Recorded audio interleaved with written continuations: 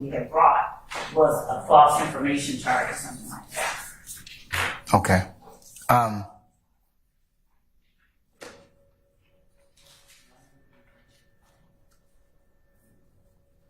But certainly we can keep away from, I won't get into his connections, and I will try to make sure that he knows. Well, the court's concern is that, I think that from the court's perspective, given the conversations we had yesterday with your colleagues from the defense, you've gotten out what you need to in terms of with the file. We already know why he, being Detective Dennis, went ahead and started their own investigation over again. He said that yesterday. So there's really no need to kind of ask him what else has been in the file. Now, if the defense wants to ask him about what the stuff that wasn't turned over or is not turned over is not found or not located, that's one thing because it's part of the report.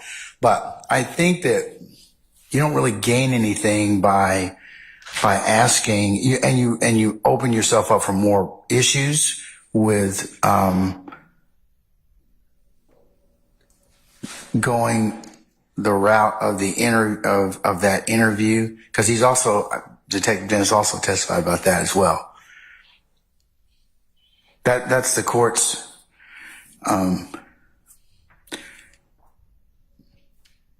weigh in on that. I mean, that would be what I would recommend, given what you all told me yesterday.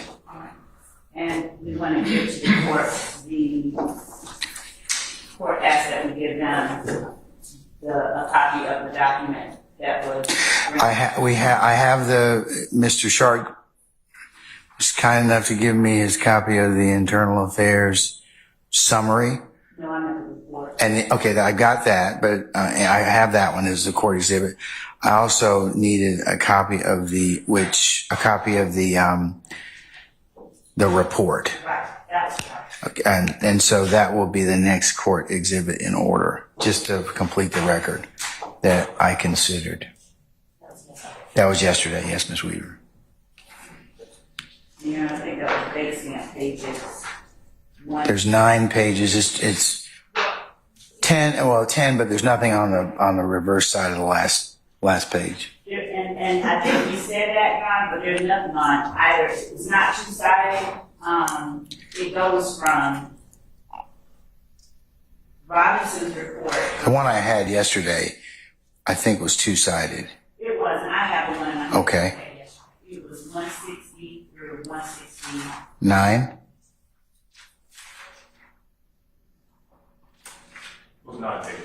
Well, we can compare. I'll bring up what I have. Why don't you show that to Mr. Adams? Because I thought it was 160 to 169. 165. That's why the court thought it was two-sided. Yeah, that's right. Yeah, but there's actually front and back.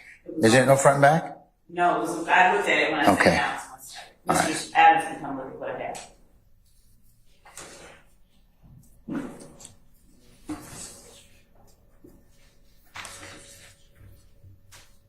I didn't. You're right. I'm starting here. This is this front sheet. That's not here. This is.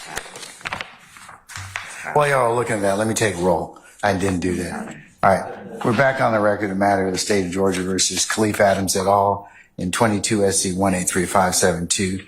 Mr. Stilwell, Mr. Botts, and Mr. Sharp. Good morning, gentlemen. All right. Mr. Williams, Mr. Steele, Mr. Adams, and Mr. Renard. Good morning. Morning, sir. All right. Mr. Kendrick and Mr. Weinstein. Good morning. Good morning. All right. Mr. Huey and Mr. Matthews Sr. Good morning. All right, Mr. Nichols and Mr. Harvey. No, Ryan Solo. All right, okay. And then Mr. Ryan and Mr. Williams. All right, good morning. Okay, all right, Mr. Atkins, Mr. Helsky, Mr. Brown and Mr. Smith sitting next to you. Who?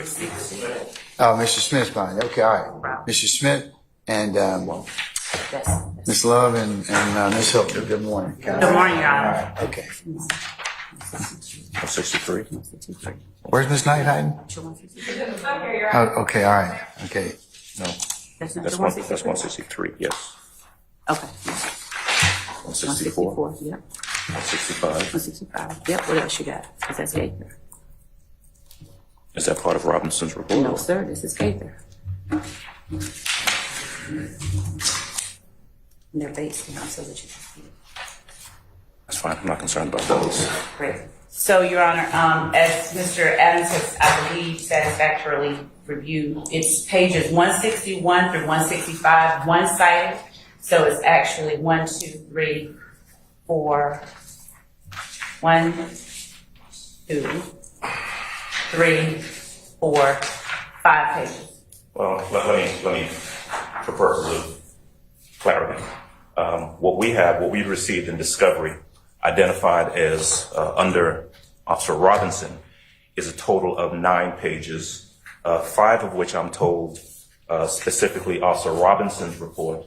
The other 4 of which are either a cover sheet by Officer Detective Dennis, Gaither, excuse me, and some pages by an Officer Crowder.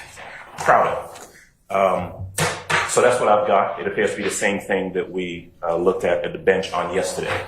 Yes. My question, obviously that was not our main concern. Our main concern was whether items were referenced, and I think the court asked the state, or directed the state, to do a quote-unquote deeper dive for the items that were referenced, specifically audio recordings, video recordings, and anything else that was referenced in that police report. And Your Honor, I'd like to respond to that after responding to what the court first asked. So the court asked us how many pages there were. So we did not identify those pages as Officer Robinson's report. They were turned over as part of the Dexter Montgomery file.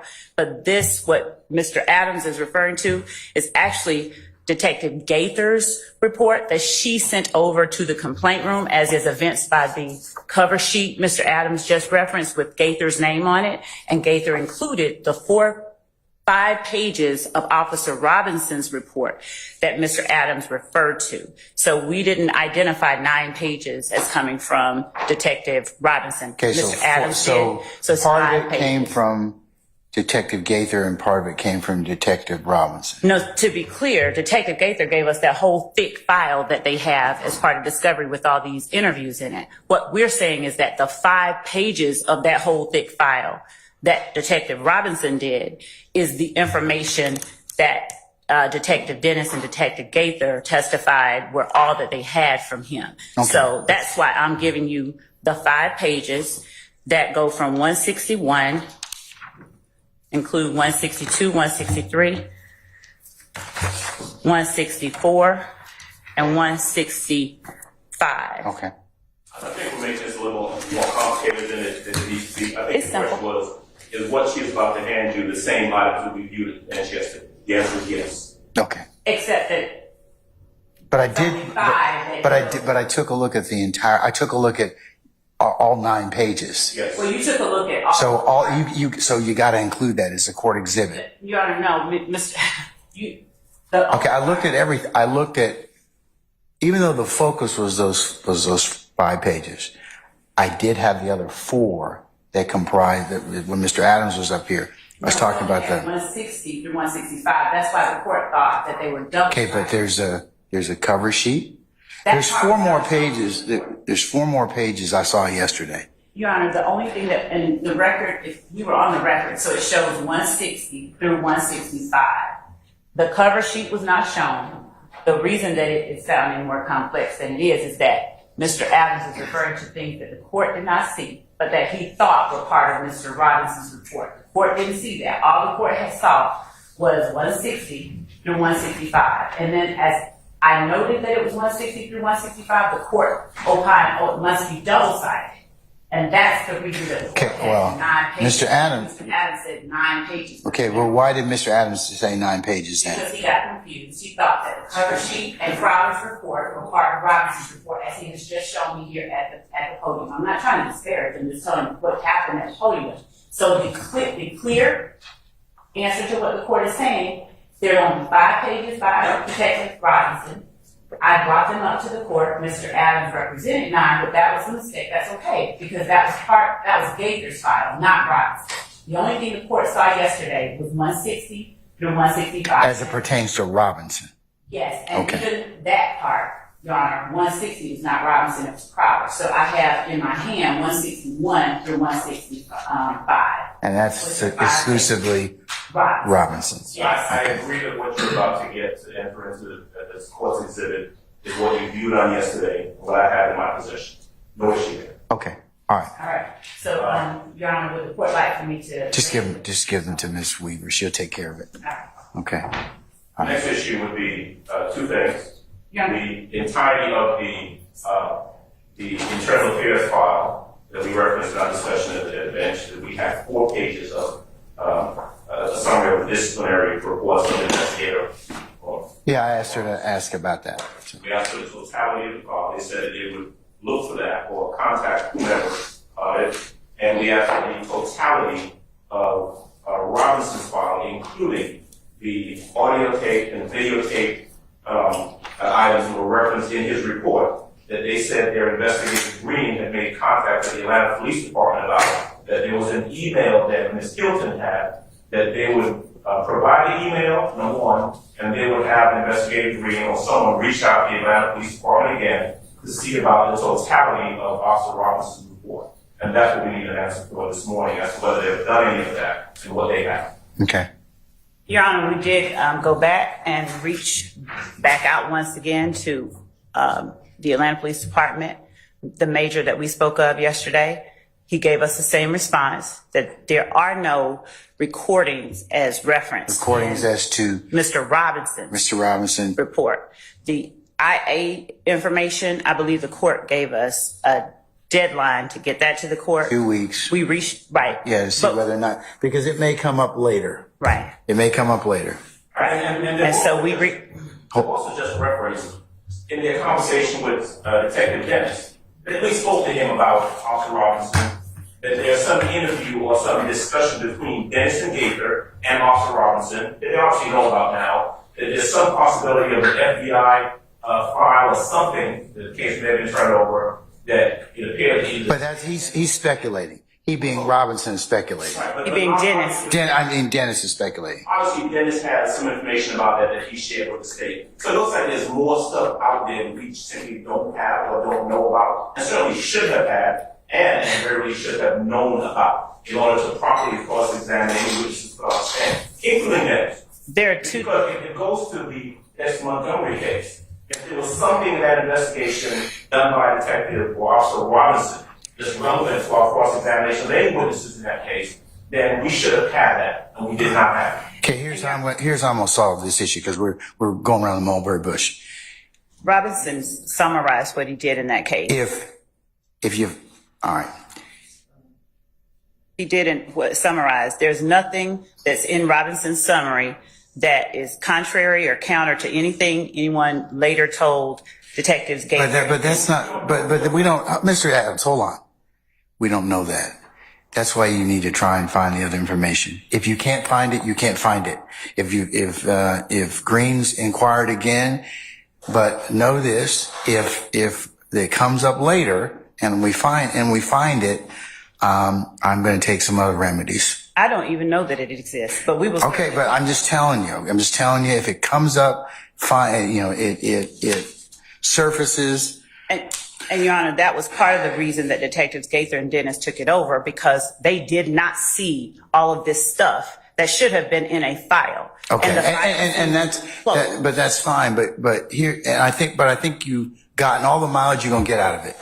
I'm telling you, based upon what you just told me this morning, there's no other reason for you to ask Dennis about anything, about any other interviews, or him going over to, for them going over, because they started their investigation again.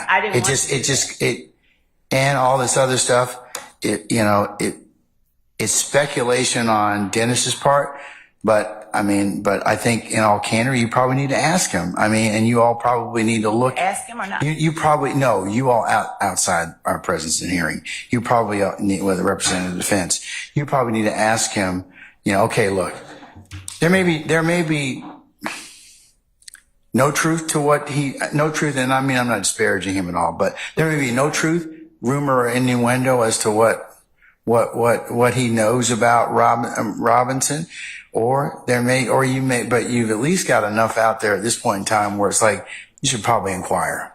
Was there an FBI investigation? I did do, and he said he does not know. But being Dennis? Being Detective Dennis said, I thought that there was, but I think he got terminated, or he resigned before he was released. That's all that he knows. Okay, have you all gone to or had one of your investigators go over to APD Internal Affairs and ask about this particular history?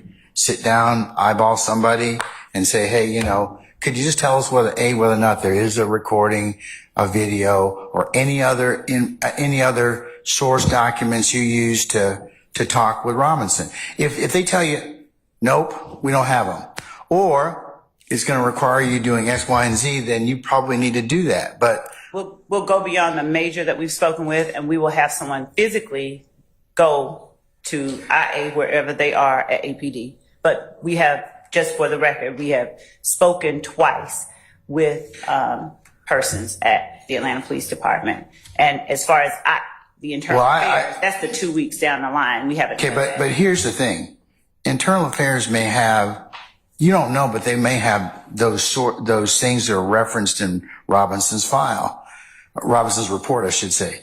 We don't know, but at least you can say, hey, nope, we don't have them. We run everything to ground and everything else, and they're just not there.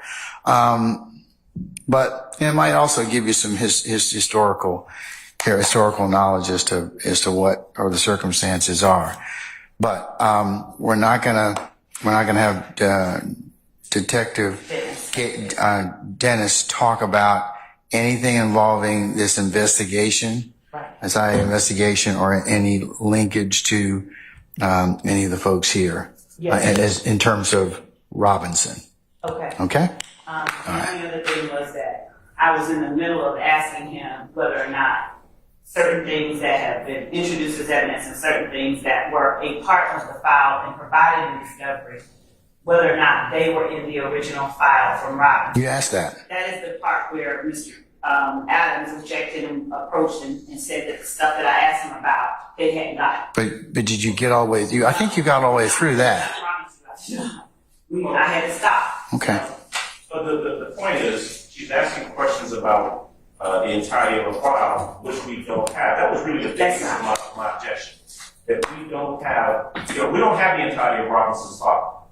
And then that's what those questions were about. No, Your Honor, those questions. Hold on. Let him finish. And so, not only are we talking about potential Brady material that may have been in that was in Robinson's file that we don't have, but we talk about her asking questions now about something that we can't properly cross-examine because we don't have it. And that's the question. But see, but you all can. We have no way of testing or questioning what. Well, Mr. Adams, I'm going to let the state complete their examination as to what is in the file. What is in the file? You can ask thorough and consistent cross-examination about to Dennis about what may or may not have considered based upon the pages you got, 4 pages you got. And if I find out anything later, I'll order the state to recall the witness, and I'll take some other steps. So I do want it just to be on the record that we are. And I may have said this at the bench yesterday. If I did not, then I'll go ahead and put it on the record now. That from our position, on behalf of Mr. Williams, we believe that there's Brady material that should have been turned over to us, that was not turned over, that it was at some point and possibly still is in the possession of the police department, which is the same as being in possession of the DA's office, and that I believe that they have violated our constitutional right to receive Brady material in doing so. So I just want to make sure that that's on the record. We don't waive anything in regards. I understand that, but they also have other ethical and responsibilities under Brady, and of course that's why they would have to turn it over immediately. I think that they've asked twice for the material. As the court, I'm going to make sure that they exhaust that particular path.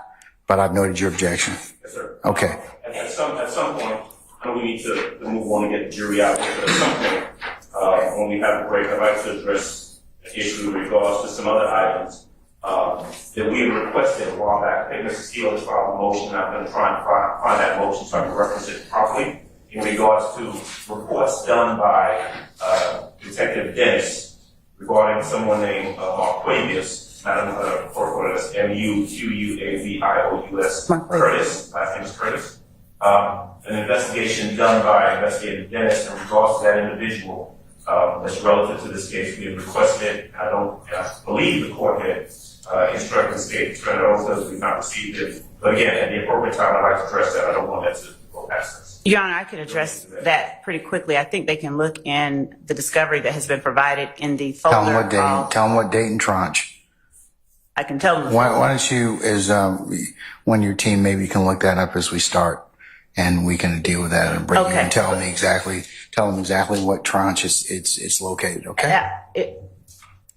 Can I tell the folder name? Huh? Can I tell the folder name? It would be Yes. YSL Intrinsic Acts and 404B. That particular Marquavius Curtis shooting of, I think it was Martinez Arnold, is included in that file. All right. Okay. Summon our juror, sir.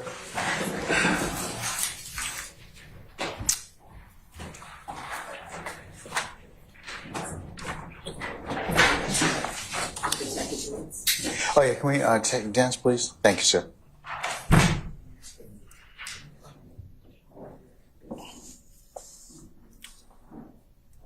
Yes.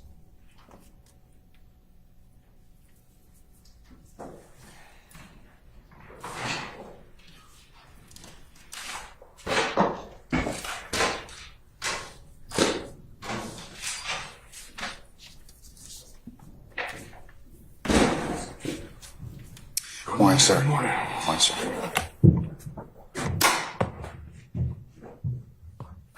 Thank you.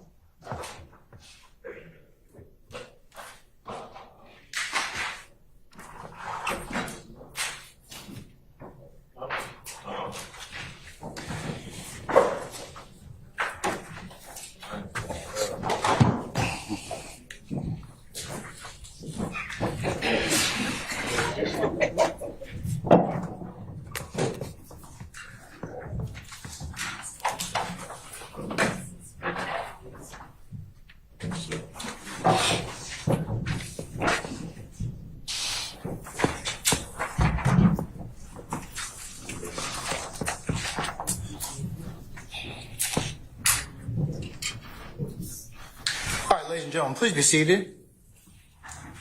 All right, thank you, Sergeant Ingram. Ladies and gentlemen of the jury, good morning. Good morning. All right. We're going to go ahead and continue with our current witness, retired Detective Dennis. Sir, you're still under oath, okay? Thank you. All right. Detective Dennis, yesterday when we stopped speaking with one another, we were discussing items that were included in the file that you and Detective Gaither were able to create as related to the Dexter Montgomery shooting. Yes.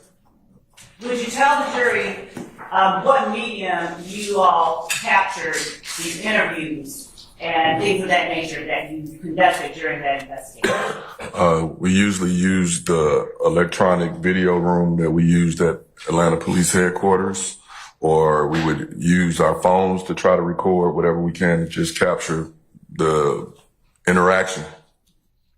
And when you all got the file from Detective Robinson, or when you all retrieved that, do you recall any mediums or media being in the file? No.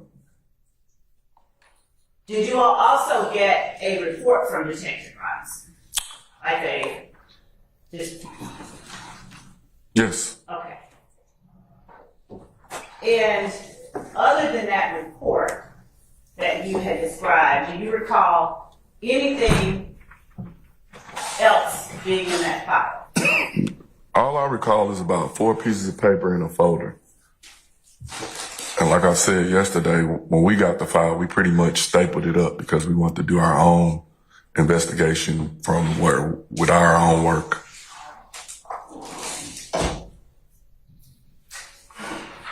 And how would you all have transferred the media to the district attorney's office? We usually put it on a disc, and if we prosecute a case, we send it through the complaint room, and then usually we operate through our own gang prosecutor. We would give them our entire file. And so the interviews that you all conducted during the Dexter Montgomery shooting investigation, did they also include an interview with Tina Clark? Yes. And was that included in your file? Yes.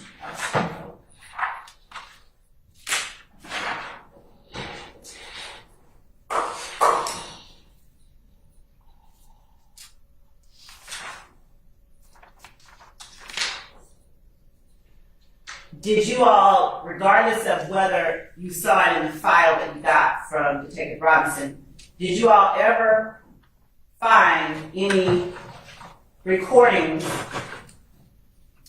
of any persons listed in Detective Robinson's report? No.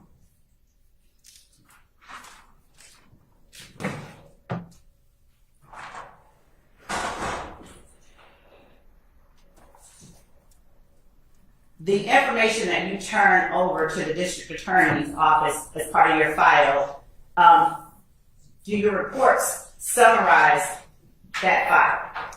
Yes, pretty much.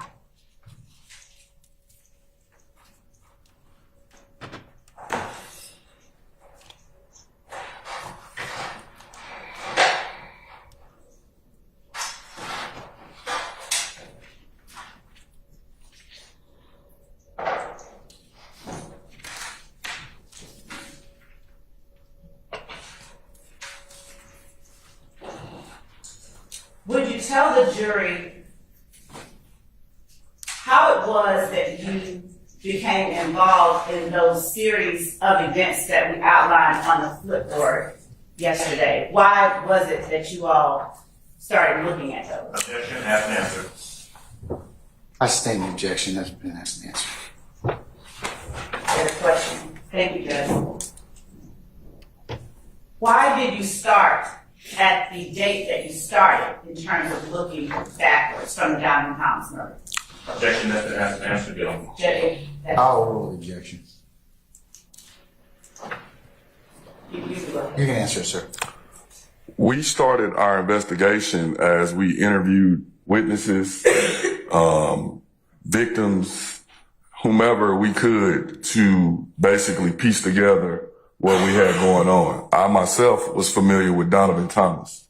The night that he was killed pretty much started the investigation for us, because I knew about him from when I was on patrol. And so that pretty much started the investigation for us. The specific date that you all started on, when we started at, I think, January 6th? Correct. Did the interviews that you conducted as you assisted and began investigating these shootings after the Donovan Thomas murder, did the interviews that you conducted have anything to do with why you looked at January 6th? Yes. Over the course of our investigation, we would interview a witness. They would speak about an incident.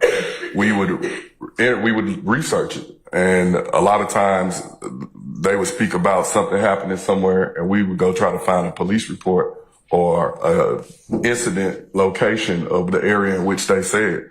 And from that, we would find different police reports and different incidents that occurred. That's how they kind of pieced all the timeline together. And were you able to locate items of evidence collected in those incidents? Yes. And were you able to locate witnesses in those incidents? Sometimes yes, sometimes no. And were you able to speak with people as it related to those incidents? Yes.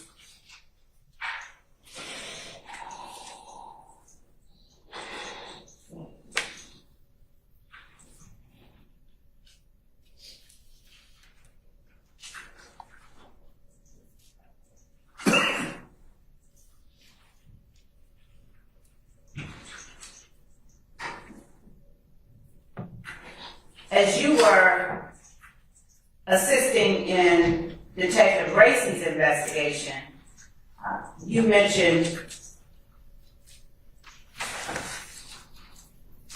the fact that on the night of April 25th, you did not see Jeffrey Williams. Correct. During the course of your investigation, did you locate social media that involved Jeffrey Williams speaking about being in Louisiana? Yes. And how did you capture that? We had screen grabs on our computer. Sometimes we would screen grab it with our phones. We would just try to capture it whenever we see it. And was the video that you saw with respect to Defendant Williams? Objection leading, seems facts not in evidence, foundation. He has already said that. I'm gonna overrule the objection, but as to the other two last bases from Mr. Matthews, I'll sustain the leading. I'm going to show you.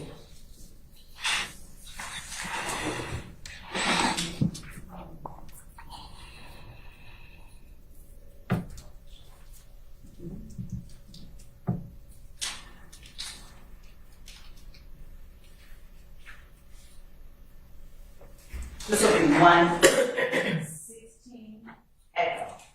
I'll show it to counsel for defense.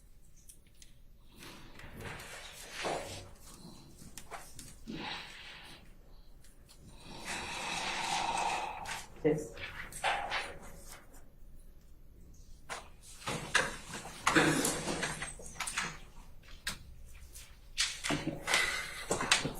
Thought you was gonna put me out.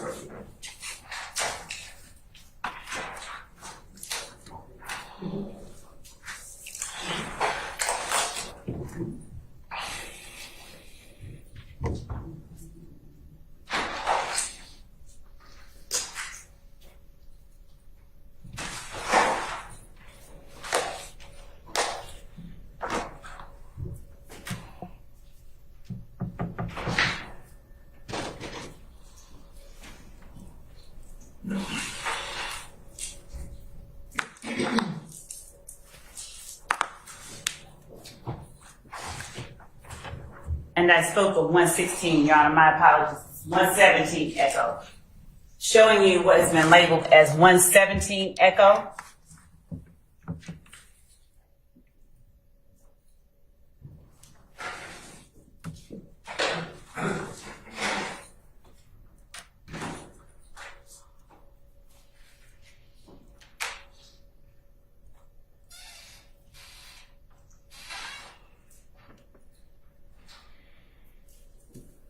Have you had an opportunity to review 117 echo prior to today? Yes. Does that accurately reflect the video that you were able to capture relating to the defendants? Yes. Yes. The state tenders 117 echo as evidence. Any objection to states 117 echo? Yes, previous objection, Your Honor. All right. They're noted. There'll be 117 echo will be admitted over objection and may be published as you see fit. Thank you.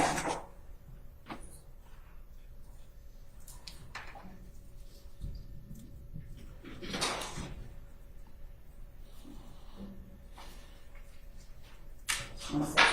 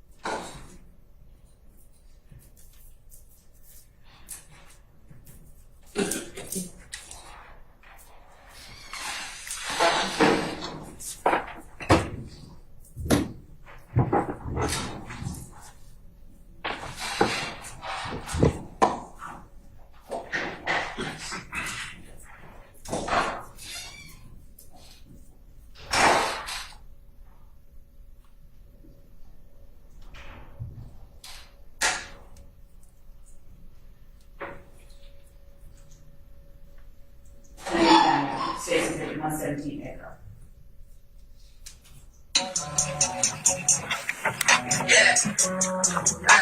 Yeah, YSL. Carter 6 coming out Friday, first show. New Orleans, Holly Grove. Fuck, nigga. Meet me there, better yet. Beat me there, you did. Man, with them dicks, too, nigga. Yeah. For the record, Detective Dennis, would you please just describe what it was that we just looked at in the 15-second clip? Go, Jack. Video speaks for itself. Not the record. I'm over the objection, sir. The video basically showed Mr. Williams telling where he was performing and then talking about his new album. Were there people holding firearms in the video? Yes. And were you able to see the people holding the firearms in the video? Yes. And was this a video posted to public social media? Yes. Now, I'm going to advance the video.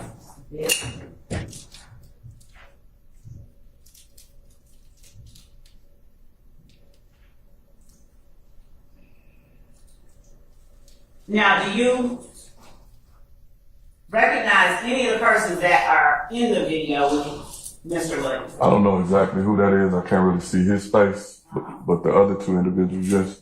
Who are the other two individuals? Martinez Arnold, aka Duke, and Jimmy Winfrey, aka Pee Wee Roscoe. And right here, That's Duke. and that's at a few seconds from the end. And Yeah. what does Duke have in his right hand? Objection foundation. Can you see what he's holding in the video for the record? An assault rifle. I'm over the objection, sir. I apologize. And as we move further along, where is it that you believe that you see Mr. Winfrey? Right behind. And just for the record, is he describing article of clothing or something like that? He got on, look like a Milwaukee Bucks t-shirt and a blue jacket.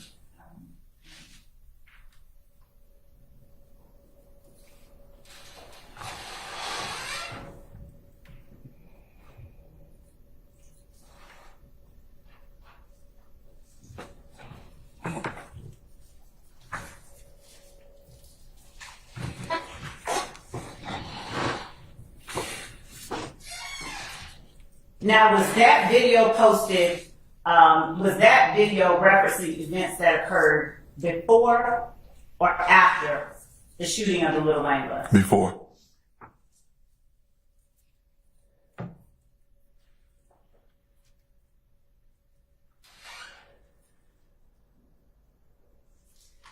You spoke earlier of a person named Kenneth Copeland regarding the August 28, 2015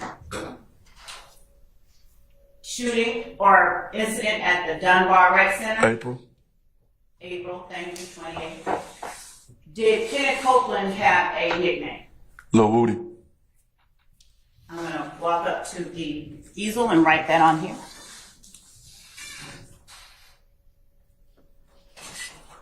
And how am I spelling Woody? I'm just going to do it W-O-O-D-I-E. Some spell it with a D, some spell it with a T. Okay.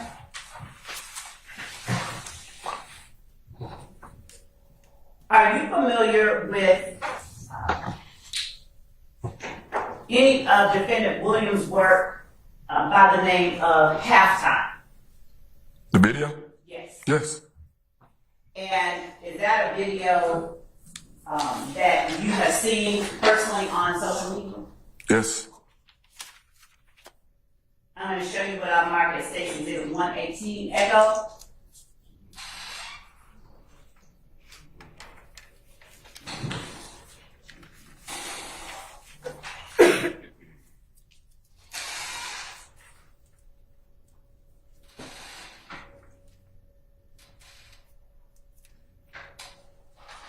First, I'll show counsel for defense.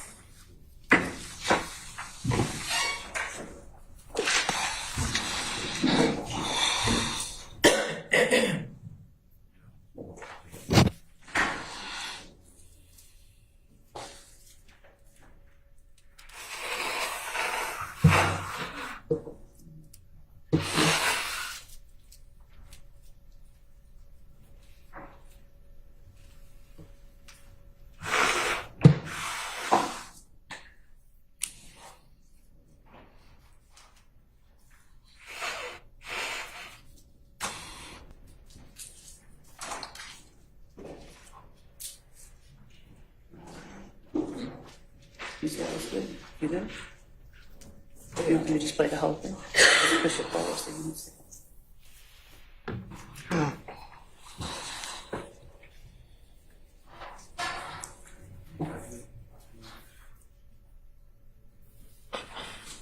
Audio and video.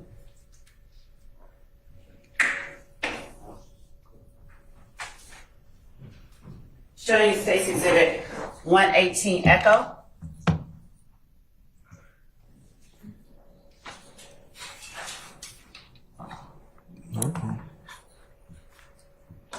Just gonna fast forward through it.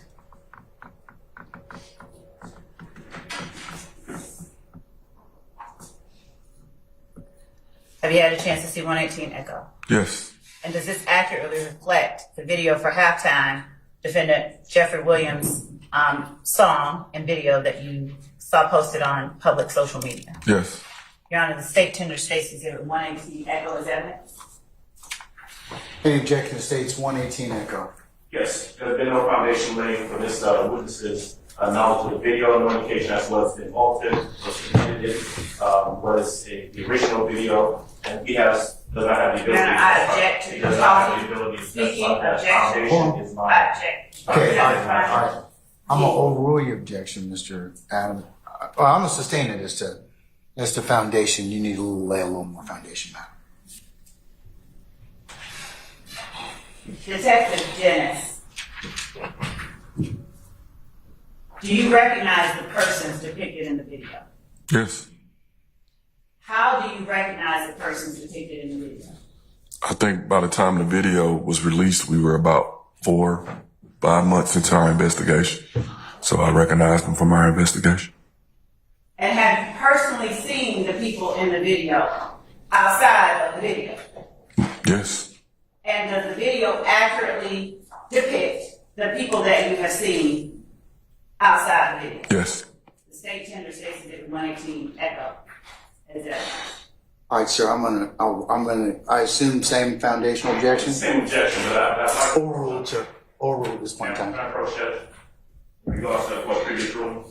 I've already ruled upon it, sir. I've already ruled upon it. What other additional basis do you have at this point? We shall by the approach. All right.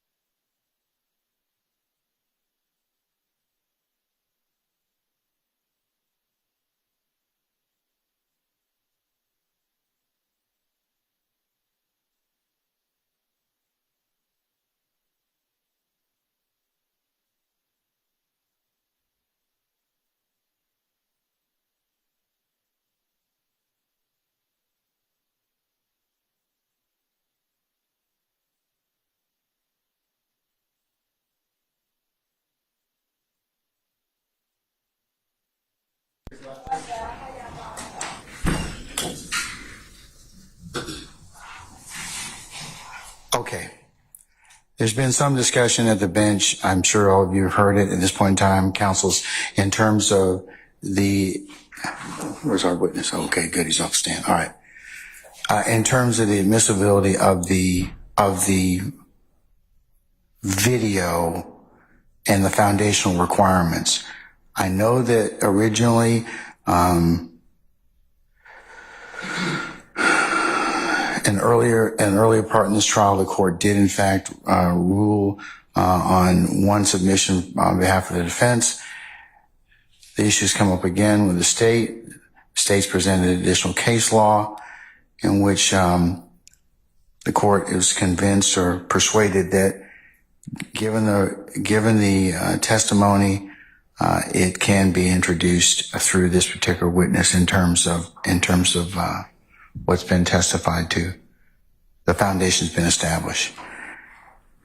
Mr. Adams and Mr. Steele indicate that they've come up with additional case law, which would indicate that I should reconsider my position. So when did you send that, Mr. Steele, Mr. Adams?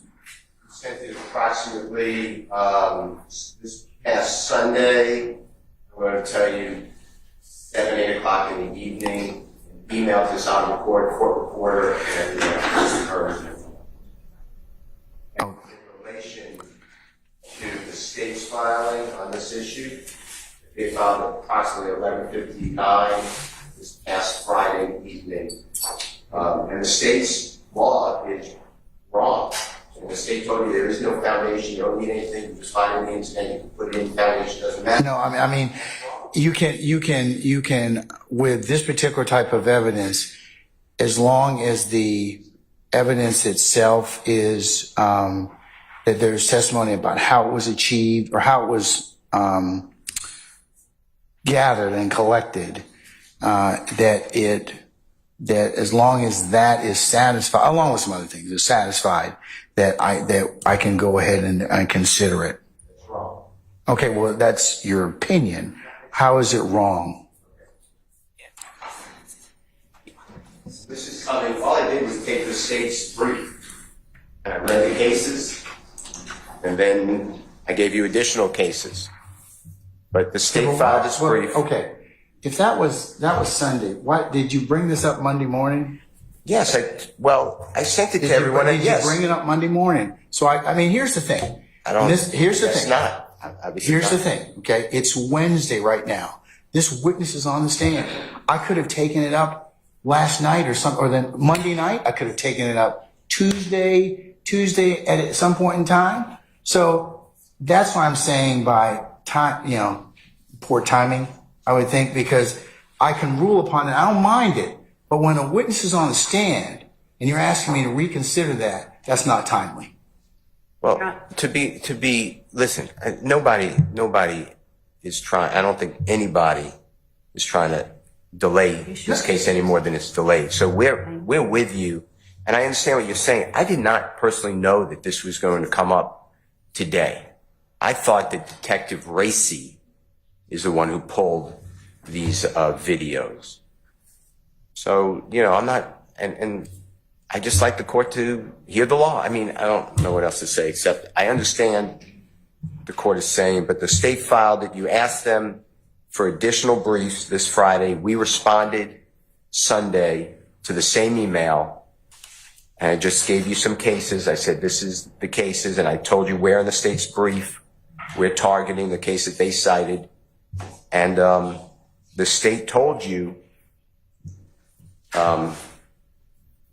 when we left on last Wednesday that foundation, there is nothing, but you find on the internet, and then it's up to the jury to determine the authenticity and the weight.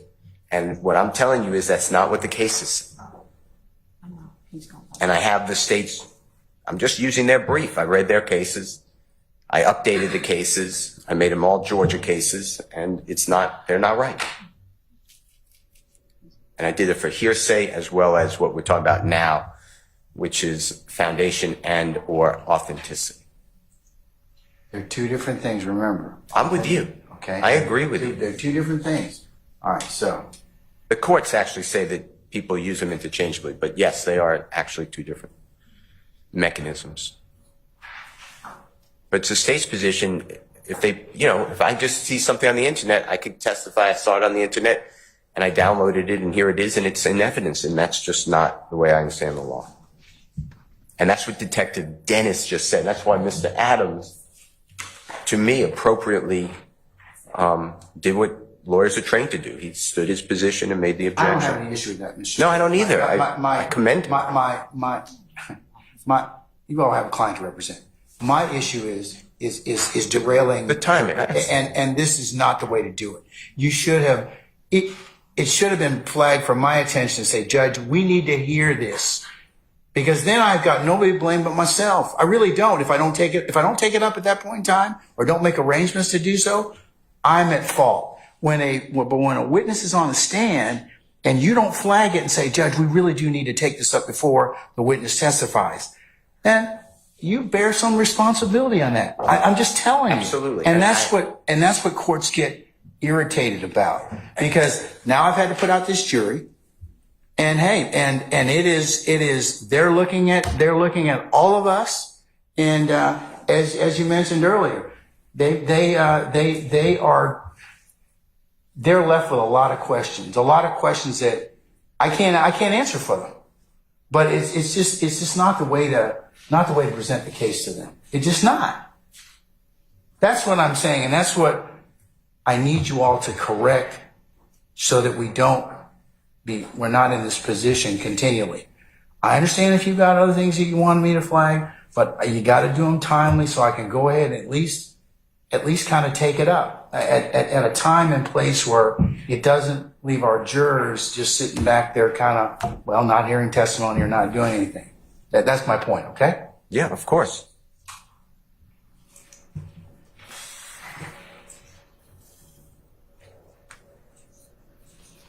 All right.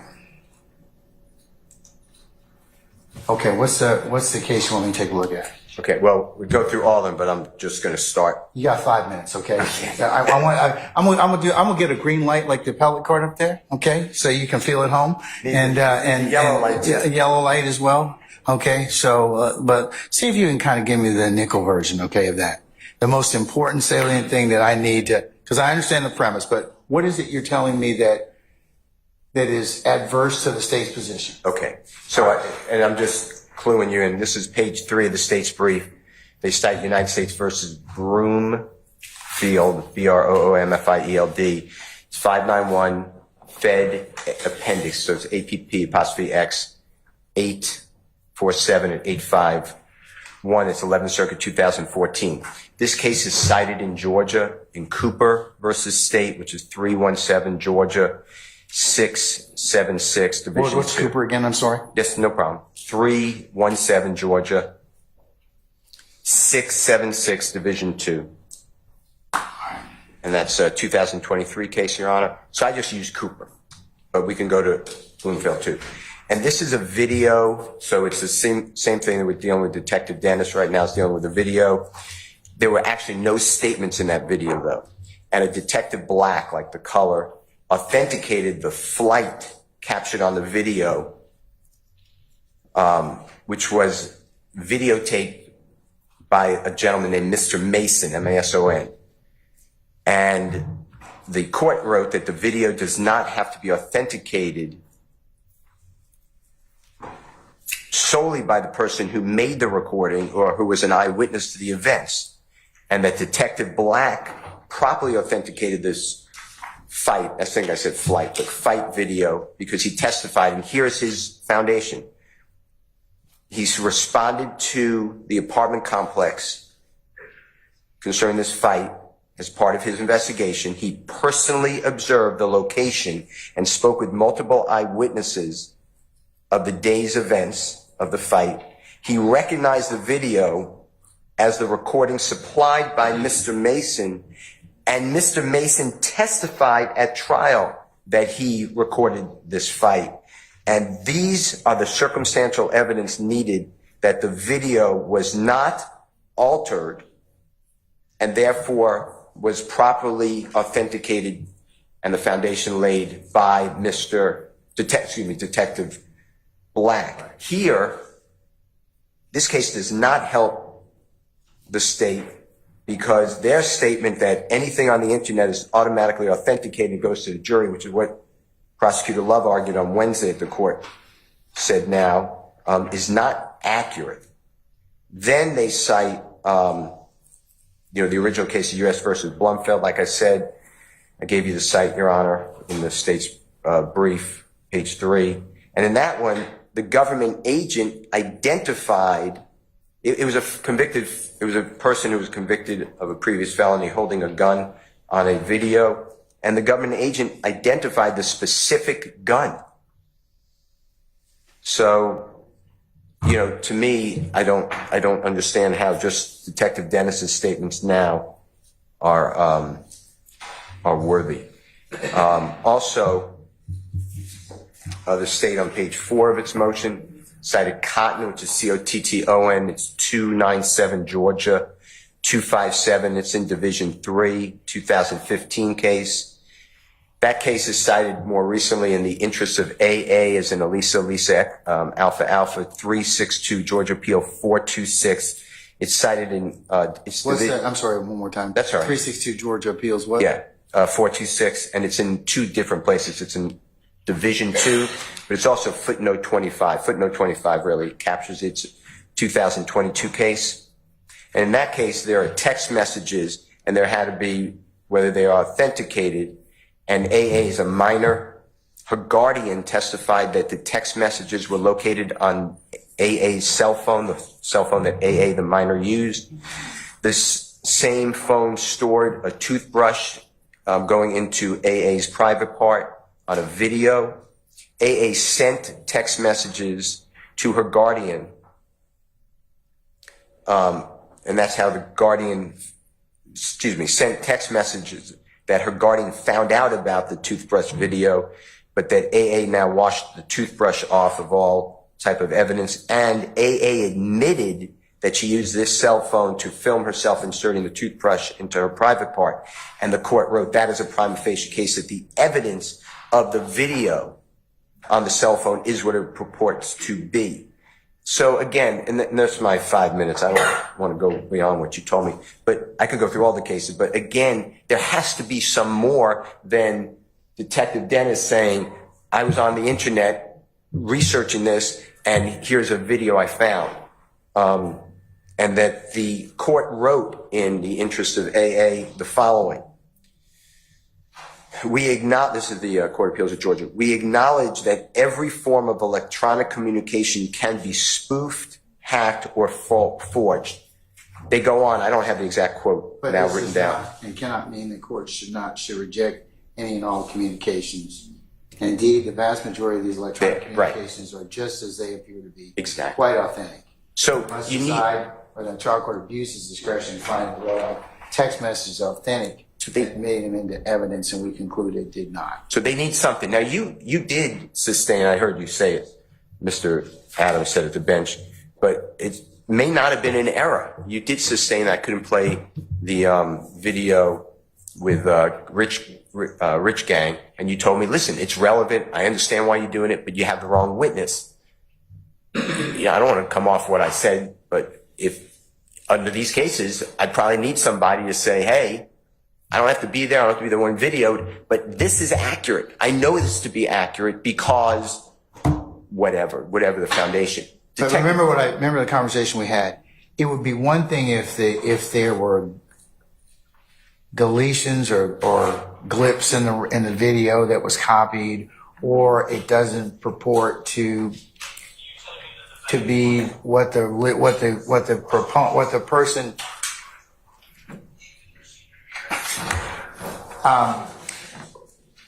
listening to it originally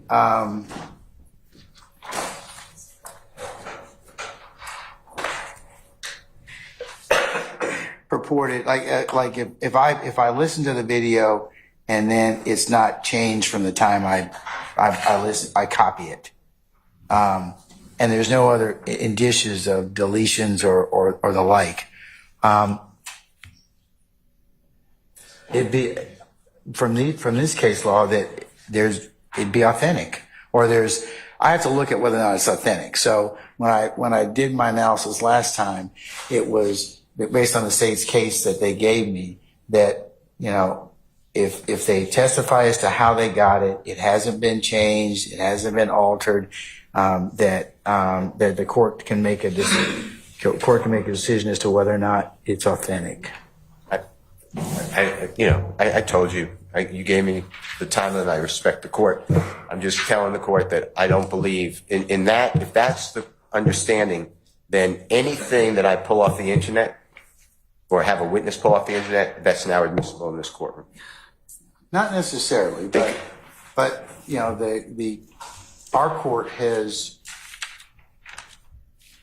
kind of expanded what we can kind of, in terms of foundation, what is required in terms of, used to be that you had to lay significant foundation in order to get certain electronic media admitted. That doesn't seem to be the case today.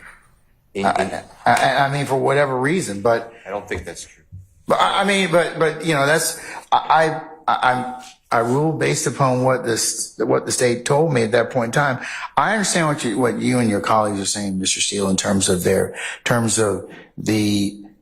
it has to have some particular guarantee of authenticity. And as I mentioned earlier, if I thought the video was altered or it looks altered, then that's my gut check, and I'd probably sustain an objection to foundation.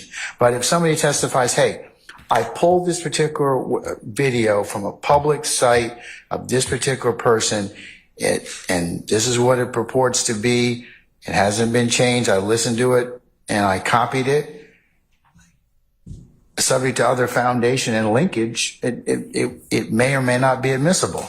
But is there any other case you want to point out to me? I know we've taken more than time, but I'll give it to you. But is there anything else you want to? All the cases say that there has to be something more than I saw it on the internet. And I gave you cases from a cell phone. I gave you cases from the internet, a video that's posted on the internet. And what's the video case again? Let me take a look at that one again. That's, is that Cooper? Yeah.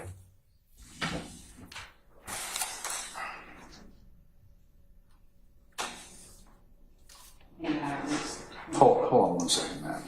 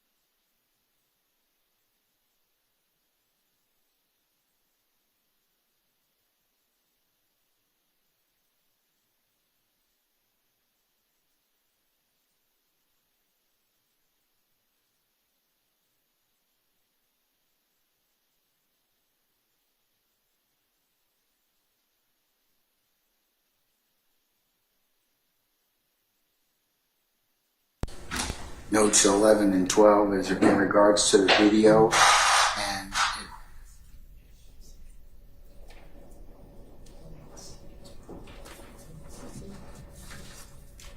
rules of evidence do not provide that video recording can be authenticated solely by the person who recorded it or is an eyewitness to the events depicted therein. And it kind of talks about Detective Black about what he did. It was just extra that he happened to have some other additional information. But the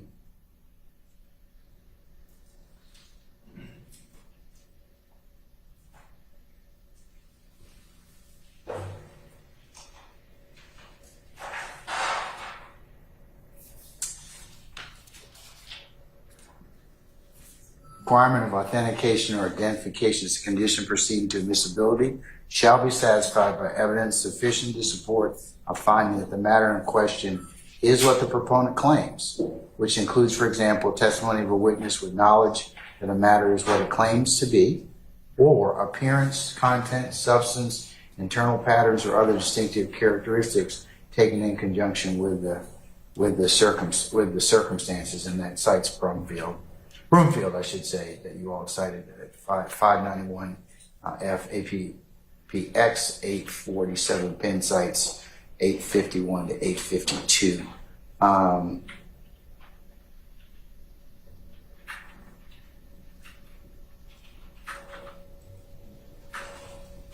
So, Mr. Chair, I'll hear what your colleagues have to say, and I'll if I need further elucidation, I'll invite you to respond. Okay. Of course. Thank you. Okay. All right, sir.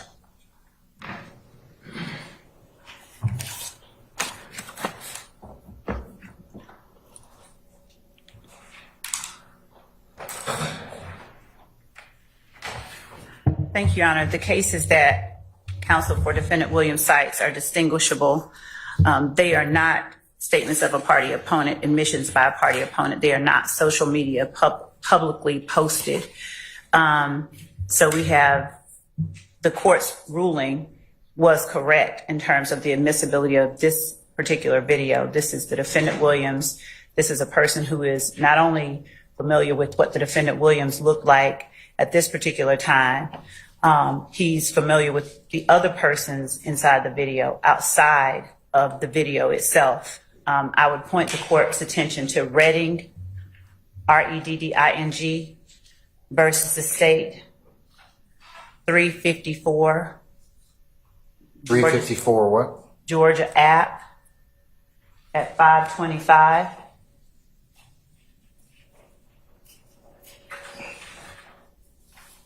Okay. As Redding talks about the admissibility of a publicly available posting on a social media site, YouTube, through a person who could testify, as in this case, as a gang detective who was familiar with various aspects of the video and the persons or the items depicted in the video. I would also point the court's attention to 24801D and point out that this video is a statement by a party opponent that has been publicly posted to a website, publicly available on the internet. And the witness on the stand is able, not just from knowledge of the public posting, but from knowledge of the people depicted inside the public posting, to speak competently about the video. The videos, the case law that has been cited by counsel for defendant Williams is an opposite. It does not compare apples to apples in terms of this video.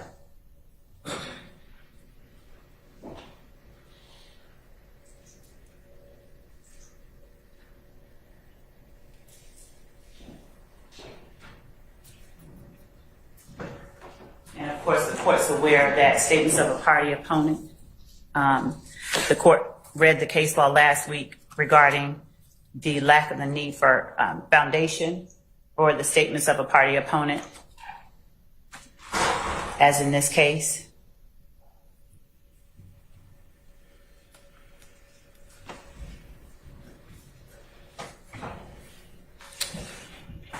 I believe that's in Carlson, so, under under the, subpart 801D2. Correct.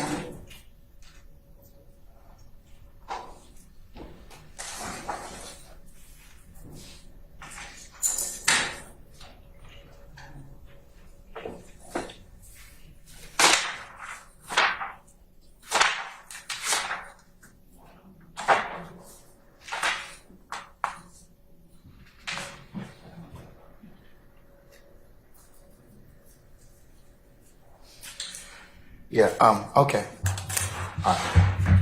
Mr. Steele, anything else? In taking a look at Reading, and also I did refresh my memory again as to 24-8-801 D2. Statements of a party opponent are admissible without presentation of any predicate or foundation. The definitional exemption for individual admissions is extraordinarily broad, with exemption for individual admissions having almost infinite breadth, and that's cited in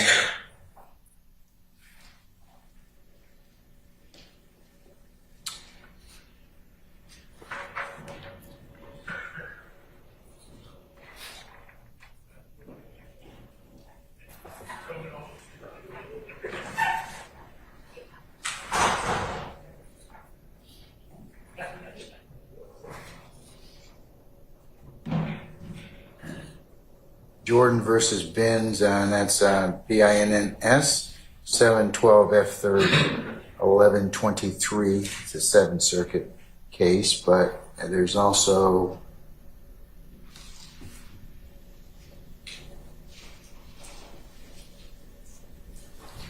so under both under even looking at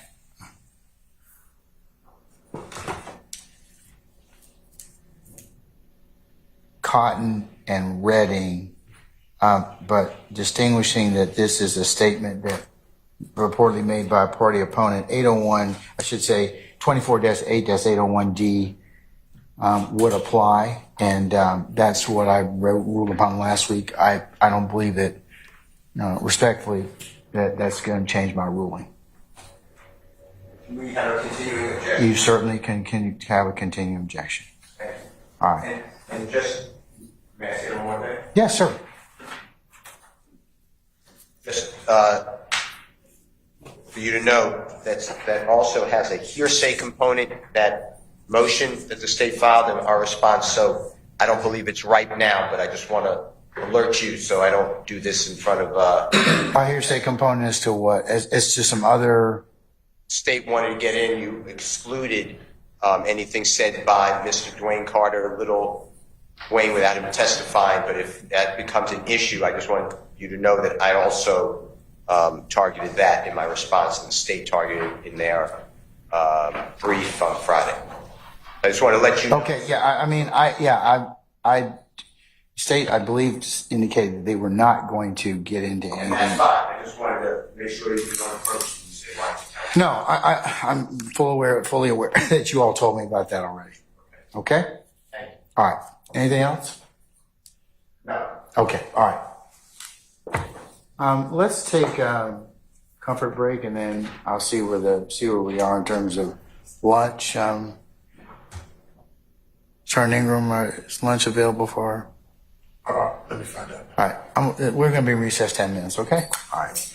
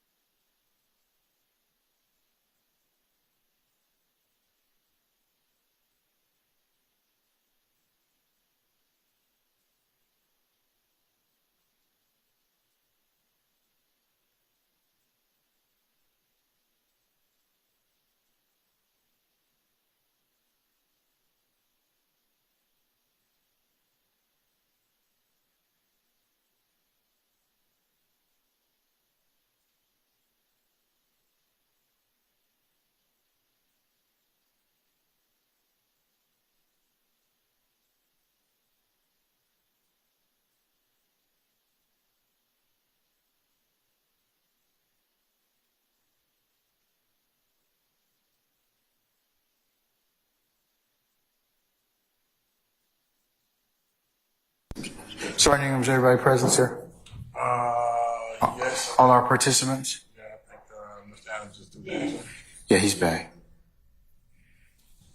Mr. Botts, I heard your cell phone ring, so I guess you'll be buying sandwiches for all of your colleagues from Antoine's from Monday. I saw you walk out and I heard your phone go off. So it's either that or 10 days. Where is it 10 days? Won't be at your house. 901 Wright Street.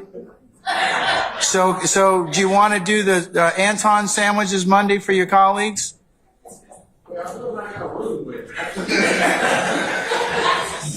What I miss? Be careful what you ask for. What I miss? So what do you want to do, sir? All right, sandwiches for your colleagues on Monday, please. Monday. No, not this coming. Wait, let me see. Yeah, that's okay. Yeah, Monday's fine. Monday, May the 13th. All right? Anybody have any dietary issues? Councils? Oh, okay, well, just give me a list by the end of today so I can make sure that he makes sure that he tenders that, okay? All right. Yes. Yes. No, I'm sorry. You're not included in that. I apologize. All right. Okay. All right.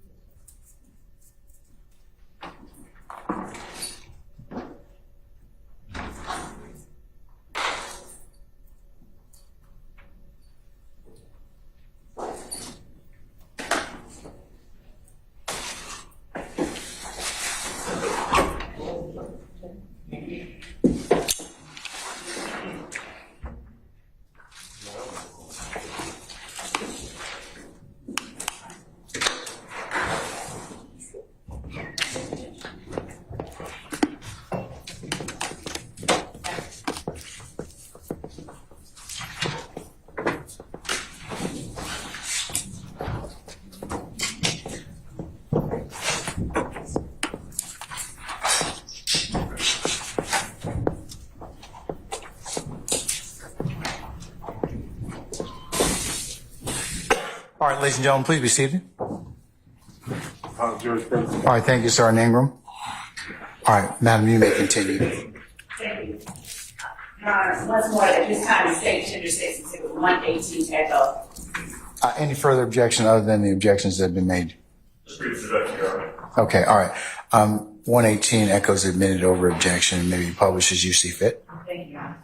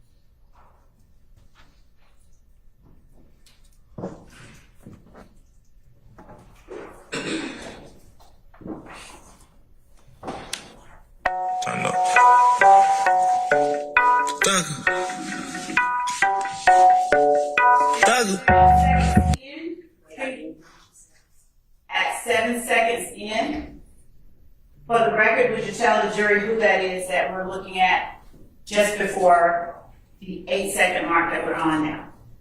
Jeffrey Williams, aka Young Thug.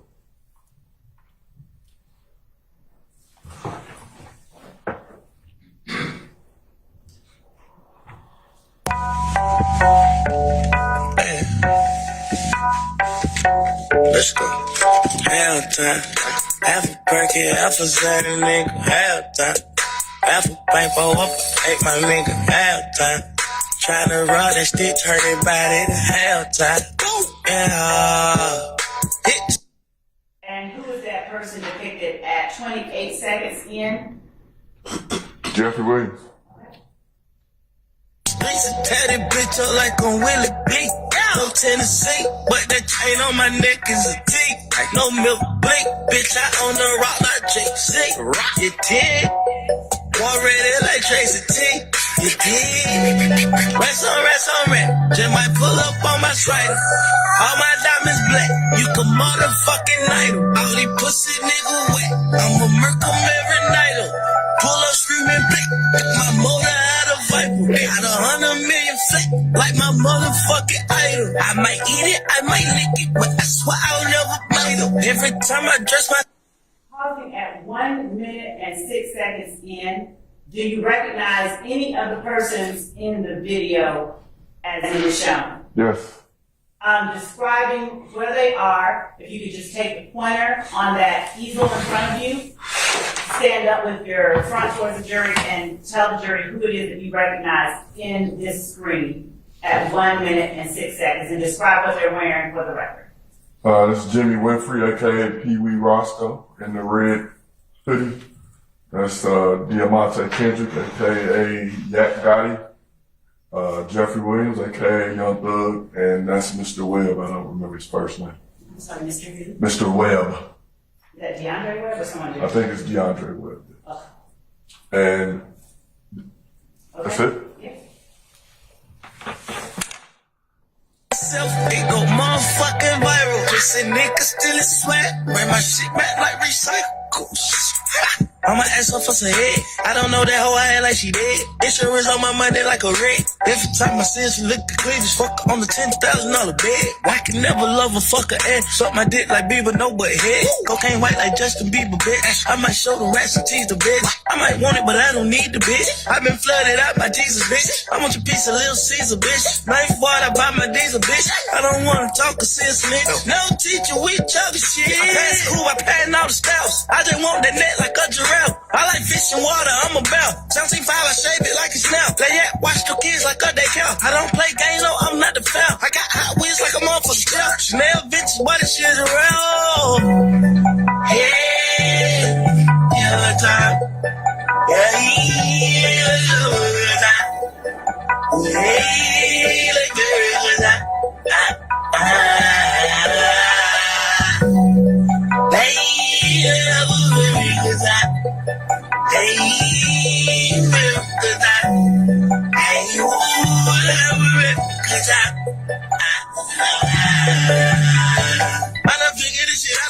Gon' bite on my swag is a virus. Oh, I done the swag and I pull up on bitches dressing all while I'm at the service. Yeah, no, I'm not gay, I fuck bitches on bitches. I whip out, she suck on my private. Suck it. The nigga play on my country, I'm bad in the stick, I'm folding like a wallet. Ooh, I swear to God, there's only one of me and these bitches 3D like a child. Ooh, I'm walking through it like tons of the ones and these bitches grabbing on my phallus. Ooh, fuck nigga try me, I swear to God, Lil' Woody pull up and pop at his nugget. Bitch, I got water on, look like I'm fresh from Hawaii. 53 seconds in.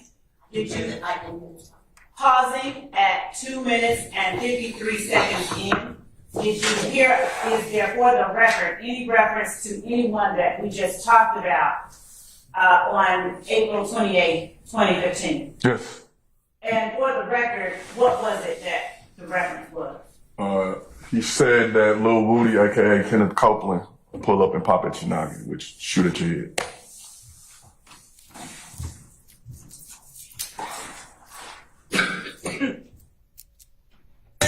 Motherfucking life.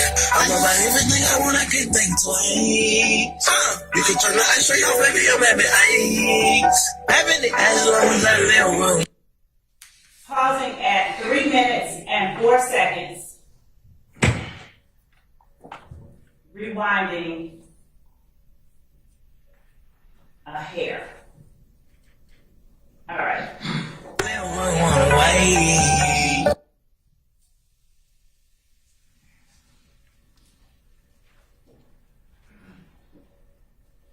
I can stop it at the right place.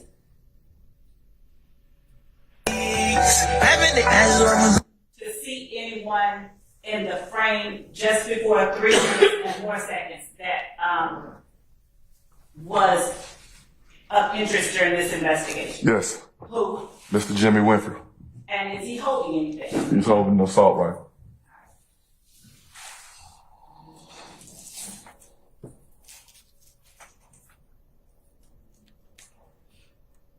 Tell me when. You can turn the ice straight off, baby, I'm having ice.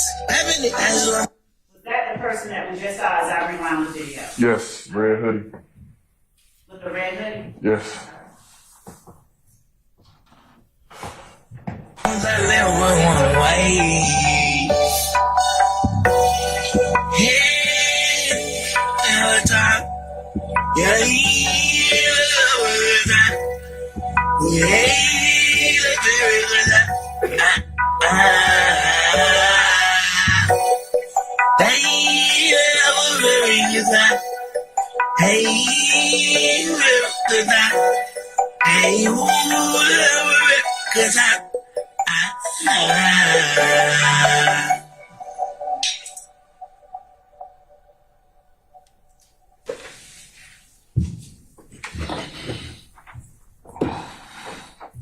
Would this video have been made prior to any convictions in the Little Wayne bus shooting? Yes. Actually, I'm going to object to foundation on that and ask that answer be stricken. I stand the objection, ladies and gentlemen. Okay. Disregard the last response by the witness. You can rephrase. Okay. Are you aware of whether or not there were any convictions in the Little Wayne bus shooting? Whether or not anybody was convicted in Yes. the Little Wayne bus shooting? Yes. And do you know who that person was? Yes. Who was that person? Jimmy Winfrey. Did you see and clip this video before or after Jimmy Winfrey was convicted in the Little Wayne bus shooting? Before.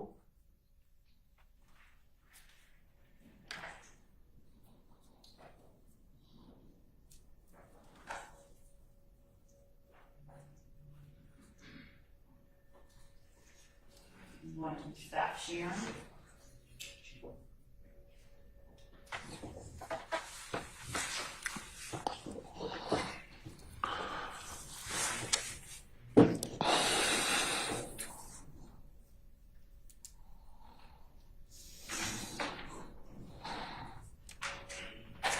Now, during the playing of that video, did you hear the term catch him down bad? You'd have to replay it.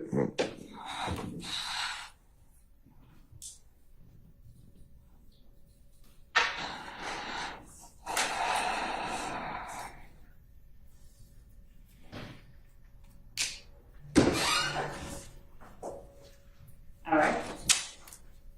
And before we actually pull it up, are you familiar with the term catch him down bad? Yes. And did you become familiar with it through your time as a detective with the gang unit or some other time? Both. And are you able to tell the jury what catch him down bad means based on? Basically, sir. I'm outside and the jury is not qualified as expert in. I'm gonna overrule the objection, sir.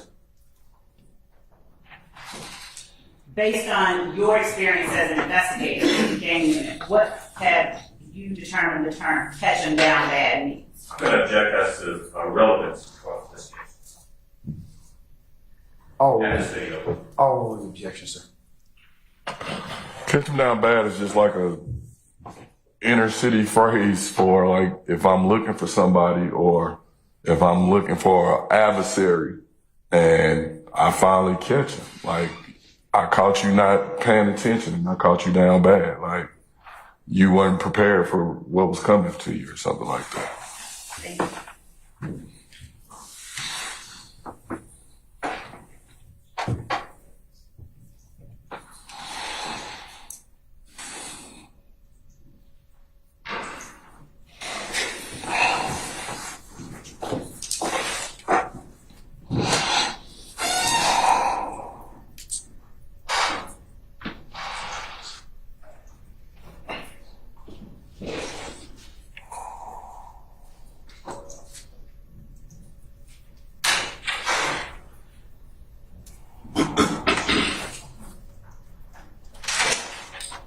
I'm going to now show you what has been marked.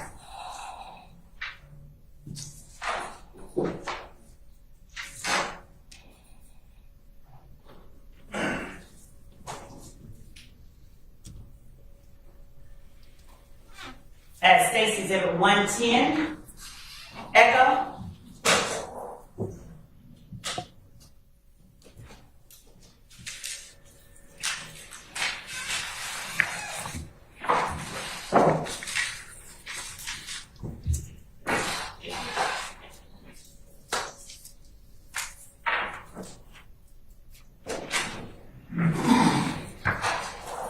And if I didn't say 115 Echo, I mean 115 Echo, Yeah, you said 110. which has already been admitted. Are you able to tell the jury, before I publish it, what is depicted on Stacy Exhibit 115 Echo? Without saying what it is, are you able to tell the jury what it is? Yes. And was Stacy Exhibit 115 Echo captured after Mr. Winfrey was released from custody regarding the Lil Wayne bus shooting? Yes.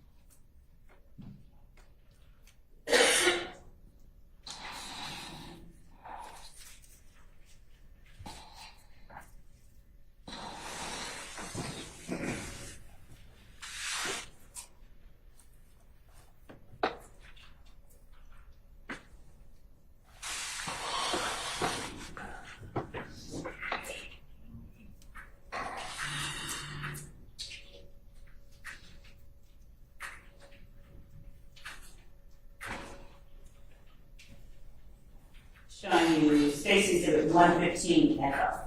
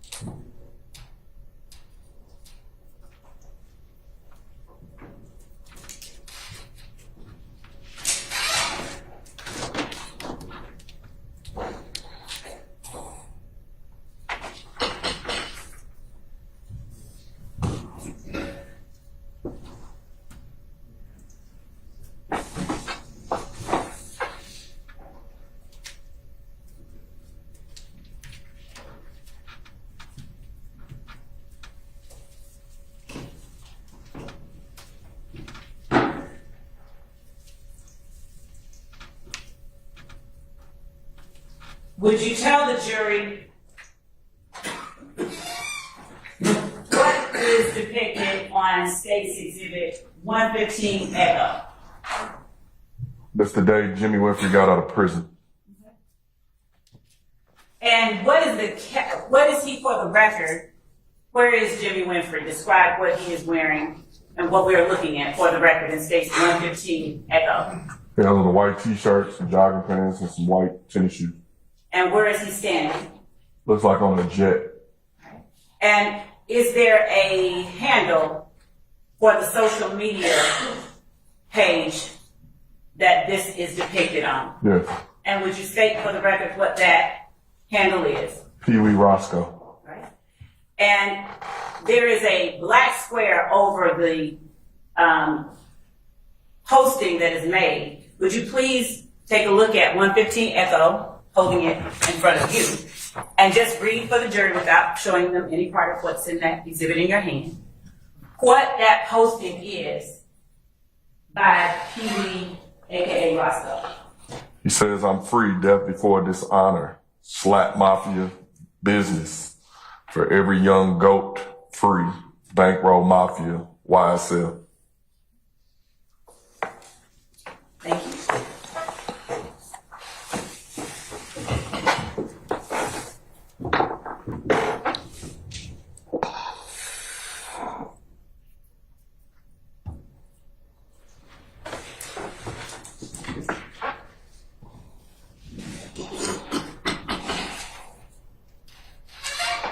Now, tell the jury, if you would, what the date of that posting is.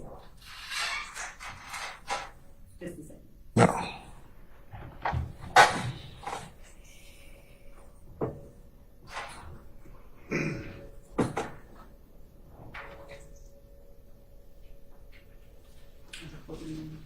Are you able to see it on the screen in front of you? If you're talking about the date at the bottom, it says November 6, 2020. Or the date listed on the poster? Yes. And can you tell the jury whether you have heard the phrase death before dishonor? Yes. And in what capacity have you heard that phrase? Basically not to snitch. And have you heard that phrase during your time as an investigator with gang unit at the Atlanta Police? Yes.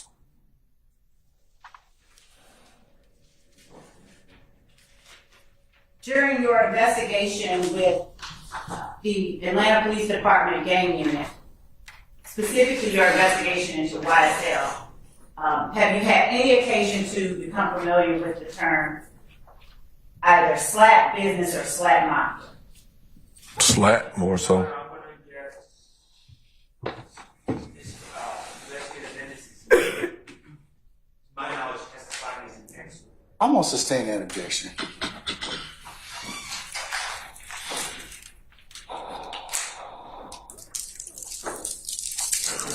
Going now, as I stop sharing this particular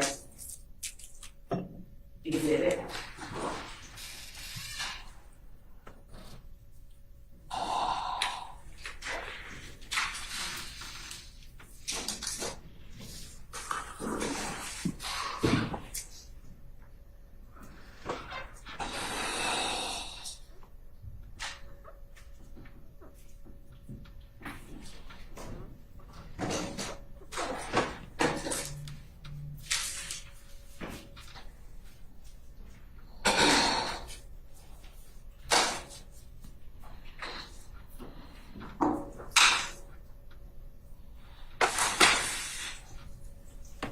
Ms. Khan.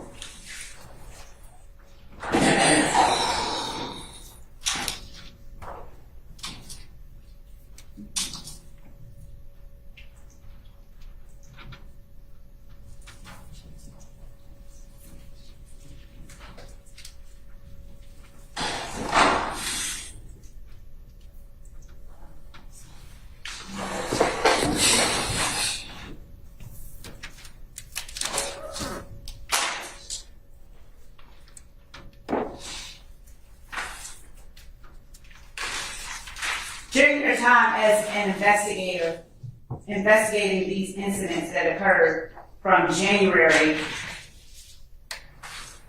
through the end of 2015.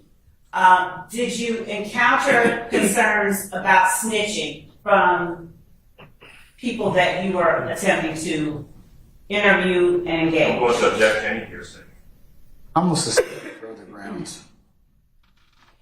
During your time investigating these incidents, did you find people willing to speak with you about the incidents that we were listing on the flip chart behind you? Some would, some wouldn't. And the ones that would not speak to you, were there concerns about seeing No, I'm going to object these? to the leading question. I sustain the objection. Did you determine through your investigation why they didn't want to speak to you? Objection, Your Honor, that would be hearsay, compensation clause, Full rule, sir. Go ahead.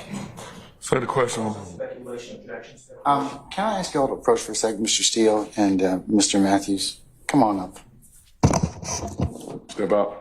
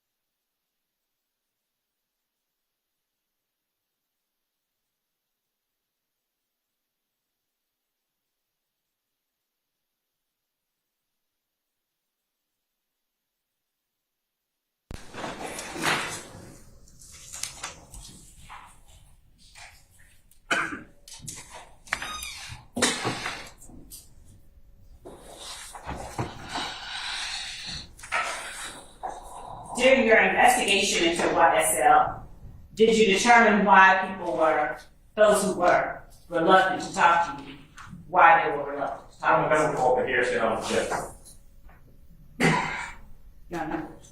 Madam, I believe that the court overruled it. I've overruled that objection. So you can answer the question, sir. A lot of people were reluctant to cooperate out of fear of their own safety. A lot of times we were investigating violent incidents where their neighbor's house got shot up. So of course they didn't want to be involved. I object to speculation, of course, I also object again to the hearsay. I'll sustain it as to speculation. But you can, and ladies and gentlemen, disregard the witness's last statement, The entirety or the last comment? the last comment.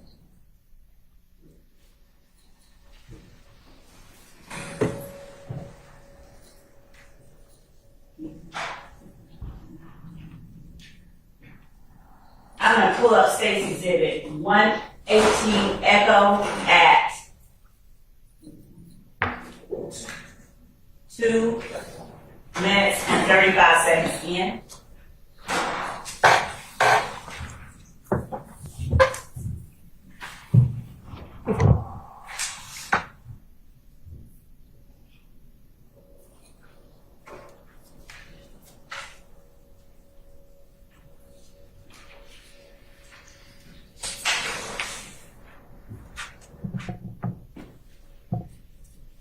We're going to start at 21.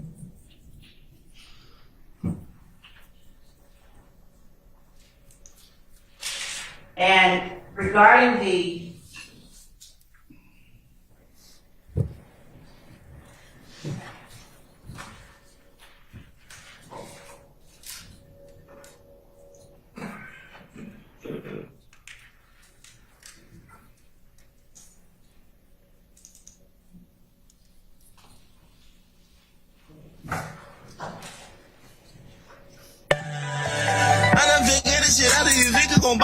fucking survive.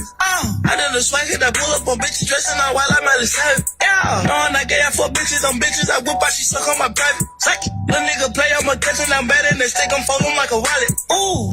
Did you hear the phrase "catch him down bad"? Yes. And was it used? Who was it used by, for the record? In State's Exhibit 118 et al. Jeffrey Williams. And was just for the record, was that just before our time marker 2 minutes and 38 seconds in? Yes. And was the way that it was used consistent with the way that you understand, or what you Objection, understand the that was term? speculation. I stand in objection. Thank you.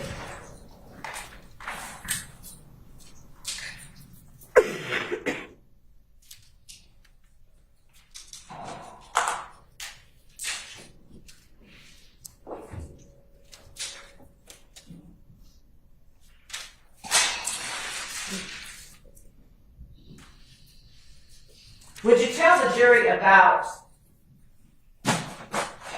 any other investigations into YSL that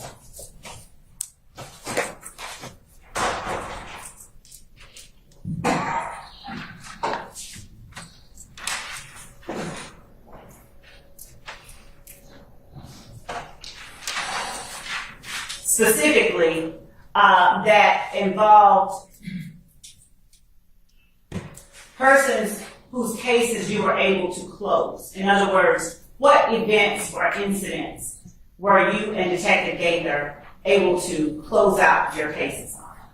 Just me and Gaither or the entire investigation? Let's start with you and Gaither. From January to December 20. I'm going to check 8 Basis, in a row. I stand as the vague. You can rephrase. Yes. How long did you investigate YSL and their relationship with IFCAN? Probably. That's an answer. I stand in objection. During that time that you investigated YSL and IFCAN, were you able to close out any of your cases? In other words, solve them? Yes. Objection, relevance. I'll overrule the objection. Which ones were you able to solve? And before you answer that, let me ask you this. Were your cases that you were able to solve, were they always involving YSL as a perpetrator, or were some of them involving YSL as victims? Both. Your Honor, compound question. I stand in objection. Were they only involving YSL as perpetrators? No, I'm going to object as to Basis. say don't look what close out or solve means in legal context. Can we approach? No. No, you may not. I'm going to overrule your objection, sir. Were you able to close out cases that only involve YSL members as perpetrators? No. What other kinds of cases were you able to close out as it relates to YSL? Throughout. Hold on, that's vague. That's Were vague. you able to close out cases that involve YSL as victims? Yes. Which cases involved YSL members as victims that you were able to close out during this investigation? Can I? Your Honor, Sir, objection. basis. It's usurping the role of the jury. Overrule, sir. I'm going to object as to relevance. Overrule, sir. I'm also going to object as to improper bolstering. Overrule, sir. You may answer the question, sir, if you can. Do you remember the question? Which cases did we close out? With YSL members as victims. Tierra Jones. Tierra Jones was shot and killed in the end of September of 2015. The intended or a victim in the vehicle as well was Shannon Stillwell. Your Honor, speculation. Your Honor, I'll sustain the objection. Why don't you label it? Hearsay as well, Your Honor. When you say, Oh, sir. don't talk about anyone's intention, who were the victims In in the vehicle? in the Tierra Jones shooting, where Tierra Jones was shot and killed, Shakoya Duncan, Tierra Jones, and Shannon Stillwell were in the vehicle.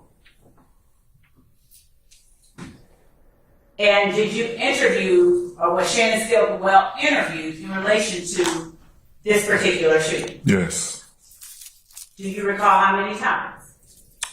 I believe for our twice, we interviewed him in the hospital, or attempted to, and then we interviewed him at Atlanta Police Headquarters. And the first time that you interviewed him, who interviewed him with you, if anyone? I believe it was myself and my partner, Lakia Gaither, and the lead homicide detective, Howard Griffin.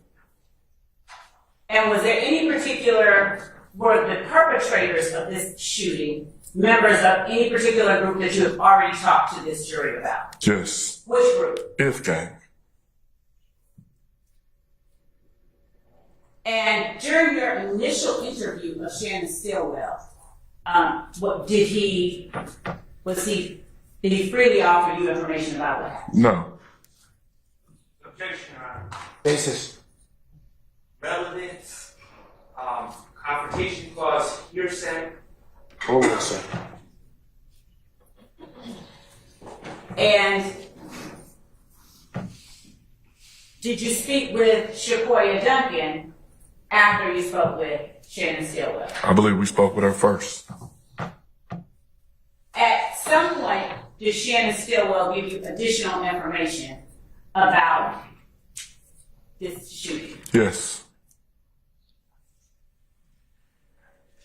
At what point was that?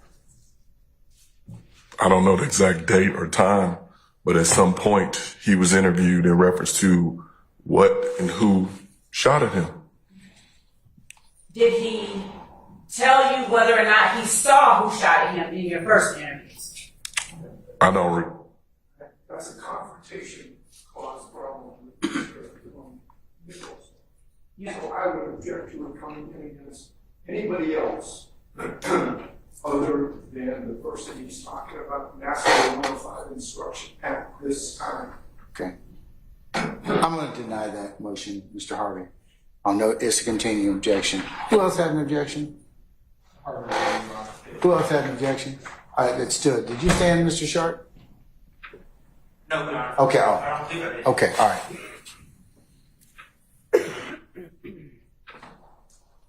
Did Mr. Stillwell, at any point during your interviews, ever tell you whether or not he saw who was shooting at him? Yes. And was he able to give you the name of that person? Yes. And did he give you the name of that person? He gave the 3 names. And what 3 names did he give? Yeah, do I have a continuing objection? I said your objection's continuing, Mr. Harvey. Go ahead. Bobby Hardy, aka Smoke. Jamal Ward, aka Merle. And initially he gave Kelvin Watts, aka Shell Kill. Now you said initially. Did that ever change? Later, through investigations, it was determined that Shell Kill was not there, and actually Dominique Carter, aka Stewie, was involved. Objection, Your Honor, that will be hearsay and compensation clause. Your Honor, this is through an investigation. You did not say this. Oh, sir. Is Dominique Carter or Stewie affiliated with any of the groups that you have talked to this jury about?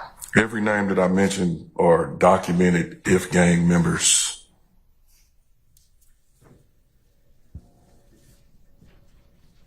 During the conversation that you had with Mr. Stillwell involving where he was a victim, and during the investigation, rather, did you determine whether Tierra Jones was the intended target? She was not the intended target. She was basically I'll sustain the objections to form. When speaking with Mr. Stillwell, did he tell you whether Tierra Jones was the intended target?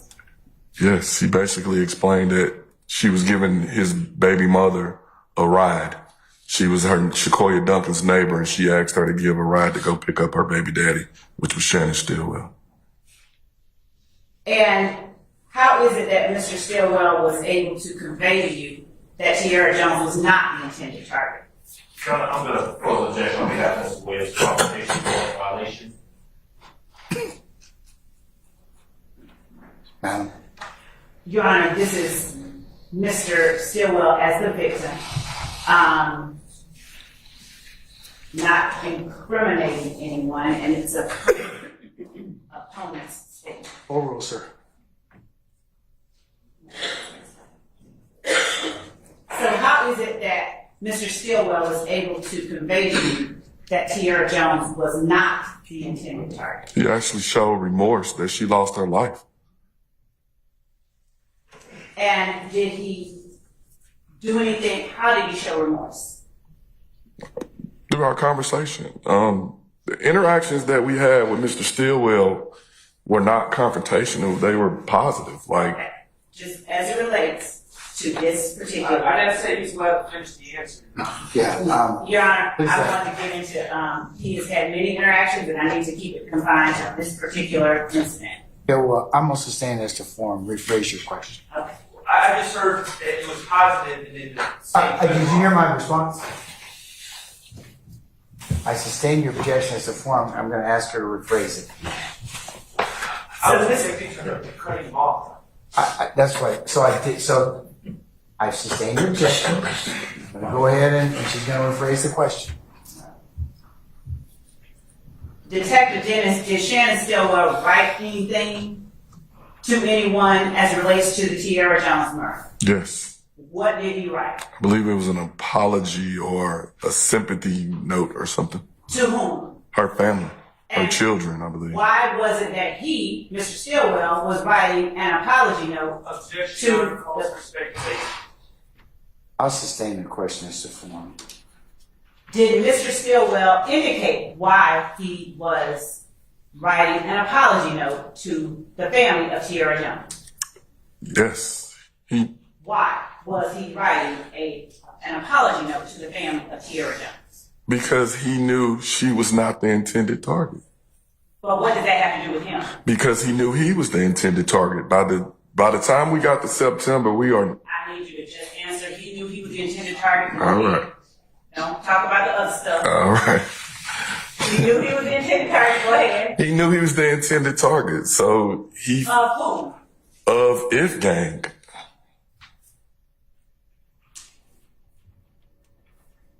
And when did the Tierra Jones murder occur? September 26th, I believe, of September 2015. And were the persons, was Mr. Stillwell the only YSL member that you were aware of who had been a victim No, of a case that you closed? no. Who else was? You want me to go back to the chart? If that helps, yes, you may. Please do. And don't put your back to the jury, so put your back up against the wall or where you are.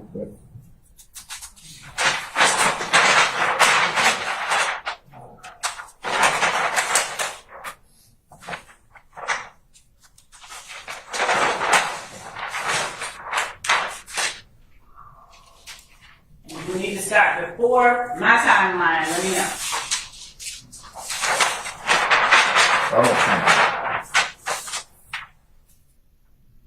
We can start with the 12th, with the 10th, the murder of Donovan Thomas. Okay? Where YSL was a victim. Oh, you said whatever. I'm sorry. Yes. I can think of Maury, 156 Maury, when Kenneth Copeland and his baby mother and the baby was shot at. What happened in that incident? When Kenneth Copeland was walking outside with this young child, Objection, hearsay. I sustain the objection. During your investigation, what did you determine occurred? we did, Objection comes from hearsay. Overrule, sir. Through our investigation, we determined that a drive-by shooting was attempted on Kenneth Copeland. When they attempted to shoot Kenneth Copeland threw his baby in the car, fired back. Overruled, sir. He threw the baby in the car, fired back. The driver basically hit the gas, didn't know it was a hump in the street, went airborne, crashed into the house. The front seat passenger cracked his head open, and we had a blood puddle in the vehicle. The other gentleman had to then, according to the witness at the house that they crashed into. Wait, do not get into. I sustain the objection. Thank you. Do not. Okay, I got you. I know. A gun battle ensued between the two parties.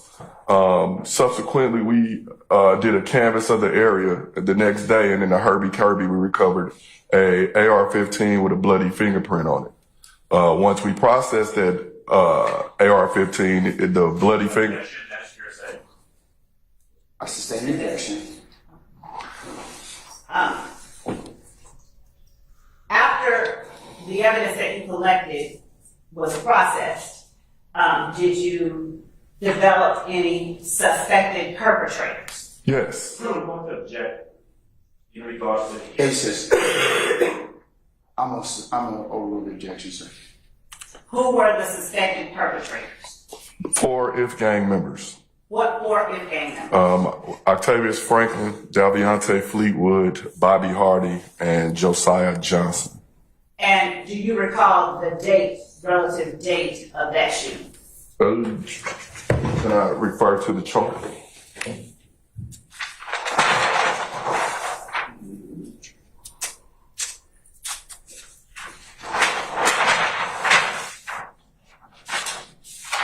February 19th. All right.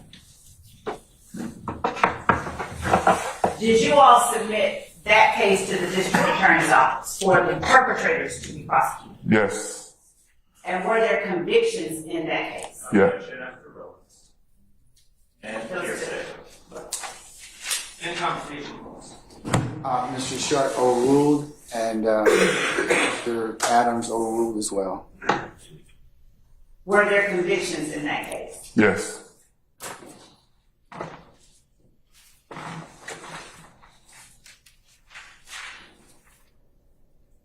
Would you flip the chart back one page?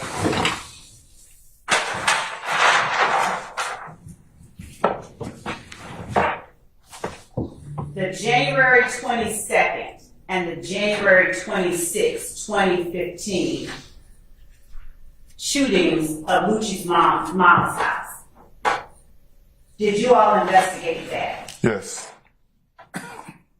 Did you develop any suspects in that case, those two cases? Objection, Your Honor. Basis. They developed suspects.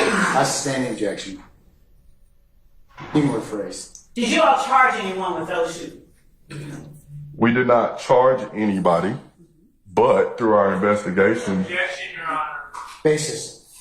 They are relevant beyond the scope of the question, also relies on hearsay. We have to approach the I'm going to overrule your objection on all bases, sir. You may continue. at the first incident, 3 IF gang members were arrested on scene. A search warrant was executed of the vehicle. 3 guns were recovered. One of them.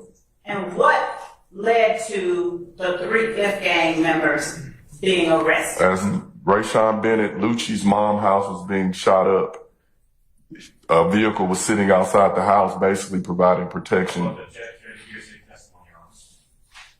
During your investigation, During our investigation, Overrule the objection. Go ahead. when officers arrived on the scene of the shooting, so back up, I'm sorry. What did you say took place first before the vehicle? his mother's house was getting shot up on January 22nd. When her house was getting shot up, when police arrived on scene, there was a black Charger sitting in the driveway. Witnesses stated that Don't say it what anybody says. Can't do that. Okay. Were the occupants of the Charger doing anything in relation to this incident Yes. as determined through your investigation? They were having Go ahead. a rolling shooting battle. With who? Another vehicle that was shooting at the house. What groups were involved in this January 22nd, 2015 shooting? If gang. Your Honor, I'm going to object. Here's Basis. the confrontation clause. Overrule, sir. Go ahead. If gang and YSL. What? If gang and YSL. Okay. Were if gang members in the car outside Lucci's mom's house? Yes. And were they shooting at or away from the house? Away from the house. And were they shooting at or away from the people who were shooting at the house? I'm sorry to say that again. Mr. Adams says object to hearsay. I'm an overrule objection. Were the if gang members shooting at or away from the people shooting at the house? They were shooting at the people that were shooting at the house.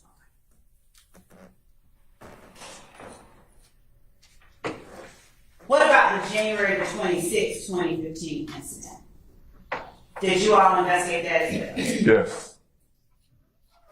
All right. And did you determine whether either of the groups that you talked to this jury about were involved in that? Yes. What group or groups were involved in that shooting? The victim was Kenneth Copeland and his brother, who were his KC, which is Kenneth Copeland, was shot at as they exited the highway in his brother's vehicle. Did the shooting on January 26th at 1007 Hill Street happen before or after Mr. Copeland's vehicle was shot at? I believe it had, I'm not sure on the time. Would showing you a report of that incident refresh your memory? Yes.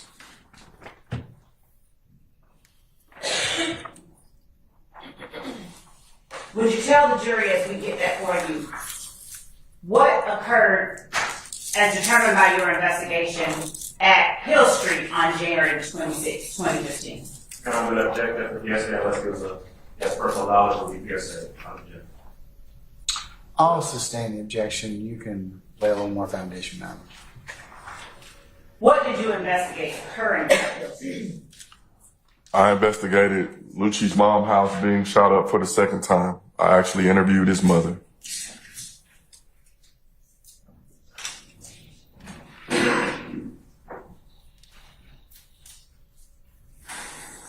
I'm going to approach you with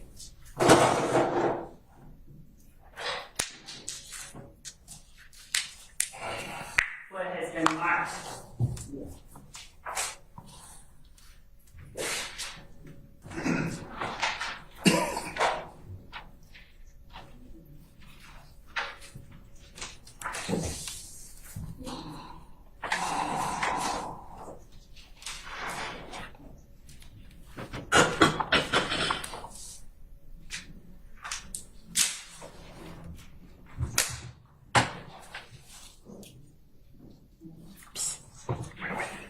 With, I think, 115 Echo R.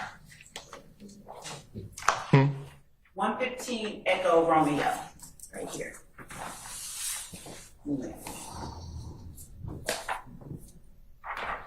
114 Echo Romeo. Showing you page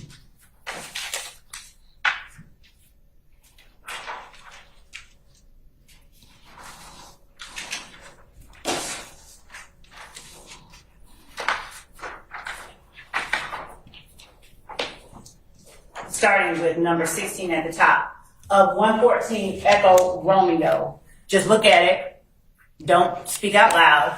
And after you have read the first 4 sections, could you tell the jury whether your memory has been refreshed as to which event occurred first in relation to January 26, 2015? My memory is refreshed. So as between Mr. Copeland, a YSL number being shot at on 26 and 107 Hill Street, Lucci's mom's house being shot at. Which one occurred first? Kenneth Copeland being shot at on the expressway.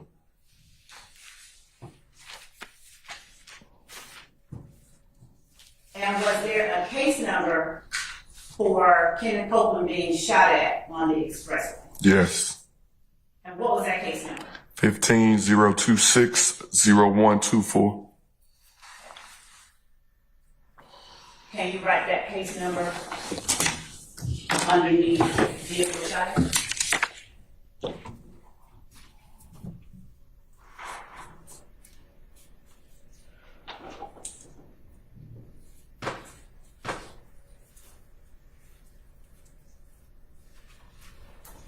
And was there a case number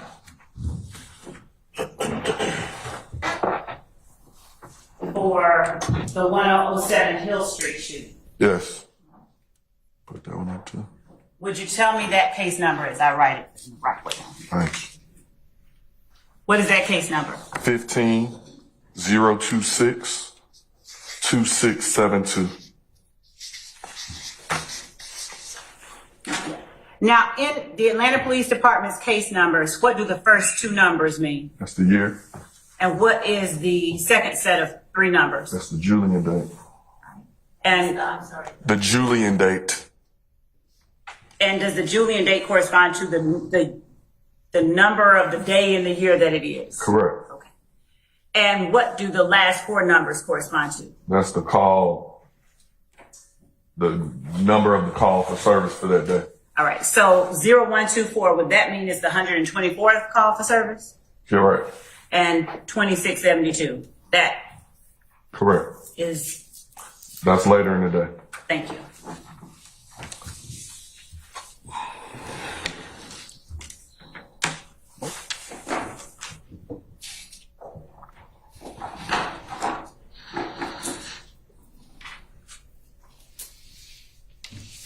Did your investigation lead to any convictions in either of those cases? No. But, can I elaborate? The firearm used to shoot Lucci's mother was recovered May 7th on a YSL member.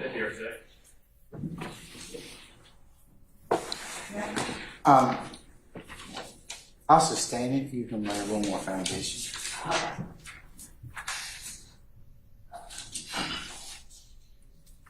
In the shooting of Lucci's mother's house, were there shell casings collected? Yes. And were shell casings collected both on January 22nd, 2015 and on January 26th, 2015? Yes. And what happened? What did you do with those shell casings? We were conducting a joint operation with the Alcohol, Tobacco, and Firearms, ATF. They process every firearm, every round that we recover, and they do what's called a kniving test to determine what gun fired it, and it helps match if a gun was used on multiple crime scenes. And do you all, or through your investigation, did you all take those kniving hits, if you will, and map them onto the various cases that you were investigating? Yes. Now, in May of 2015, did you all investigate any YSL members relating to having possession of any firearms? Yes. Who? Quindarius Zachary. What kind of firearm? It's considered a pistol, but it's an assault rifle. And what was the nature of the offense or event that you were investigating as it related to Quindarius Zachary? A 911 call was made in reference to an individual at the gas station at 151 Cleveland. Can I go to the chart? Yes, sure. You don't object to any hearsay testimony from a 911 call? Your Honor, 911 call would not be. 911 call is used. This witness got testified to hearsay. I'm gonna sustain the objection. If you're talking about what was said in the 911 call, would you tell what was done in the investigation? Did police respond to 151 Cleveland? Yes. All right. And is that incident you're talking about reflected on the flip chart portion that you have put in front of the jury? Yes. Is that the May 7, 2015 Zachary assault rifle? Yes.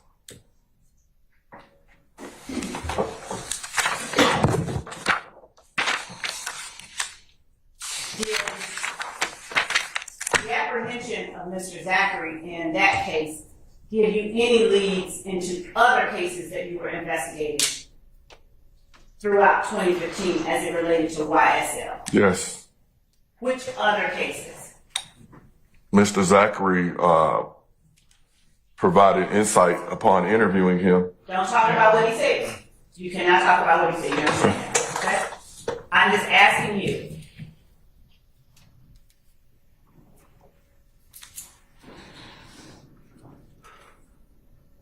Can you state with simplicity which other cases that you were able to learn about? Yes. All right. Who did those other cases involve? YSL and IFTAN. This is still hearsay. I'm gonna overrule your objection, sir.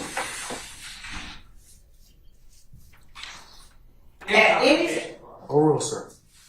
At any time during your investigation of these shootings, did anything about records or music prove itself to be of any pertinence to your investigation? Objection made. I stand in objection. Were these shootings about music? Objection, speculation. I stand in your question. While you were interviewing people and doing your investigation,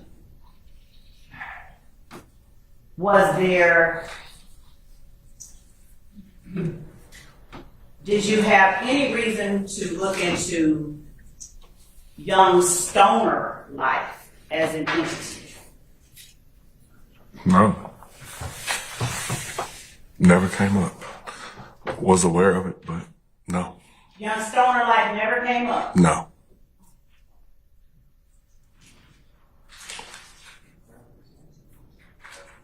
Was it only young slime life as it relates to YSL? Objection to the lead. I stand in question. As it relates to YSL, what was the name that came up? Young slime life.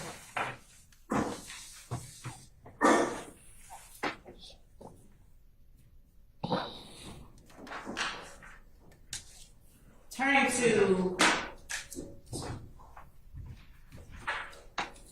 April 28, 2015, if you could flip the chart back one.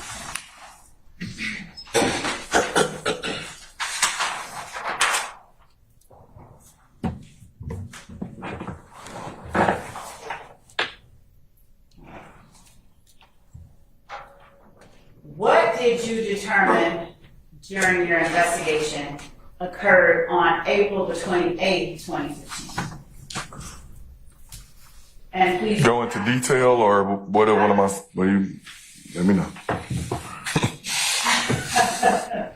I would like to tell the jury, without talking about what anyone said, what you investigated as occurring at 1428 Adele Drive.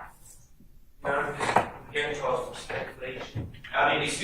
Hearsay and violates the Confrontation Clause. Overrule, sir. May I have a continuing objection? You may have a continued objection. What did you investigate as occurring at 1428 Adele Drive? 1428 Adele was shot up 46 times. Were shell casings or any items of evidence collected in that shooting? Yes. And what was the nature of the items of evidence? Was it shell casings? Shell casings was recovered on the scene. How are you able to tell the jury off the top of your head 46 shell casings?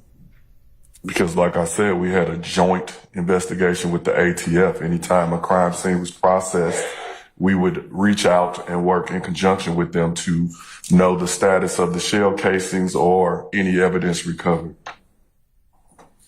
And given the length of time between now and then, how does that number stick out in your mind? Why are you able to remember? Adele sticks out because Credibility. I'm gonna stand in objection. All right. What about the April 28, 1903 Drew Drive shooting? What did you all investigate as having occurred in that instance? Same thing. House shot up, shell casings recovered. They were all sent through NIBIN, and it was determined that the same weapon was used. Hearsay. Basis. Hearsay. And confrontation clause. Overruled, Mr. Sharp. I'm going to sustain Mr. Adams' objection. Do you know how many shell casings were collected at 1903 Drew Drive? Not sure. Were there any convictions as a result of your investigation into the April 28, 2015 shootings at Adele Drive and Drew Drive? Yes, on the ground of confrontation clause violation and hearsay. Overruled, sir. Yes. Were the persons convicted affiliated with either of the groups you've already talked to the jury about? Yes. Which group? YSL members. Now, when you talk about shootings between If Gang and YSL, are these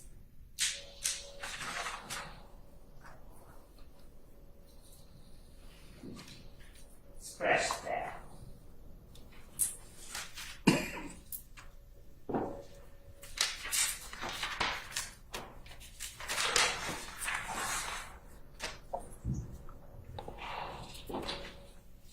Without talking about what anyone said, did you speak to any members of YSL during the course of this investigation of these back and forth shootings in 2015? Yes. Without saying what anyone said, would you tell the jury who you spoke with that was connected with YSL? In reference to this case or overall? In reference to the shootings in 2015 that you were investigating, which YSL members, without saying a single word of what they said, which YSL members did you talk to? Kenneth Copeland, Demikian Garlington, Quindarius Zachary, Shannon Stillwell, Diamante Kendricks, Walter Murphy,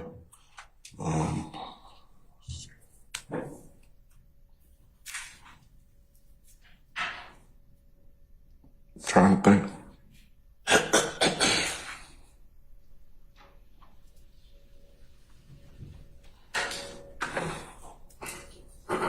You said you're trying to think? Antonio Sledge.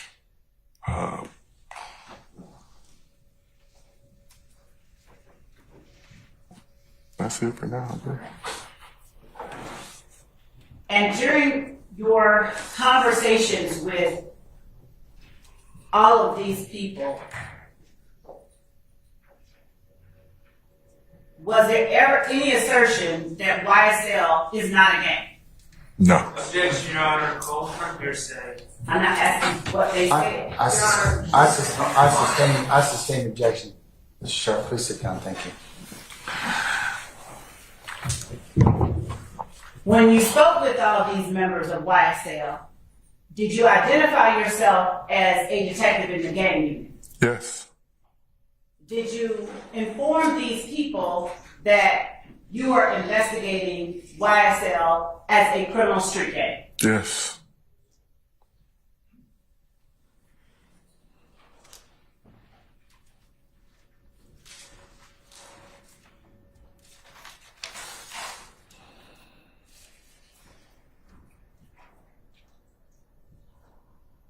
Did you receive any pushback from Objection, Your anyone? Honor. Ask and answer. Brutal confrontation clause. I'll sustain this as the first basis for the objection. Yes, sir.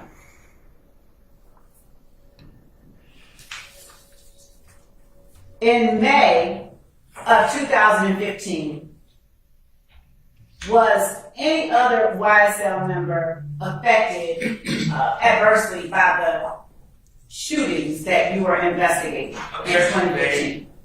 I sustain the objection. Did Trantamia's grandmother house get shot up on May 17, 2015? Objection leading. I sustain the objection. What happened on May 17, 2015 as it relates to Lil Tick's grandmother's house got shot.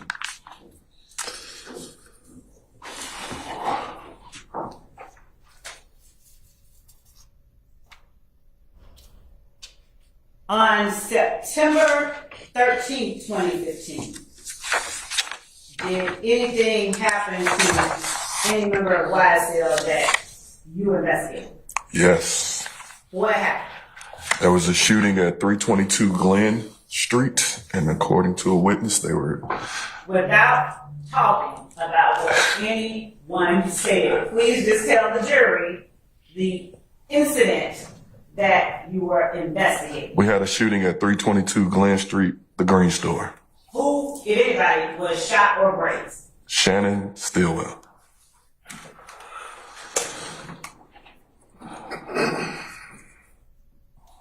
Did Mr. Stillwell report that to the police? No.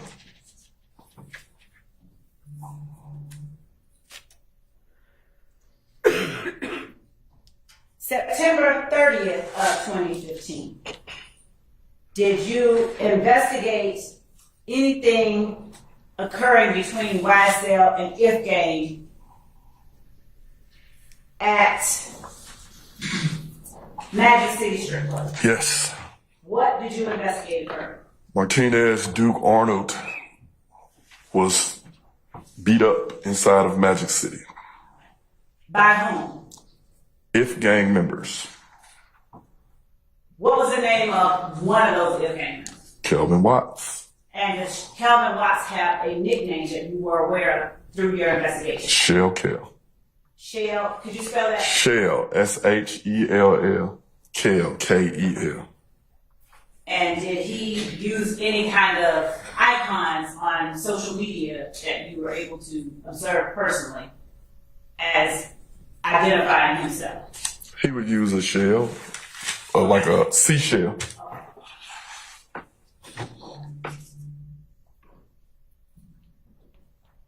The day or morning beyond the night of September 30th, 2015, did you investigate an incident involving members of YSL? Yes. Who were those people? Martinez Duke Arnold and Diamante Yak Gotti.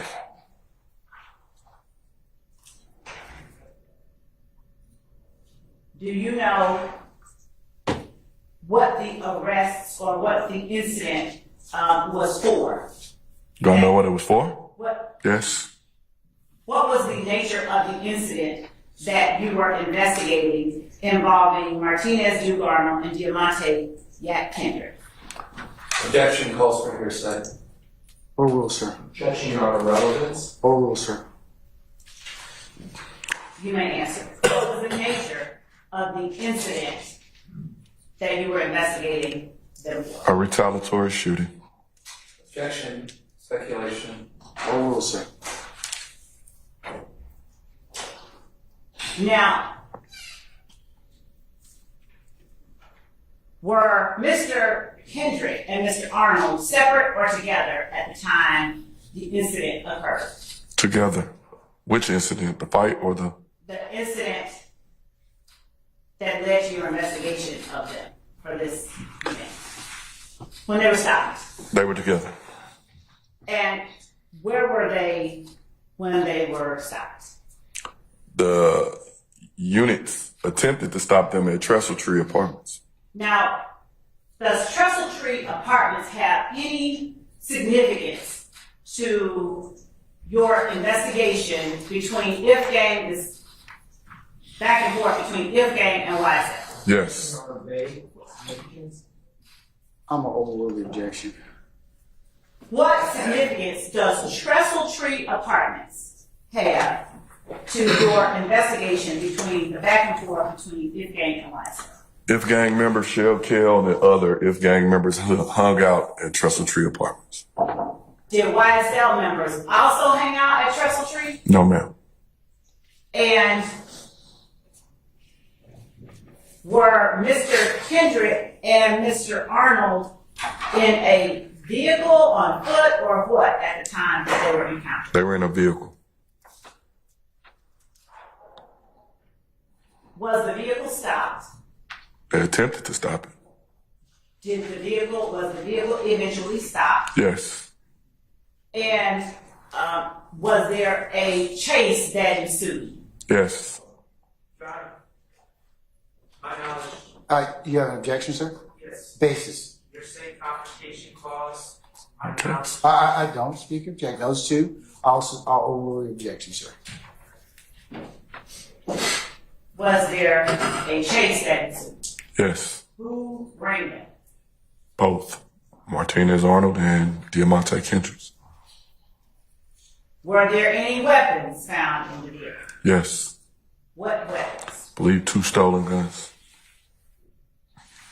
Now, did you document on State's Exhibit 113 Echo R that you have in front of you? 114 Echo R? Yes, thank you. Did you document on that event that you investigated? Yes. Do you remember specifically the kind of guns that were found? Yes. Would you tell the jury, and if you're refreshing your memory, let it be known for the record, I'm refreshing my memory.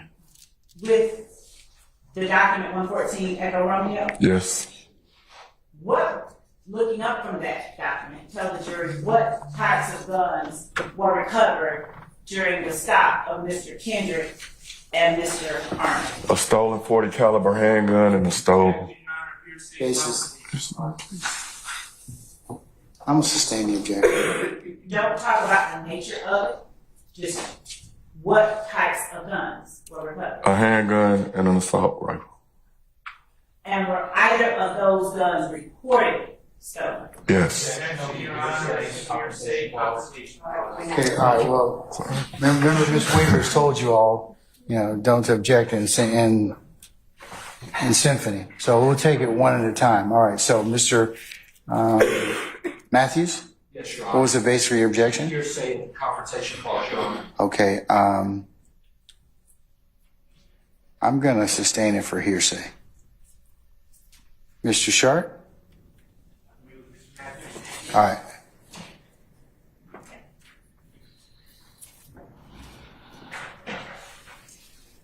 Did you all, as law enforcement officers, with the gang unit or ATF, do any traces on these firearms through your investigation? Yes.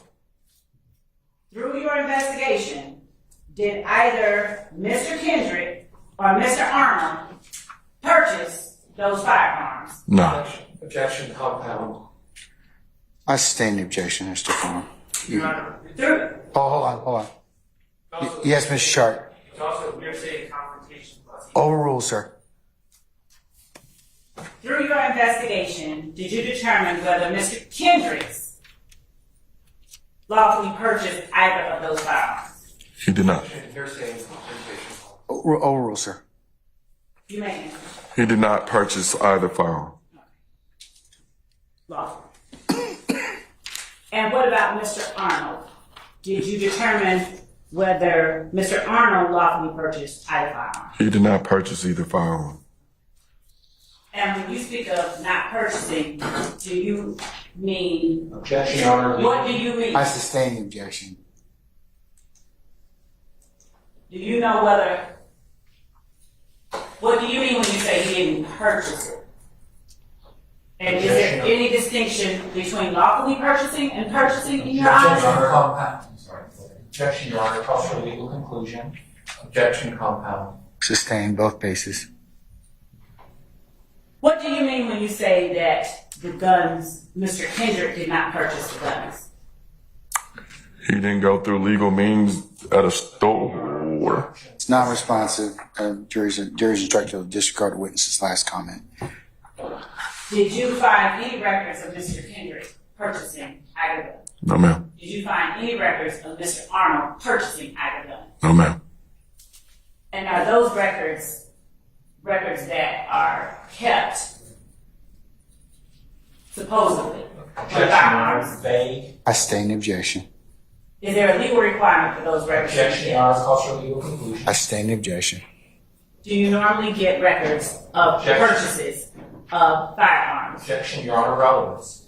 I'm gonna overrule that, sir. Do you normally get records of purchasers of firearms? Yes, as a task force officer, when you purchase a firearm, you have to go through a background check and different things to purchase a firearm legally. And are those records documents that you had access to during your time as being an investigator? Yes. Yes. Before you posit more questions, madam, how about some lunch? Hey. Okay, all right. Ladies and gentlemen, it's approximately 1:20. Let's be in recess until 2:30, and we'll see. I'll give you where the afternoon will lead us. Detective Dench, I'm going to excuse you and come back for 2:30. Okay? Thank you. All right, ladies and gentlemen, we're in recess until 2:30. All rise.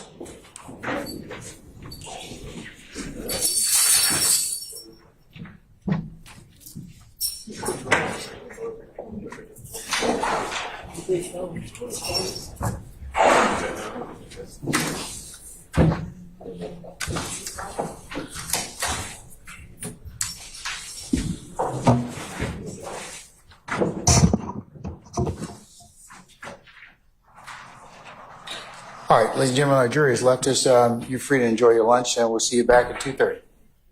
Thank you, Your Honor. Thank you, sir.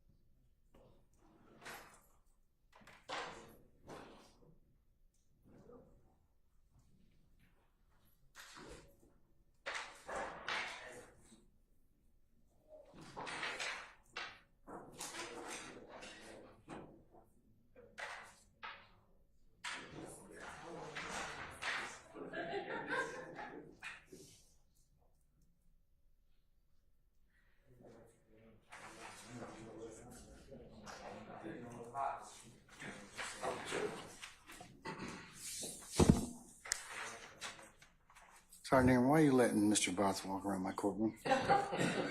Why? All right, okay. Is everybody here, sir? Okay.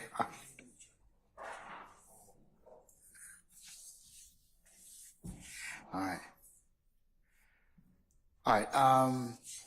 Before we bring in retired Detective Dennis once again, Mr. Steele, I'm in possession of of the case you sent me over the lunchtime hour, and I have looked at it. It's by the Court of Criminal Appeals of Texas. I'll include the next court's exhibit in order. I'm gonna respectfully disagree. I'm not with the Texas Court of Criminal Appeals, but just with the analysis as it relates to our case, I don't believe it applies.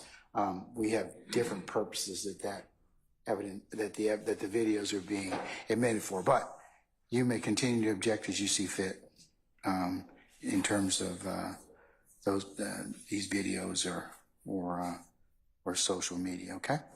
No, I appreciate it, and I assume, well, I know that the objection stands, so. Yes. I just wanted to, you always said, like we all do, educate you on any new developments. Okay. All right. Thank you, sir. Appreciate it. Thank you. Can I just ask one thing before we start, if that's okay? Yes, sir. With this witness, especially, when the state is asking things like, don't tell me what you said, but what your investigation shows, and then, it shows that, and I'm just using an example, it shows that Mr. Stillwell knew that the bullets were for him, and he felt really bad. He wrote an apology letter. Because of the way the indictment is and the court's ruling that we are attached because, quote, YSL is allegedly the state's seeking to prove it as a criminal conspiracy. I just want the court to know that those have brutal overtones because now it's an admission. Those have what? I'm sorry? Brutal, B-R-U-T-O-N, overtones. Because that's now an admission, does not further any conspiracy, and it affects everybody. So I know you overruled those objections, but going forward, I'm not objecting. I know it's Mr. Adams' witness, but going forward, I just like that to also be part of it because it seems like we don't have a person to cross-examine. All right, State. Thank you, Judge. In regards to the issue of Bruton and Mr. Steele's concern.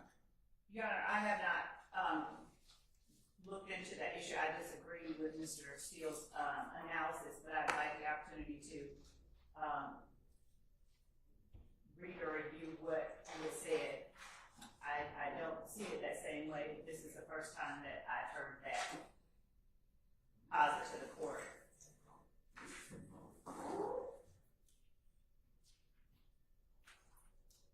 Okay. All right. Anything else? All right. So, can we call Detective Dennis, please?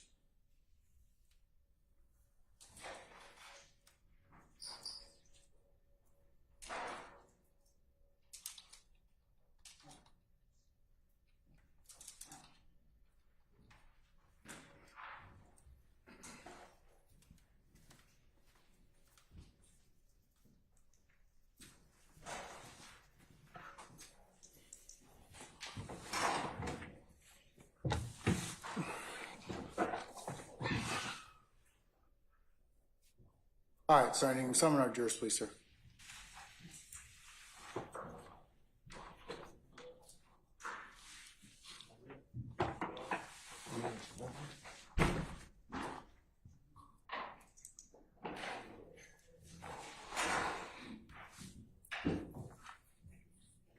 Yes, you heard me. I was. In fact, gotta eat.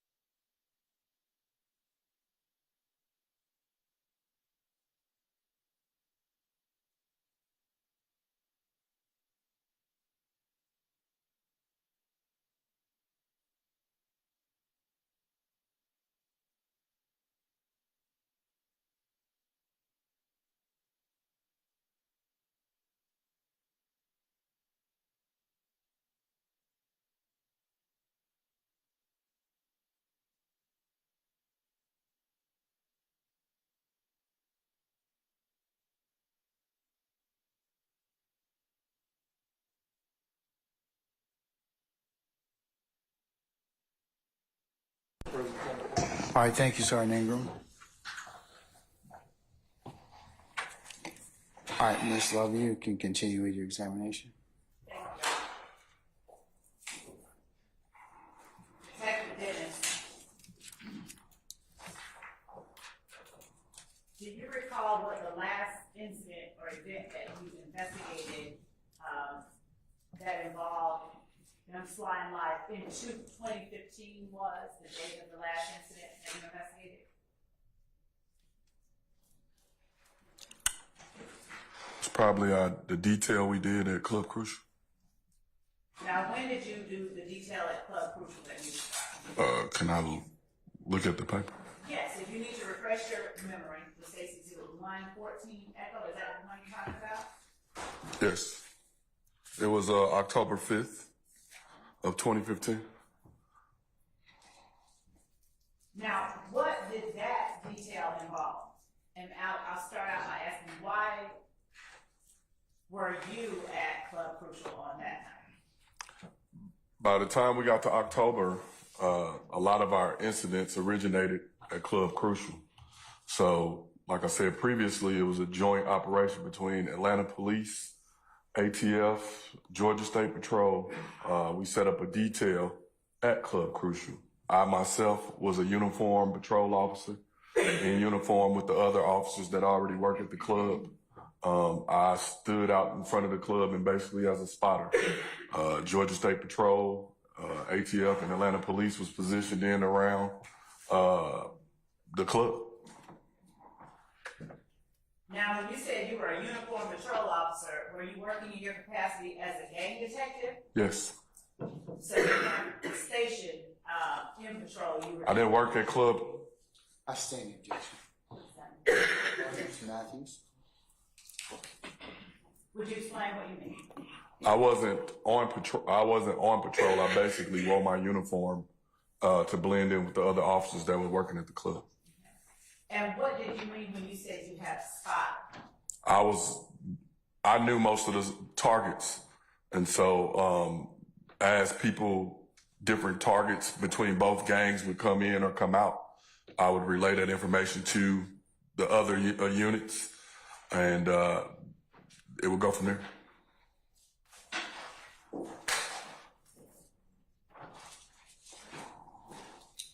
And what happened on October 5th, 2015, as it relates to that particular detail that you described? 2 arrests was made. And who were those? Philip Collins, aka Philo. With which group was Philip Collins associated? Fifth gang. And who else? Kelvin, OG Bentley, Treadwell. And with which group? YSL.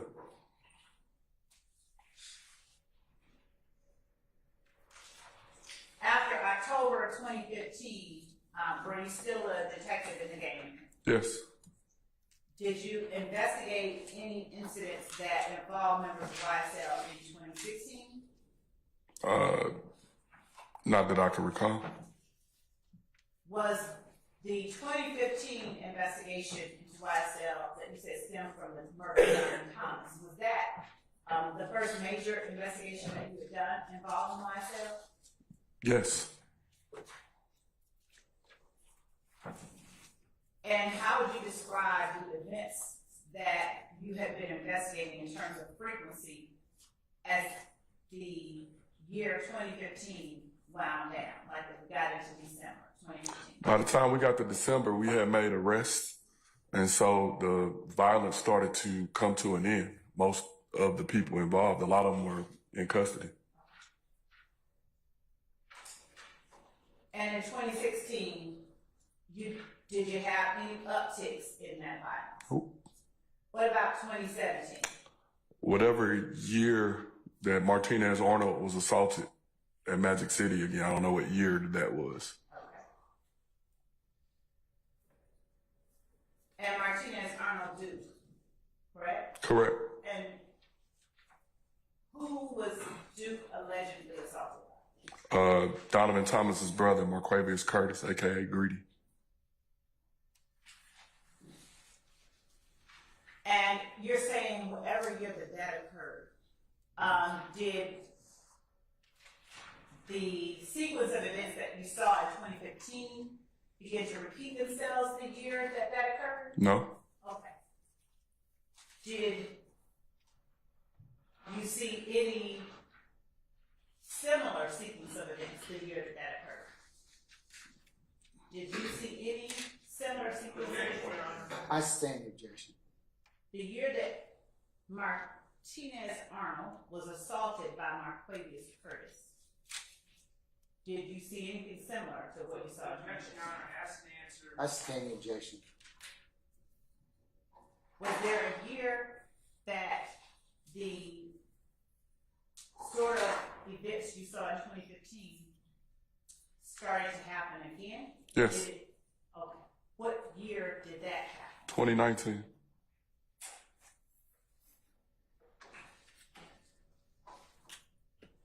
What year did you retire from the Atlanta Police Department? August of 20.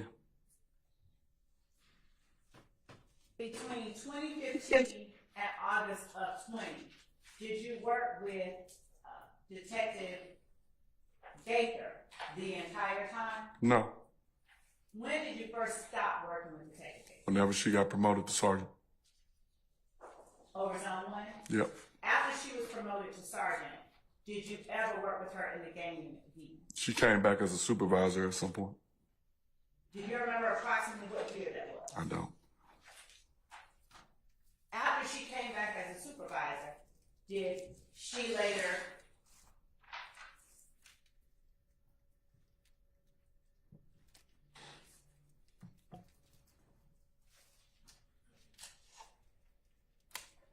did Sergeant Gaither later retire? Yes. And when did she retire? Or retire or leave? Objection as to relevance. I stand the objection. In relation to whenever it was that Sergeant Gaither left, when did you retire or leave agency? August 10th, 2020. And was that, did you all leave at the same time? I think she left a week before I did.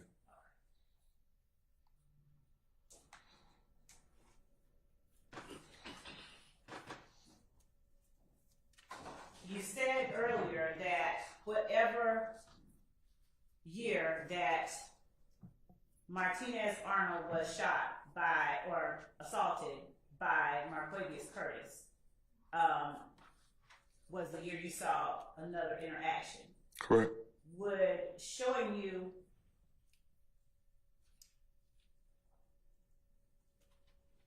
a slide from a summary of cases that you previously prepared refresh your memory as to the year that that occurred? Yes. I'm going to object. May I? There's been no question asked where he's indicated he needs his memory refreshed.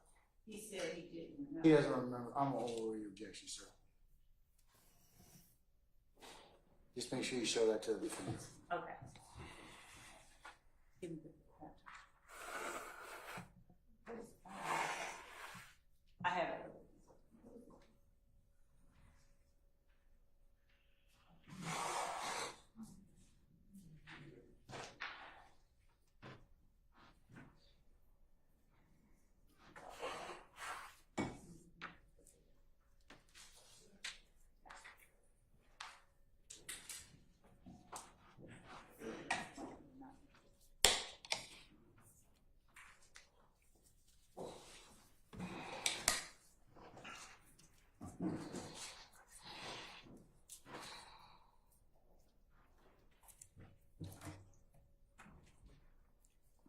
Fair approach.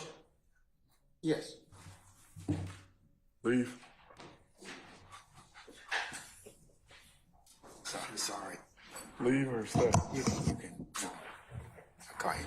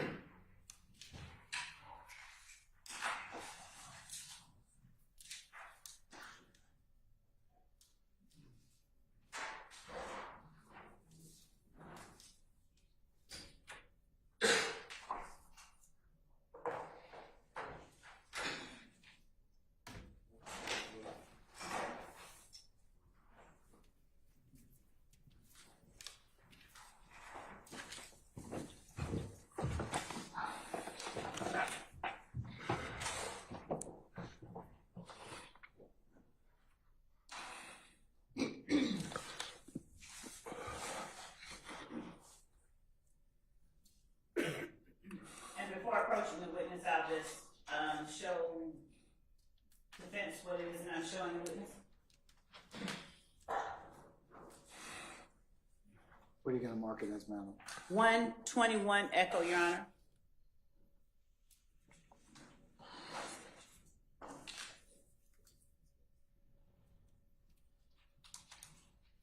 Showing you what we will mark for the records is 121 Echo without showing it to the jury. Would you please just take a look at that? Okay. All right. Does 121 Echo refresh your memory as to the year that Martinez Arnold was assaulted by Marquavius Curtis? Yes. All right. And what year was that? 2018.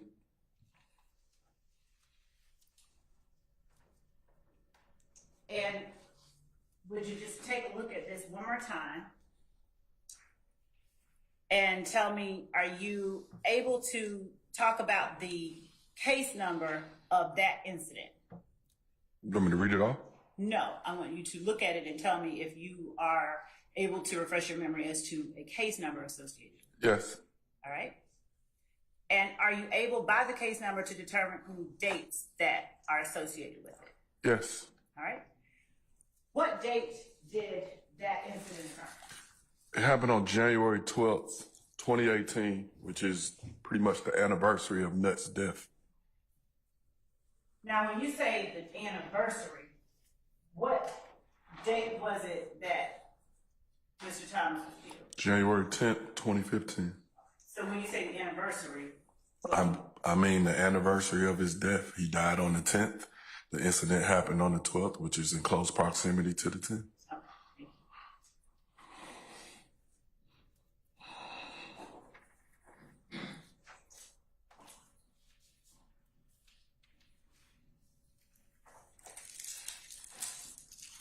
You mentioned a year that you said you began to see a similar series of events. Yes.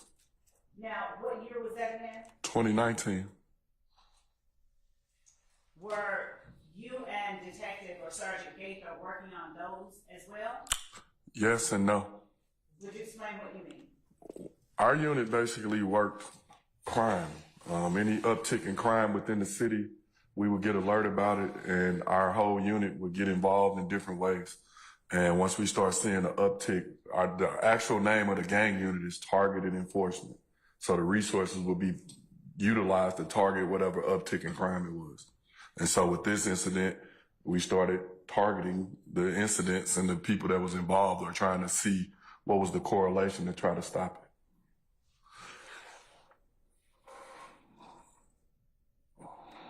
And in 2020, did you, prior to retiring, had any events of that nature that related to YSL? Had any events occurred when you were involved in investigating? No. I'm going to show you what we have marked as State's Exhibit 119 Echo Alpha through 119 Echo Hotel.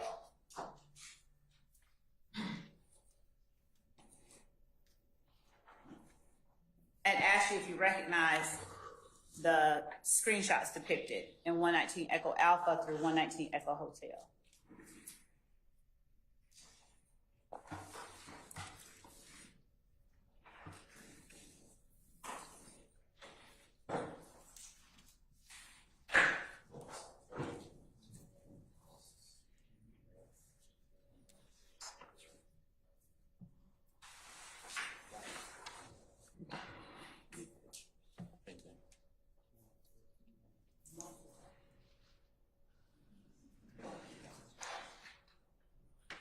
This is y'all's. Got you.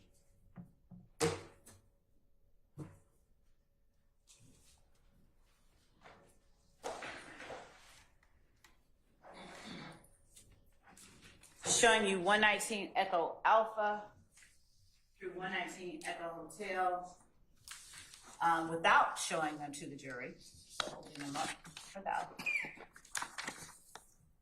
Do you recognize the imagery depicted in 119 Echo Alpha through 119 Echo Hotel? Yes.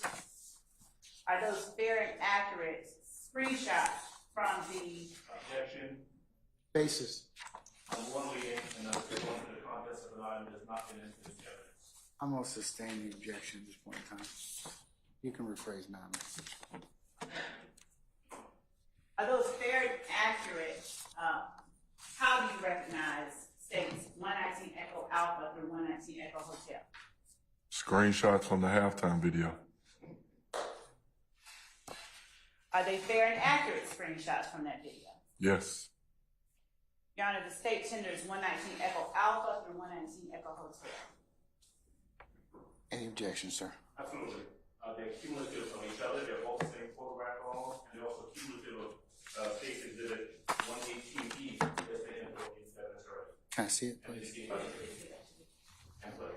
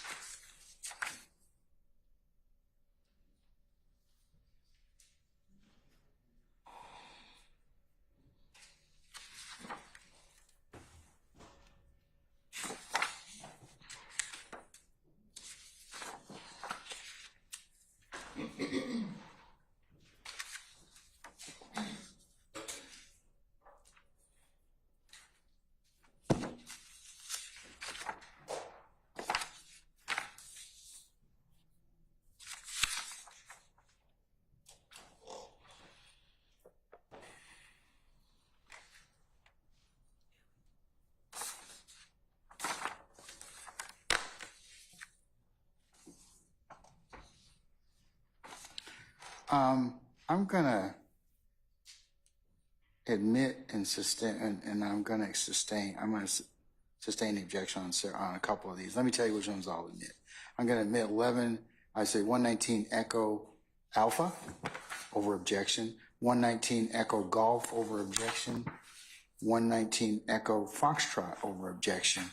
I am not going, the court is not going to admit will be included 119 Echo Hotel, 119 Echo Bravo, 119 Echo Oscar, 119 Echo Delta, and 119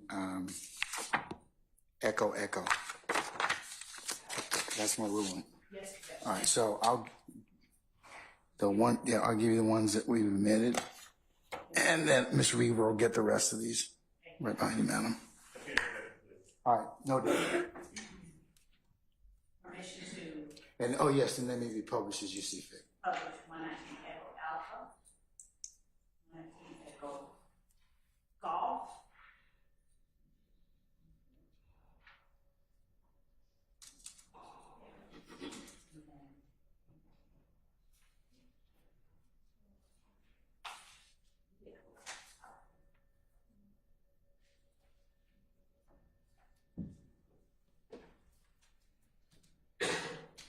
all right, publishing for the jury, 119 Echo Alpha.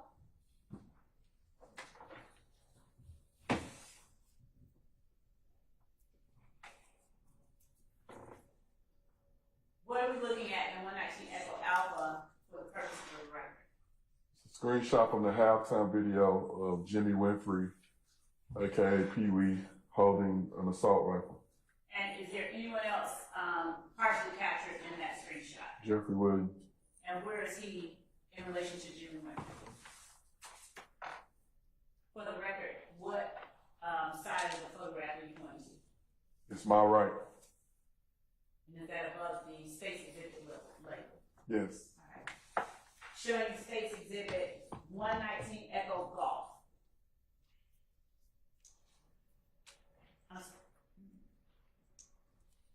What are we looking at in State's Exhibit 119 Echo Golf? Another screenshot from the halftime video. And for the record, what is depicted in State's Exhibit 119 Echo Golf? From left to right, you have Jimmy Winfrey in the red, Diamante Kendricks, aka Yak Gotti, Jeffrey Williams, aka Young Thug, and DeAndre Webb. And they're at the Vault studio. At where? The Vault, 675 Metropolitan. How do you know that? Because we executed a search warrant at the location on July 15th of 2015. All right. Showing you State's Exhibit 119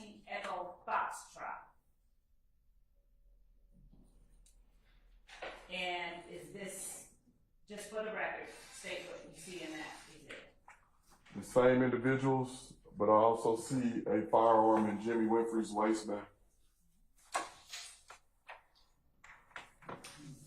Thank you.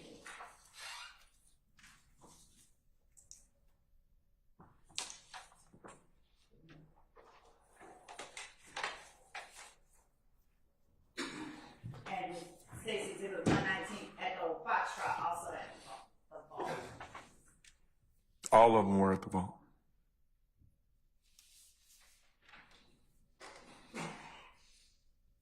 When you talked about the reception or Jeffrey Williams not being in Atlanta on April the 25th or 26th, 2015, do you know where it was that he was performing? Objection asked and answered. That's a standing objection. And specifically, was there a venue that he was performing at? Objection relevant. Overrule, sir. I don't know the necessarily venue, just the location. Okay, so the location, what was the location? That's been asked and answered. Too many people, Christina. You can tell, just set up with the court on its own motion. Okay? All right, thank you. When you talk about location, do you mean the state and city, or do you mean a particular location within a state or city? A particular location within the state or city. All right. Have you said that to the jury at any time today or yesterday? Yes. I'm going to sustain the objection. It's been asked and answered. Please move on.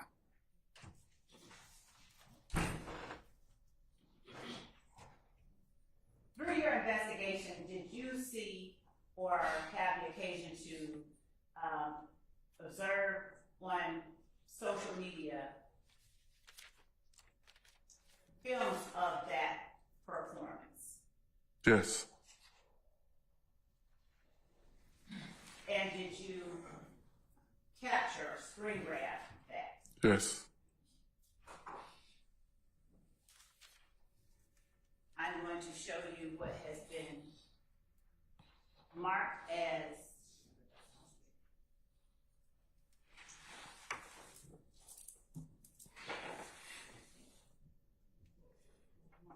(118) Echo, but first I'll show it to counsel for defense.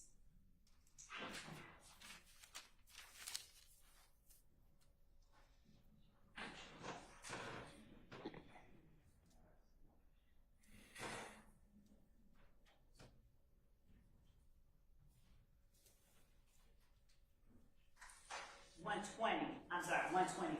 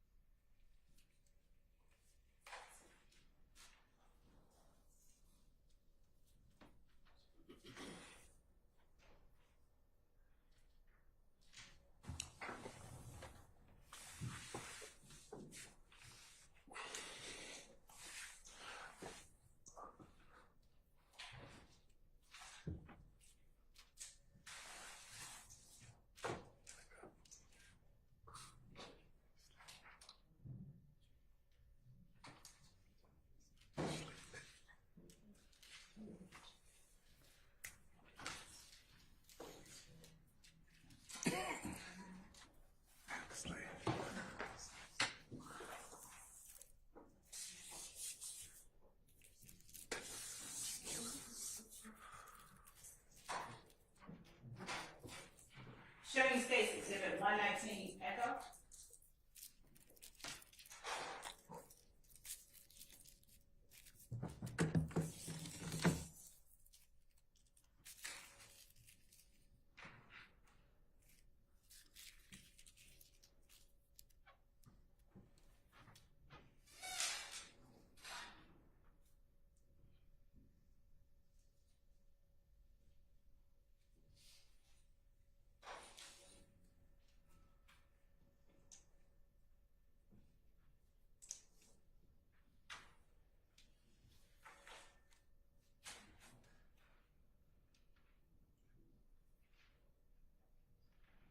Do you recognize the footage depicted in State's Exhibit 120 Echo? Yes. How do you recognize it? It's a video from the performance. Object to the testimony of the contents of the documentary. I'll rephrase. Okay. Without talking about what it is that footage that you talked about earlier that you pulled from social media? Yes. Is that a fair and accurate reflection of the footage that you pulled from social media? Yes. Do you recognize the people depicted most prominently in Stacy's Exhibit 120 Echo? Yes. Do you recognize those people outside their depiction in Stacy's Exhibit 120 Echo? Yes. Is Stacy's Exhibit 120 Echo a fair and accurate depiction of those persons that you recognize? Yes. State tenders Stacy's Exhibit 120 Echo as evidence. Any further objection to State's 120 Echo? Subjection as to improper foundation, lack of authentication, and also contains hearsay. All right. I'll apply the earlier arguments, Mr. Adams, and overrule your objection. I'll give you continuing objection, okay? Yes, sir. All right. Maybe publish as you say. What is Stacy's Exhibit 120 Echo? What is it? It's a video from social media, basically showing. What is it of? Just say what it is. It's a video that was on social media. Of whom? Jeffrey Williams and Martinez Arnold. Was this during their performance? Objection to the leading question. Where was it Same from? objection. Their performance? They were performing at Southern University that night. What night? The night, I believe April 25th, the night of the Lil Wayne bus shooting. Thank you.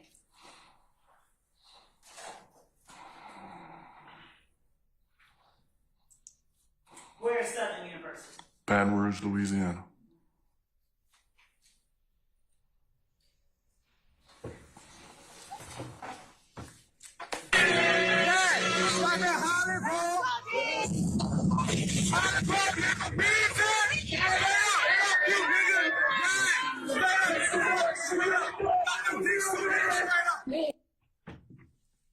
Who is it, if we can just go back about 1 or 2 seconds,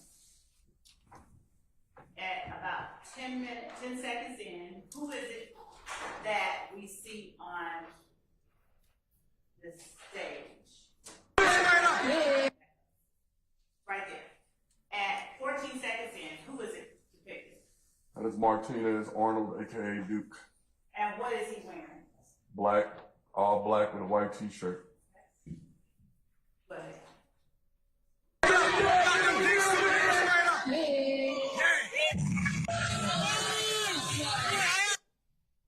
18 seconds in, do you know who the person is depicted? Yes. Who?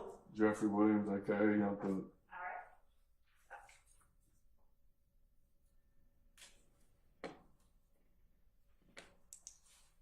Do you know when your investigation assistance with Detective Racy ended? And you're going to stop it at 18 seconds in.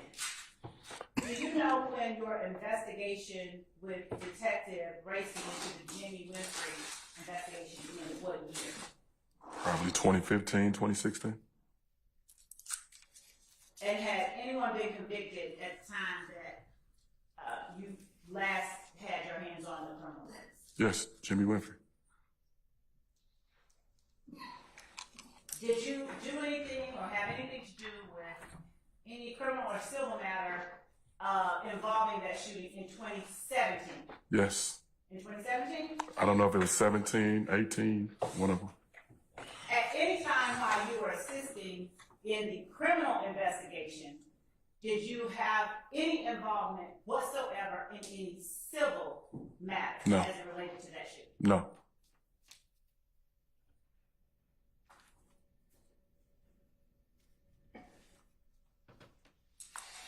At the time that you worked at the Atlanta Police Department as a gang detective, did you also do any consulting work? Yes. What type of consulting work? Gang consulting work. After your investigation, and when you did do gang consulting work, was it always? Ms. Love, I'm going to stop you.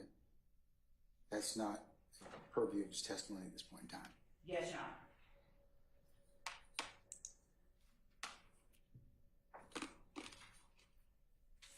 Your Honor, may I first briefly, not to, just person that's briefly a member of the defense. All right. Leave, stay.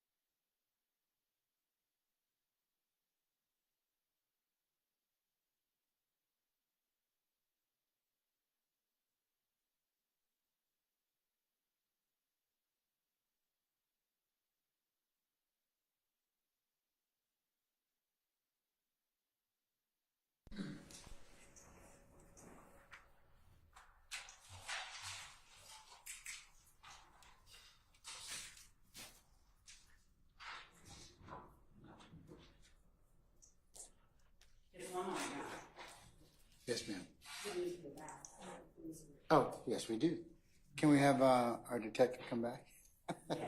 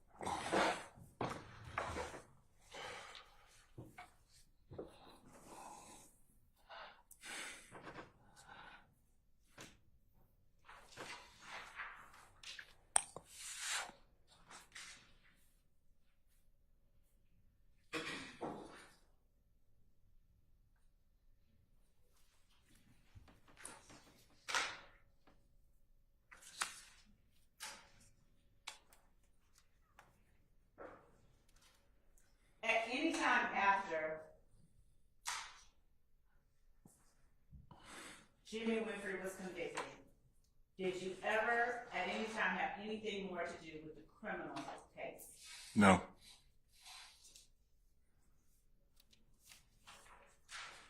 During your time with the Atlanta Police Department prior to your retirement in 2020, did you work with anyone else other than Detective Gaither investigating matters that may or may not have involved YSL? Wait, say it again? During your time with the Atlanta Police Department gang unit, Mm-hmm. prior to your retirement in 2020, Mm-hmm. let's start with 2019. In 2019, did you only work with Detective Gaither in investigating matters that may relate to YSL? No. Were there other gang detectives that you worked with? Our entire unit. And were there any that you worked with more than others? Yes. Who did you work with primarily? Detective Vivarito. Detective Belknap.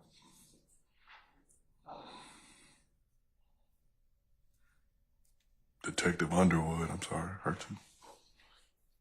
Would that be Marissa Vivarito? Yes. Mark Belknap? Yep. Tim Underwood? Yes, ma'am. One second.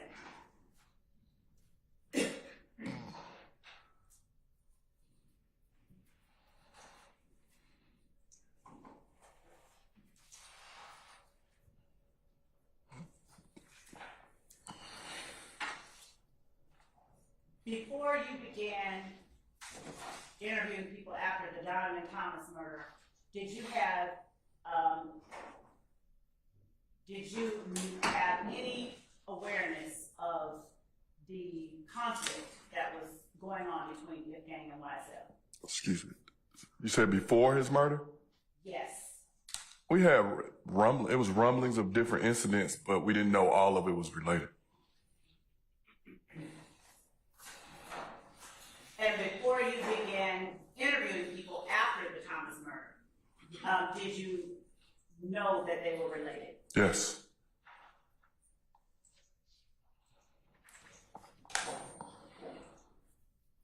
How did you know before you began interviewing people after the murder? Through social media, they basically created a social media platform. You want me to give the name? When you say they, who are you talking about? It's assumed it's if gang. Don't say any stuff. I sustain the objection, sir. After the murder of Donovan Thomas, did you look into or investigate any matters that related to the desecration of his grave, Mr. Thomas's grave? Yes.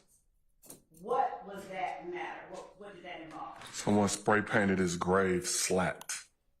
Spell what you're saying. SLATT.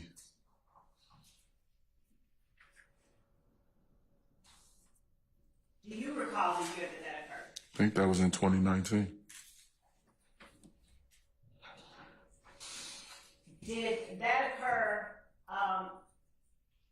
in what proximity to the uptick that you described? It was part of it, I believe. That kind of took it to another level. I sustain the objection. You can rephrase, madam. Lay a little more foundation. Yes, Your Honor. Temporally speaking, in relation to the matters that you began investigating in 2019 related to YSL, was the spray painting of the grave distant from that time that you began investigating those matters, or close in proximity? Close in proximity. Do you know, or can you give an estimation for the jury of how close? Weeks? More than a month? Possible. Oral, sir. Was it more than 3 months? I don't. You said weeks, and then she asked. What's the basis for your objection? Just ask the answer. She can't just ask the same question. I'm going to sustain the objection, sir.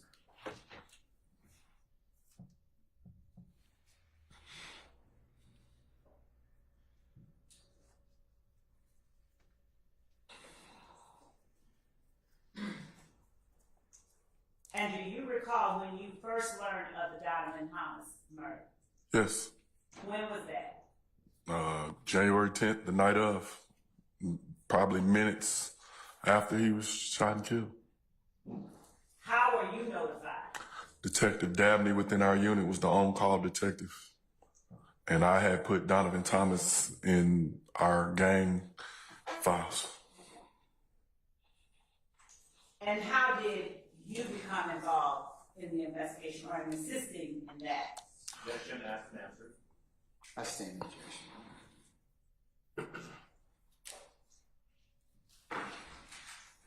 Was the series of events that you talked about and the spray painting of the grave the last series of events that you investigated that you can recall now related to YSL? Yes. Thank you, Your Honor. This time we have no further questions. Cross. Mr. Sharp.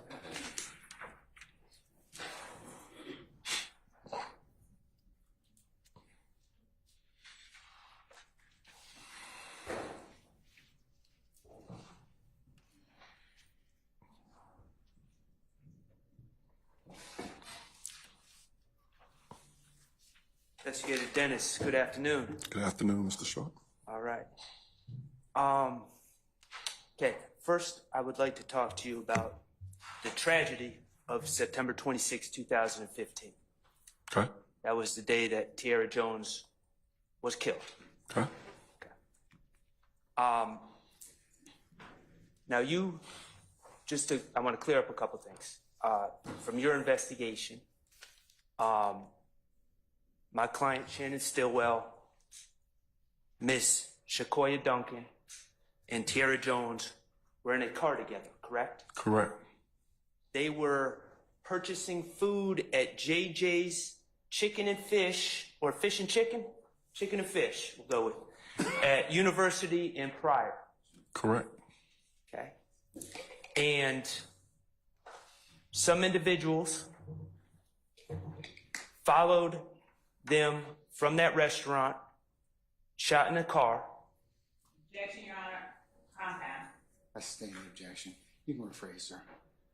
Did some individuals follow the car that Ms. Jones, Mr. Stillwell, and Ms.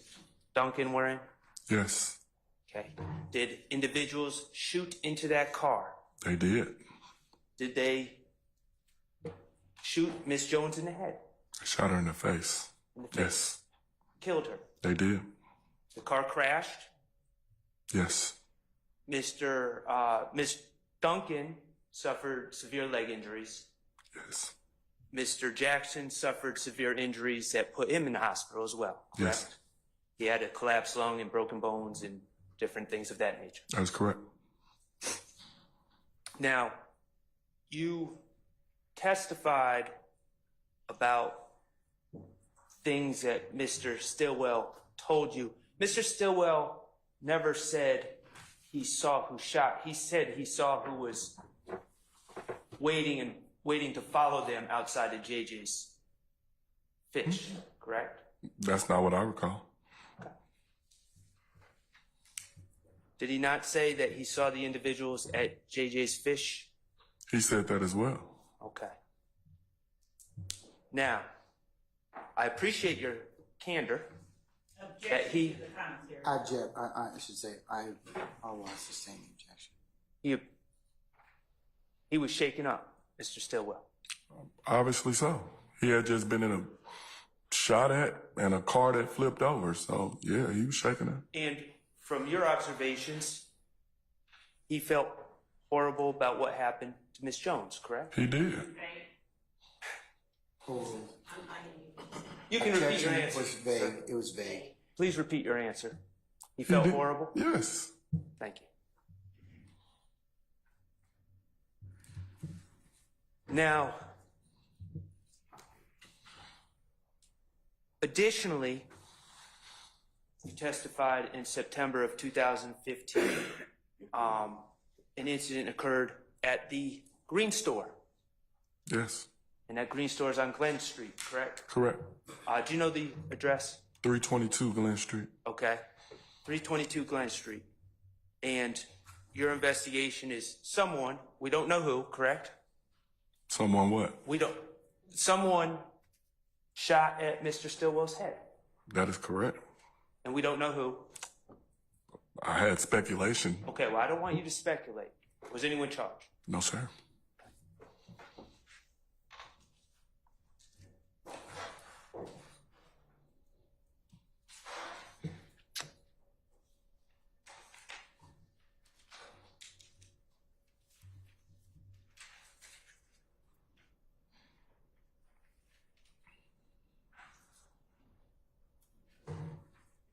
Let me move on from the two attempts on Mr. Stillwell's life. And let's talk about your work at the compound. Okay. Okay. You have your police report up there? Which exhibit number, sir? I'm not positive. You can approach him and find out what number it is. Just for purpose of record, sir. Okay, yes, sir. I'm 113ER. Echo. Romeo. What's that? Romeo. Romeo. Echo Romeo. So I don't want you to read off the report, but if you need to refer to the report, that's fine. Okay. The incident in question at the compound, the night you were working, was April 25th, 2015, correct? Correct. Okay. You wrote the report on May 26, 2015, correct? That's correct. About a month later, and you testified to that. I did. All right. Now, as part of, you worked for APD for how long? 16 and a half years. 16 and a half years. And was that your first police job, APD? Yes. Okay. In 16 and a half years, APD trains all the officers on how to write reports, correct? Yes. And in your 16 years, I guess you didn't have 16 years at this time, maybe about, what, 12 years at this time? Yep. You had experience in writing reports, correct? Correct. You knew how to write reports. Objection as answered. I sustain the objection. I never asked that question. Any objection? Okay. Sir? You would agree that accuracy is essential in reports? Yes. Okay. You want to put as many details as possible in the reports, correct? Correct. And you want to be complete. You want a complete rendition of what you observed. Correct. Okay. And these reports are important for times like this, correct? Correct. When you write things, and I understand it was a month later, but it was still relatively fresh in your mind, correct? Correct. Okay. And now we're asking you questions about something that happened, what, about 9 years ago? That's correct. Okay. And this report can be helpful in a situation like this, correct? Correct. All right, excellent. You wrote a report in this case that's in front of you, even though it was outside of your jurisdiction, correct? Correct. Okay, and it's because you thought it was important to write a report. Objection, Your Honor, as to Sustain the objection. Okay. Even though this was, you were on an extra job, you thought it was important to write a report. objection as answered. Sustain the objection. Okay. At the time you wrote this report, you said you testified that you became aware of what happened on 285 involving Lil Wayne's bus. You were alerted to that night, correct? Correct. So certainly at the time you wrote this report, you knew that you were documenting something important about a large event, Correct. a incident that was in the news. Correct. Okay? And certainly you would want to put all the details that you observed in that report and be complete and accurate. As best of my knowledge, yes. Okay, great. I'm over the objection. Okay. And in this report, you've read the report, correct? Yes. You would agree that it's accurate? In my opinion, yes. Okay, great. It's detailed. Yes. It contains all the details of what you observed that night. Yes. And it's complete. It's a complete rendition of what you observed that night. That's correct. All right, great. And it documents what you saw with your own eyes. Yes.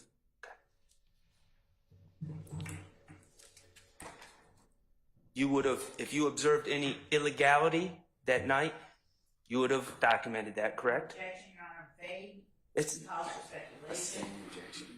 if you observed crimes being committed at the compound on April 25th of 2015, you would have put that in your report, correct? Objection, Your Honor, vague.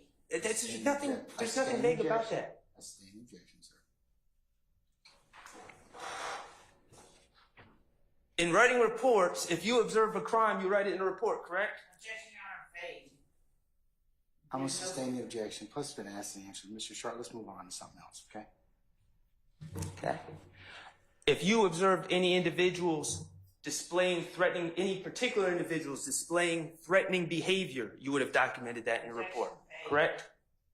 Objection, vague. I would like the answers. Well, I mean, it's not vague. I sustain the objection, sir. Okay. Are you understanding my questions? Judge, objection. Ladies and gentlemen, can I ask you to step outside for a second, please? That's me too.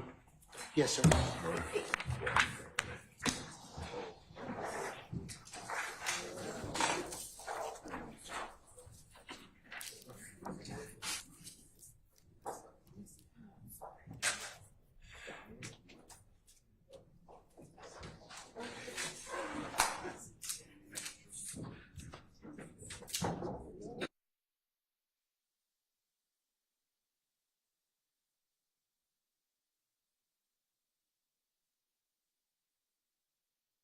Jury has left us. Please be seated.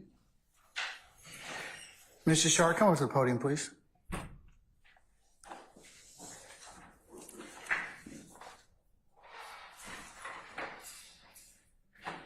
Sir, Georgia law allows you to have a thorough and sifting cross-examination. What it doesn't allow you to do is to be rude and condescending to any witness. So if you do that again, I'm going to hold you in contempt. That's fine, Your Honor. Okay. All right. So as long as we understand one another. Yes, sir. Okay. And when I make a ruling, whatever you may disagree about, it's my ruling. Okay. So I am please, allowed to have a thorough and sifting cross-examination. you are, sir, but you cannot be rude and otherwise your conduct cannot be improper toward our witnesses. Okay. I wasn't directing anything towards the witness. I think he understands my question. Sir, your examination borders on being, let's just say, condescending. Okay. Now, it's not, well, there are some, Respectfully. I'm just telling you at this point in time, from what the court's observing of what you're doing, it's not proper. Okay. So just ask your questions. You can ask tough questions, but you've got to be mindful of your behavior. Respectfully, and I will be mindful of my behavior, but I'm not being allowed to ask questions because I'm getting Because I've sustained, objection obeyed. Sir, I'm sustaining the objection. You need to move on at that point in time. Okay. If you don't like it, okay. But please don't take out your irritation on the witness, okay? Or anybody else. Summon our jurors, please. Your Honor, separate matter, before the jury comes back in, I'd ask the court to perhaps have the state speak to their witness. I've observed, just sitting here over the course of the witness's testimony, that oftentimes there are objections, there are rules by the court, or statements by the attorney, and I've noticed the witness shake his head, roll his eyes, make what appears to me to be statements under his breath. He's a few feet away from the jury. I think that is improper. I haven't said anything about it before, but I'm saying it now, and I'm just asking that the state, if he's their witness, advise their witness to comport himself appropriately while he's on the stand. Okay. All right. Madam, to that extent, can you please advise your witness of that accordingly? Does anybody here need to take a comfort break? Yes. I didn't ask you. No. Yes, we can take 5 minutes, okay? All right, we're in recess.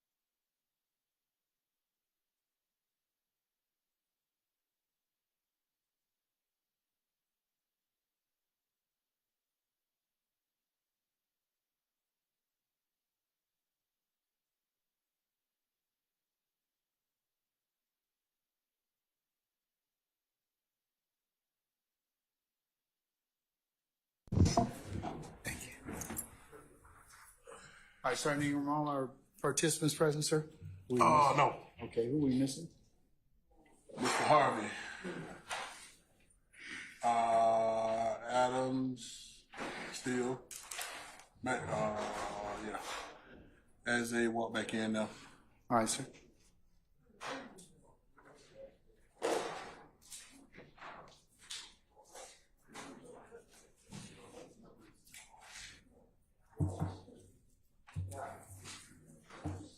All right, what about now, sir? Yes. No, Adams is not in. Looks like he just walked in. okay, yeah, here he is. All right, and Mr. Matthews is upstairs Yeah. in our courtroom. Okay, all right. Can you call our witness, please, sir? Thank you.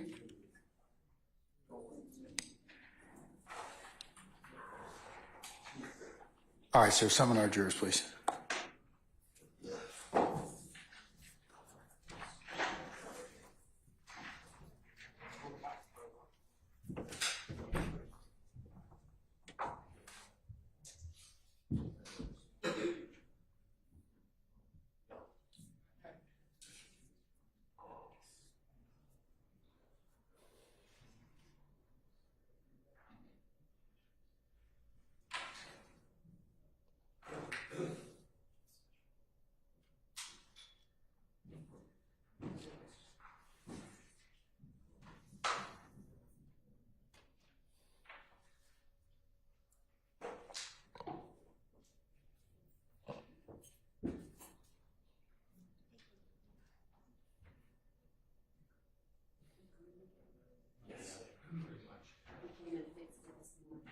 Let me know.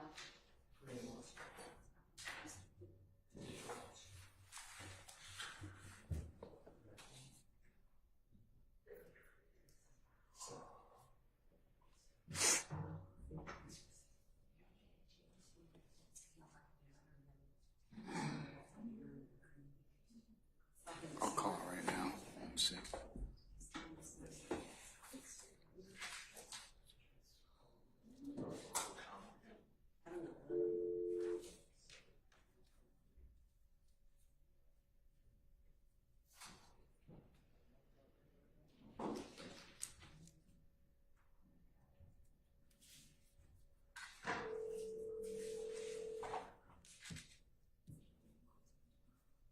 Maybe I'll let it go. Can you call him and tell him about the monitors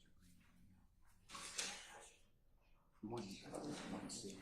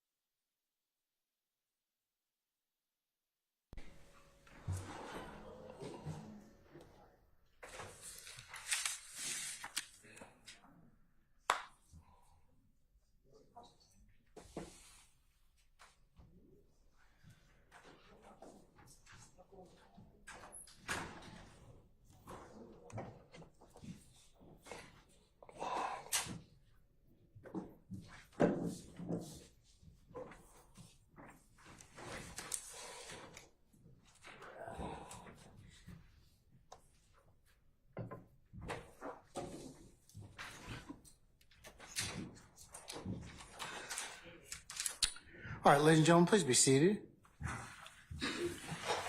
All right, thank you, Sergeant Ingram. All right, you may continue the examination, sir. Thank you, Your Honor. Investigator Dennis, or former Investigator Dennis. Retired Investigator Dennis. Retired Investigator Dennis. Okay.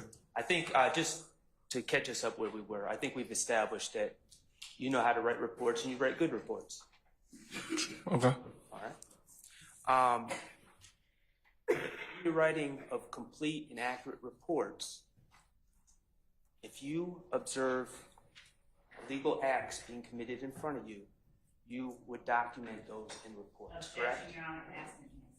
I stand the objection.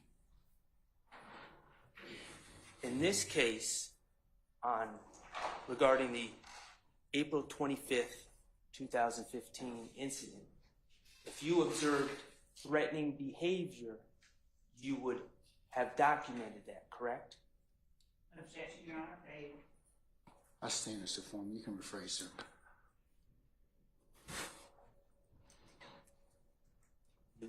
It is your practice to include all relevant details in your reports, correct? It's best that I can remember, yes. Okay.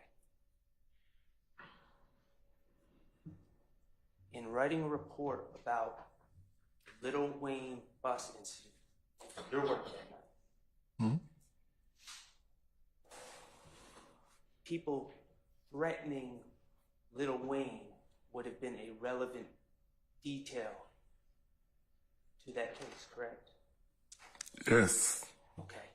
And you would, if you observed an individual do that, you would have put that in your report, correct? Yes. Okay, great. Okay. At the time that you wrote this report on May 26th of 2015, I think you already testified, you knew my client Shannon Stillwell's name, correct? Yes. You were familiar with him? Yes. You called his government name when you saw him that night? I did. Okay. And if you observed Mr. Stillwell committing any crimes that night, you would have documented that in your report, correct? Yeah. Objection as to vagueness. I'll rule the objection. He can answer that. Yes. And if you observed Mr. Stillwell personally threatening anyone that night, you would have documented that, correct? Yes. Thank you. Okay, let's talk about your interactions with Mr. Stillwell on the night of April 25th, 2015. You testified that you saw my client Shannon in a car, correct? Yes. Okay. And what type of car was it? From the video that I later recovered, it looks like a gold Merc. I don't want you to speculate. Okay. Do you know what type of car it was? Not off the top of my head, no. Okay. Was it, can you tell me if it was a white pickup truck? I don't recall that. I don't recall what type of vehicle or what color it was. Okay, but was it a white pickup truck? I don't think so. Okay. And from your review of the video that you just talked about, you can definitively say it wasn't a white pickup truck, correct? Yes. Okay. And it wasn't a white Camaro? Did I see your client in a white Camaro? Yes. No. Okay, great. Okay, you indicated that when you saw my client in this car, and he was in the car with two other individuals? Yes. Okay, and that was Demekion Garlington and Trontavious Stevens. Correct. Trontavious was driving? Yes. And when you saw this car, it was headed, and correct me if I'm wrong, it was headed northbound on Brady Avenue? South. South, okay. It was headed south on Brady Avenue. And I believe you testified that it was bumper to bumper traffic. Yes. Going both ways. Correct. And I have in my notes you said it was a typical urban club night in Atlanta. Is that accurate? Very accurate. Okay.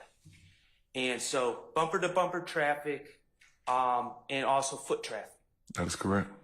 Okay, people walking in and out of the street. That is correct. A chaotic scene. That is correct. Now, as I understood your testimony yesterday, you did not see Jimmy Winfrey. You saw Jimmy Winfrey that night. I did. And you knew him. I did. You had friendly interactions with him in the past. I have. Okay. And you did not see him until 5 to 10 minutes after seeing Shannon Stillwell, correct? Somewhere like that, yes. Okay.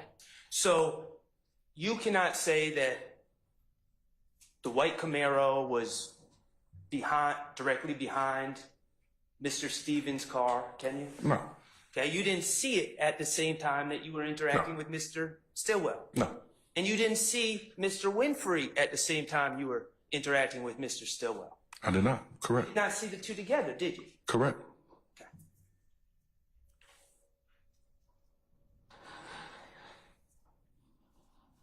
And just to be clear, you didn't see a white pickup truck traveling with the car that Mr. Stillwell was in either, did you? This is you mentioning a white pickup truck is the first that I recall of a white pickup truck. Okay, so and I'm asking, did you notice a white pickup truck? I sustain objection. You can rephrase, sir. Okay. One or two. Did you, when you were interacting with Mr. Stillwell, did you notice a white pickup truck anywhere?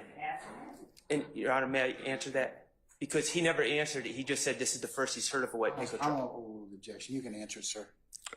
I don't recall a white pickup truck until you just mentioned it. I don't, like I said, I believe the first day asked, I don't remember the exact car that they were traveling in that night. Okay, and I'm not suggesting that they were in a white pickup truck. Your recollection is they were in some sort of sedan, correct? Objection has been answered. I sustain the objection. When you dealt with Mr. Stillwell, you called him by his government name, correct? Mm-hmm. Okay. Was he responsive to you? He looked like, Okay. I don't think he knew me at that time. I think he was as shocked as Demikian. I sustain the objection. And correct, remind me, were you in police clothes? I was in full uniform, yes. Full uniform, okay. Did he flee from you? No, Did you observe any weapons on Mr. Stillwell's person in your did not. interaction? Was he disrespectful to you in any way? in all my interactions with Mr. Stillwell Jackson, he was never, when all my interactions with any of these guys, they were never disrespectful to me. Basis. Responsive. Overrule, sir. I appreciate you saying that. Your objection, commentary. I sustain the objection. You did not detain Mr. Stillwell. Nope, You had no reason to. I did not. You didn't arrest Mr. Stillwell. I did not. Okay.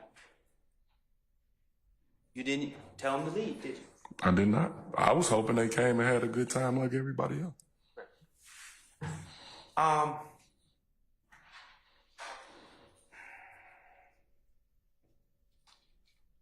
Okay.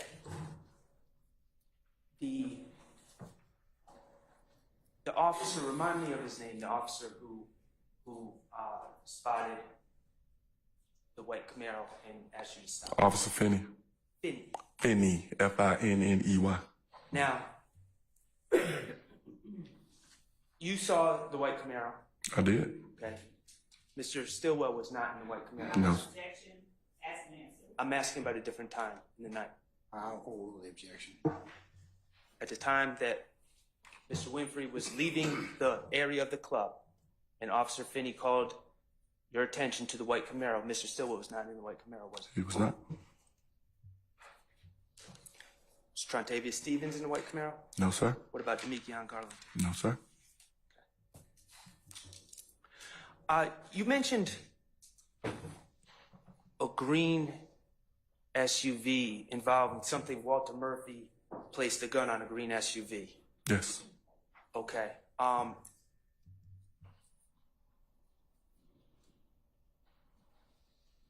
Do you know the owner of that SUV? Believe it was Jeffrey Williams' sister's car. Well, you're aware of Alexis. I don't know. I know Dolly and Dora. Okay. I don't know the exact government name. Speaking of Dolly, Okay. you are aware, as an investigator, that she owns an Explorer, Okay. correct? Yes. Okay. And I'm not trying to play gotcha, but you're aware that it's a blue Explorer, correct? From my knowledge, it is green. From my interview of Walter Murphy, it is green. Okay. So if it's blue now or after that, I don't know. If what's in evidence, the interview with Walter Murphy, if you indicate that it's blue on that tape, you would not dispute that, would you? If that's what you pull up, yes, I would love to see it. Okay. And if you said it was blue, it was blue? I remember it as being green, sir. Okay, then that's fine. The bottom line is it wasn't a white pickup truck. Correct. Got it. I sustain the objection.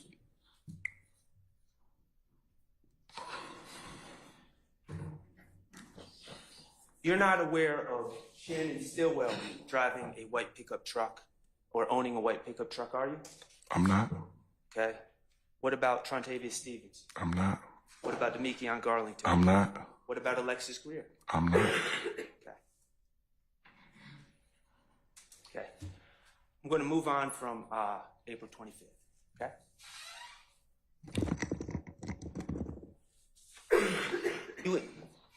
We've heard about Detective Gaither. How long were you a partner with Detective Gaither? I think we were partners from 2013 until about 16, I believe, or 17, whenever she got promoted.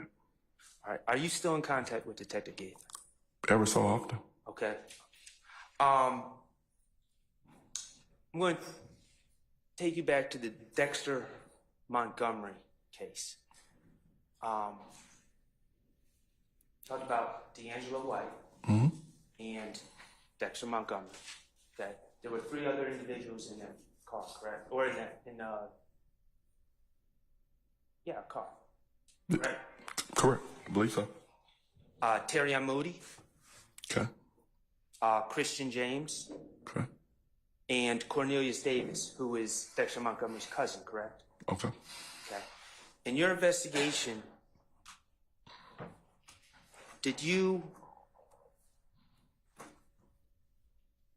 were you able to speak to Terry Moody? I believe we tried to speak to all of them. Okay. And I appreciate you saying you tried.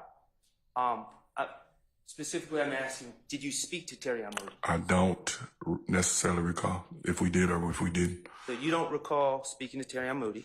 Honestly, I didn't even recall speaking to D'Angelo Washington until I was... D'Angelo White? White, correct. Okay. All right, so Terry Moody you do not recall speaking to. And I'm just asking, you don't have any reports that indicate that you spoke to Terry Moody? No, sir. Okay.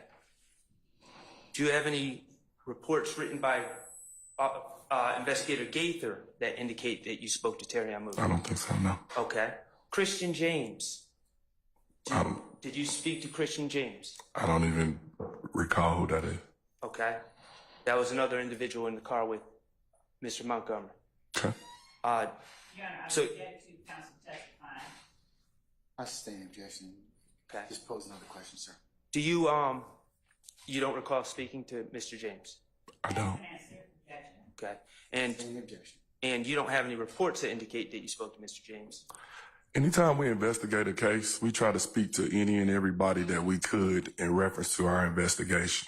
Whether they decide to cooperate or not is not necessarily our call. Working in inner city crime, everybody don't want to talk to the police, including victims. And so we dealt with whoever we could deal with on what we could deal with. The same thing with this case. Okay, and I appreciate that. Okay. But I'm just asking if they spoke to you. I don't blame to you. I'm So you don't have any recollection of speaking to Christian James? no, sir. Okay. And Cornelius Davis, who's Dexter Montgomery's cousin, you don't have any recollection speaking to him? No, sir. Okay. And you don't have any reports that indicate you spoke to him? Whatever you have in our files is when I left my files and everything that I was supposed to leave the way that I did it. The fact that we are 9 years later, I'm not in control of our files. I've been gone for 4 years, and whatever reports or anything, that's not, I did what I was supposed to do when I was supposed to do it. I got you.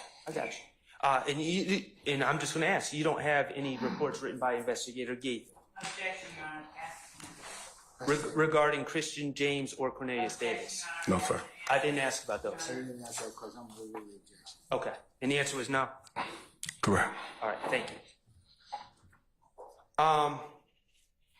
Okay.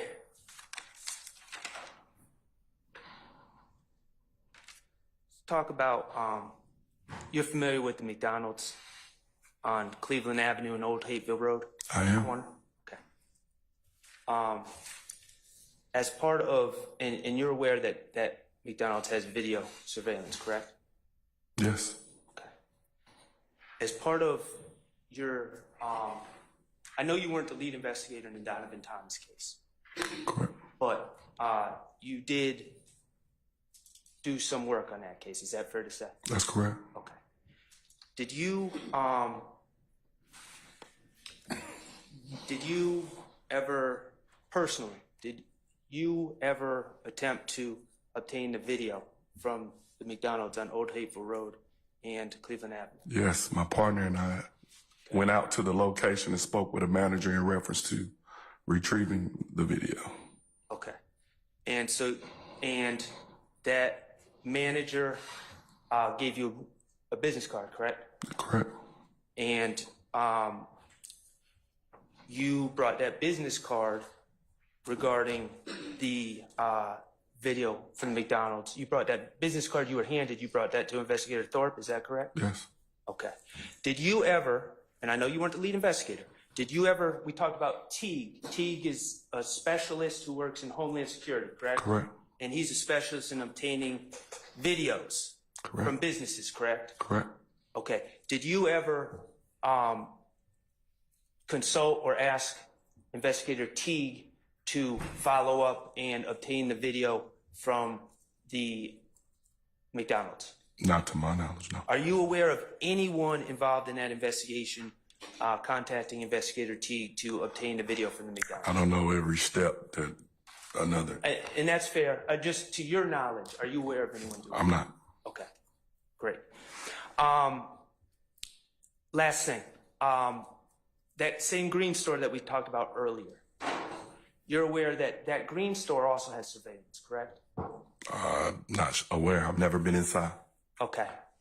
As part of the investigation of January 10, 2015, did you ever make any attempts? Again, I know you're not the lead investigator, but did you make any attempts to obtain video surveillance from the green store on Glen Street? Not to my knowledge, but I believe we spoke with the young lady that told us who the intended target of the shooting was. I'm not speaking about the time that someone tried to kill my client.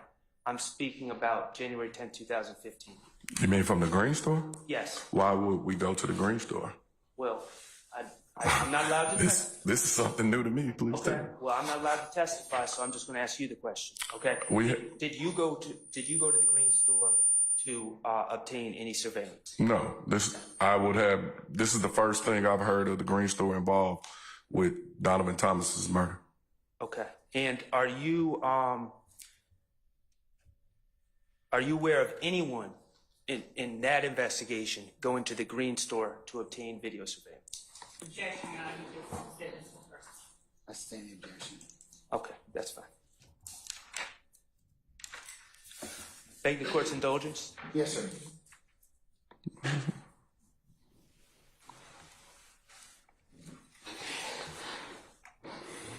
I don't have any further questions. Thank you, sir. Thank you. Mr. Adams? Yes, sir. All right, go ahead.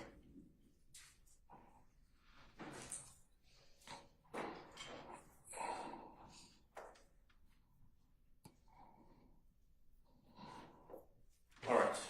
Retired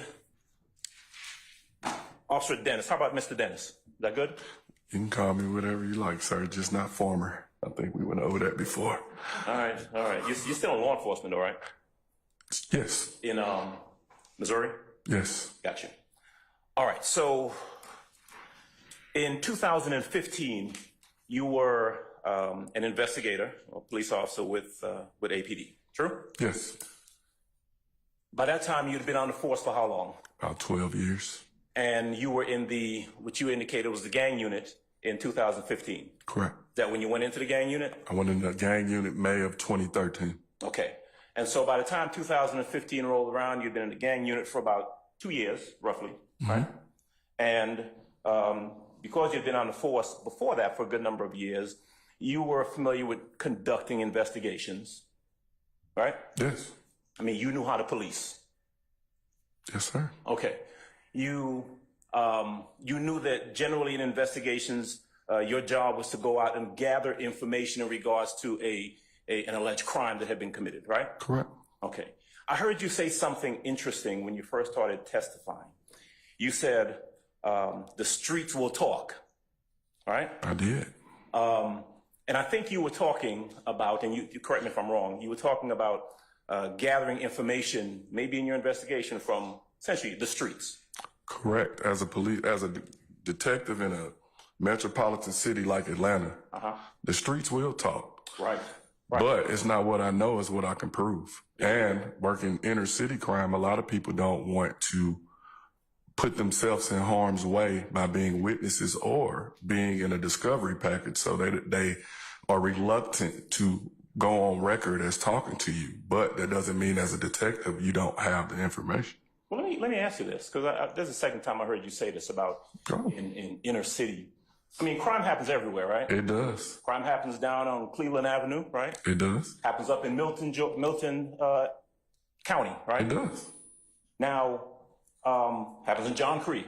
It does. Right. And regardless of whether it's in Cleveland Avenue or up in Johns Creek, you know, you may come across in an investigation people who don't want to talk to you. That's correct. Right. So, you know, crime happens all over the place, and it may be different in some areas or it may not, right?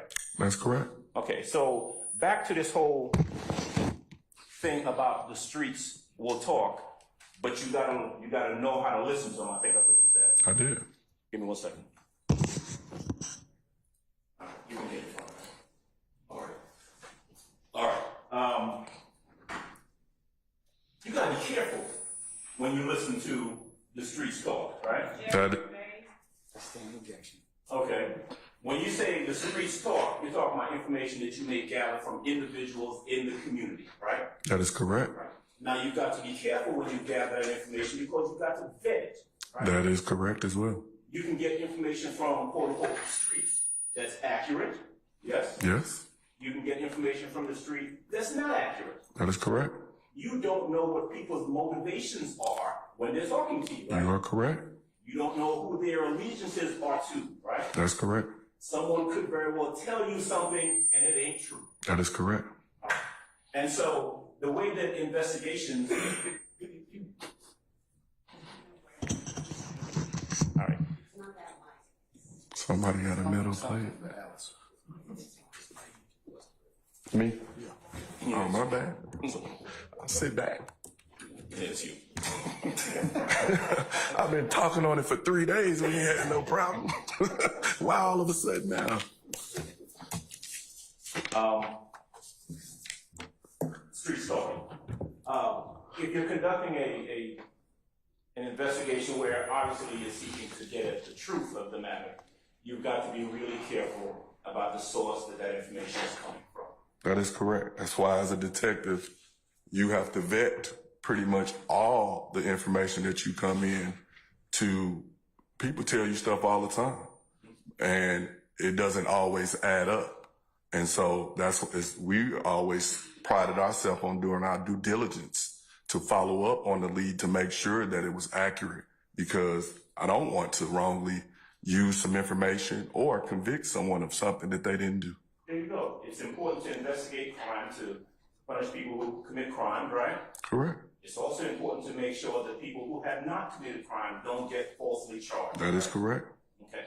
And because ultimately, you as a police officer have the power to take out a warrant and have someone arrested and charged with a crime. That's correct. Right? Investigations ought to be based on facts, right? Correct.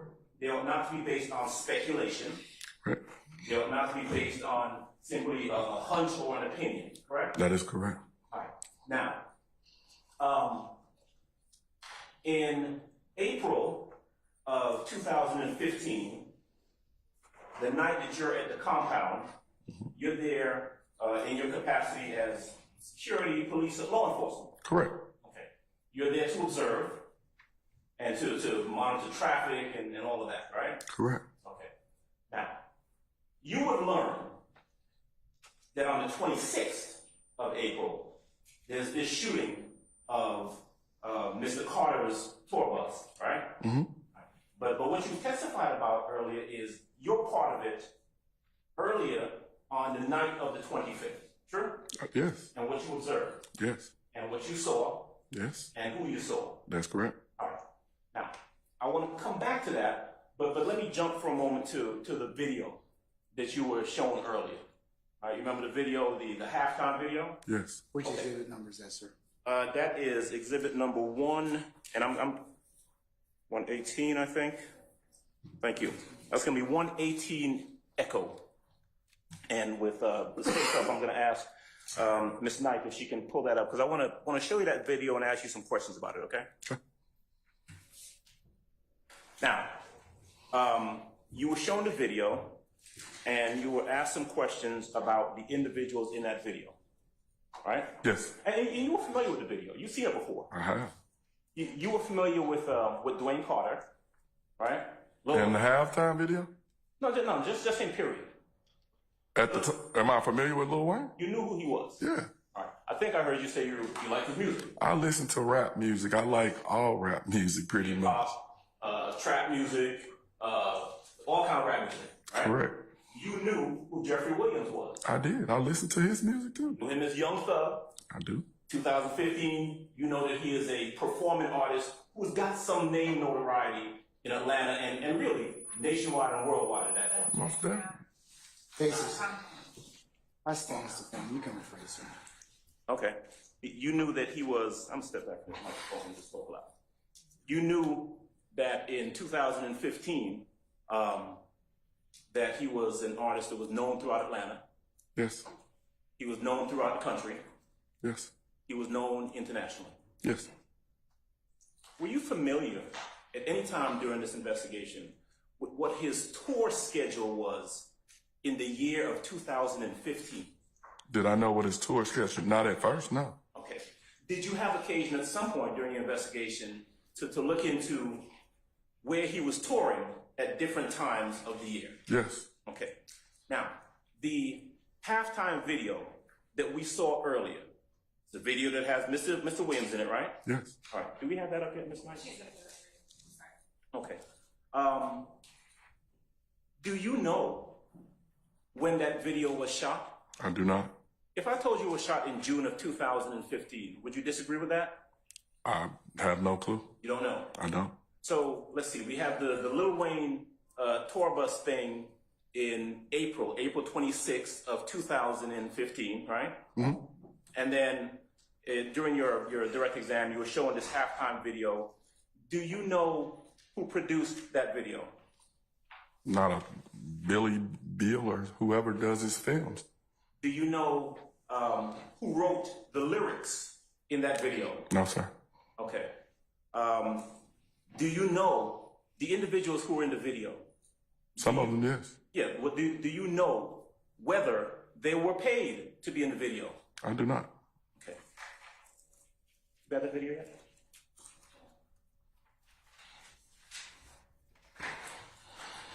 In the video, there are individuals who are holding up what appears to be guns. Remember that? Yes. Do you know whether or not those are props or whether they're real guns? I do not. In the video, you see Mr. Williams with a wad of money, and some of it drops sometimes in the airport. Mm-hmm. Do you know whether that's real money or whether that's props? I do not. You indicated that you believe the video was filmed at the vault, all right? Yes. Do you know who the videographer was? I do not. All right. Here's what I want you to do. We've got State's Exhibit 118E up on the screen. I want you to, because you were asked some questions about some of the verbiage, some of the words in the video. I want you to watch the video, all right? And I want you to listen to it, and then I want to ask you some questions, okay? All right. And before we do that, you agree with me that artists, all kind of artists, make music videos, true? Correct. Including rap artists, right? Mm-hmm. And sometimes you may have some language in, especially in some rap videos, that's kind of dicey. True? That's correct. All right. There's some dicey language in this video, ain't there? All right. Depends on the listener. Here you go. All right. Let's go ahead and play that video. Once you pay attention, then I got some questions for you on the other side. All right.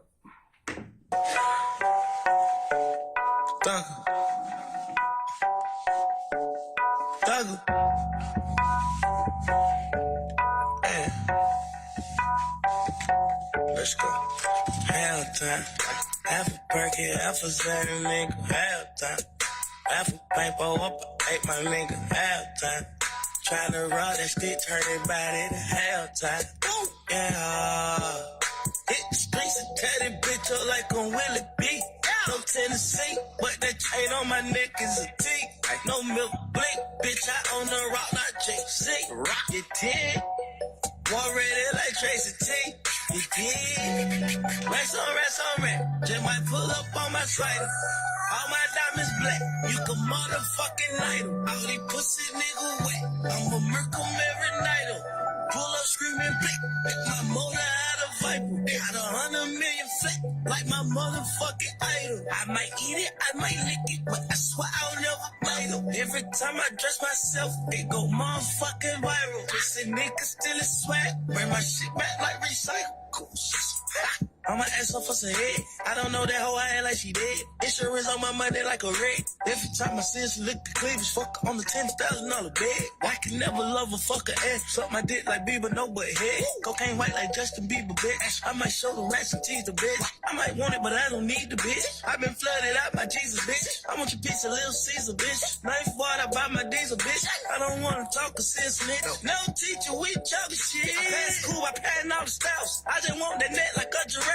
I like fish and water, I'm about 17.5, I shave it like it's now. Play that, watch the kids like a day count. I don't play game low, I'm not the foul. I got hot wheels like a motherfucking girl. Chanel vintage, but this shit is real. Yeah, your time. Yeah, like very good.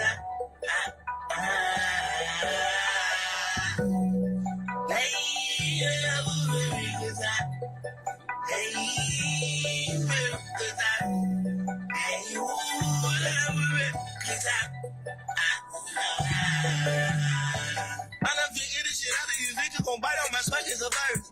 I done the swag and I pull up on bitches dressing all white like Miley Cyrus. Yeah, knowing I gay, I fuck bitches on bitches. I whip out, she suck on my private. Psych it. Little nigga play on my catching, I'm bad in the stick, I'm folding like a wallet. Ooh, I swear to God, it's only one of me and these bitches 3D like a child. Ooh, I'm walking through it like tons of the ones and these bitches grabbing on my phallus. Ooh, fuck nigga try me, I swear I got Lil Wood, they pull up and pop at it nugget. Bitch, I got water on, look like I'm fresh from Hawaii. Every time I'm motherfucking life. I'm about everything I want, I can think twice. You can turn the ice straight off, baby, I'm having ice. Having it as long as I live, we'll want to wait. Yeah, every time. Yeah, like very good.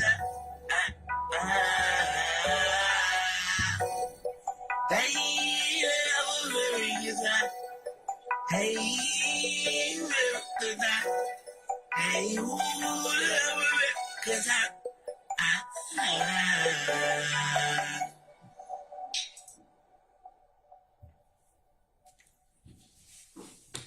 All right. Music videos, that music videos by rap artists, entertainment, right? Mm-hmm. And you are familiar, I presume, tell me if I'm wrong about this, that you have entertainers who make music videos with all sorts of suggestive lyrics and images in it, true? Yes, true. And you would agree that in this video, Mr. Williams is the main character, right? Correct. These videos sell records, right? Correct. When you pulled this video, well, were you the one who got this video? I'm not sure. Okay. I told you it was Detective Raisi. Would that sound about right? Could be. Okay. Do you agree with me that this video had about 95 million viewers? Objection, Your Honor, one, relevance, and number two, speculation. Do you know? I'll sustain the objection. You don't have to answer that. Yes, sir. Go ahead. I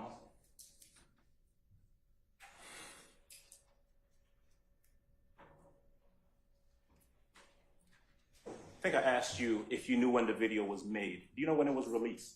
I don't.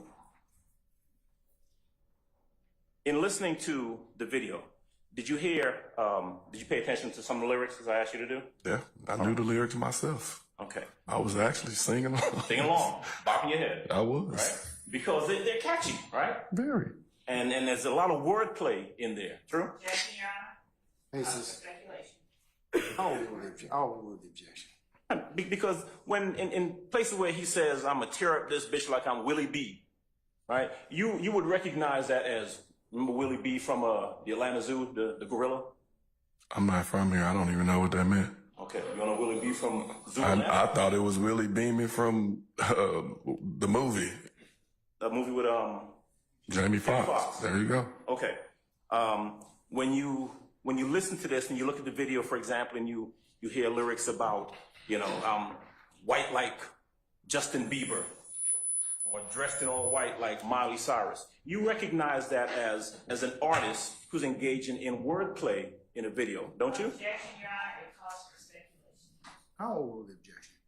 True. Possibly true. I mean, when he says, I'm like a fish in water, I mean, Jeffrey Williams ain't a fish, right? Correct. But when he also says, F with me, Lil Woody gonna come pop at your noggin. Is that wordplay or is Lil Woody really gonna come pop at your noggin? Well, so let me ask you about that. Go ahead. Have you heard other lyrics by artists who talk about shooting or robbing or anything like that? I stand the objection. Okay. Do you know whether or not Mr. Williams was the one who wrote those lyrics? I'm not sure, but I know Mr. Copeland, and I know that he might come pop at your noggin. Okay. Well, let me ask you though about Mr. Williams, because that was a question. Go ahead. And about the song. All right. Do you know what was intended or what anyone thought about when they were writing, whoever it was, writing the lyrics to this song? Blind. And foundation in terms of someone else's intent. I stand the objection. So is it that it's art, but if you think you can pick something out of there and try and put it into a case? Your Honor, one, speculation. Two, form and compound question. I stand the objection.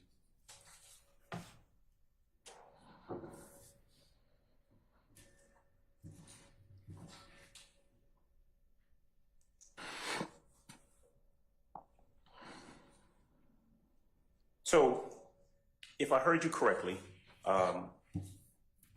you don't know when the video was produced, and you don't know when it was aired. True? I stand the objection. All right.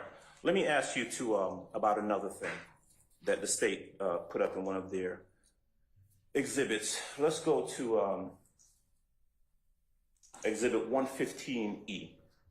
And actually, before we go there, let me ask you a question. You're familiar with the fact that Mr. Williams spent some time or grew up in the Cleveland Avenue area. Is that correct? I'm aware, yes. And you know that there are a lot of folks in that area who know each other. True? True. Right. I mean, you talked earlier about the association between Trontavia Stevens, and you mentioned some other names, right? Yes. And would you find it odd for an individual who grew up with some folks to put him in a music video of his? Objection, Your Honor. Relevance and speculation. I stand the objection.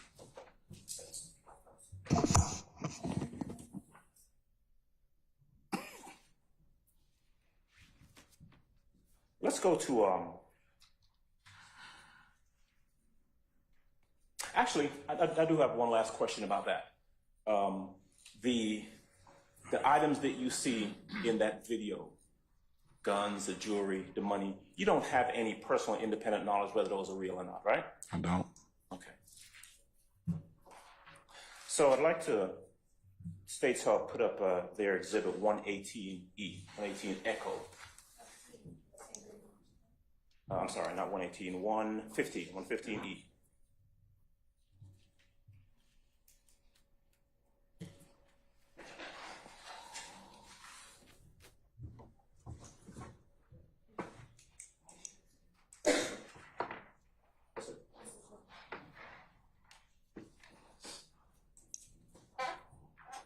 Do you have a hard copy of 115E in front of you there, Mr. Dennis? I'm sure if it's up here, I got it. What is it, if you can tell me? Let me see. Let me get up there. Take a look. Walk up there, John. Yes, sir. Take a look.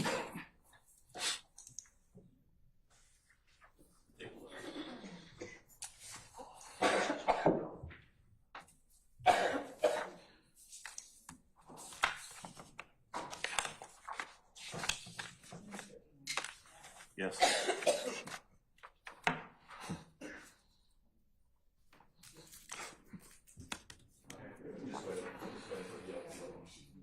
All right, that's fine.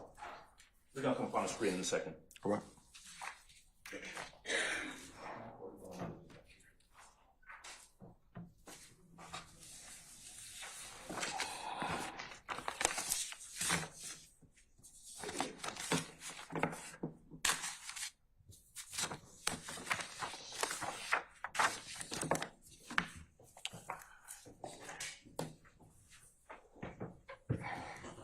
All right.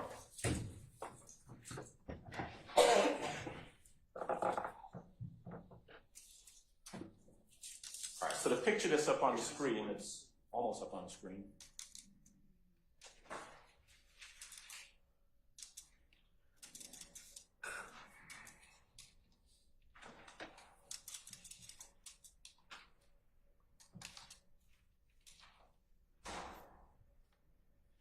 All right, so that is the picture that you identified earlier as Jimmy Winfrey, is that right? That is correct. And that date on the bottom, November 6, 2020.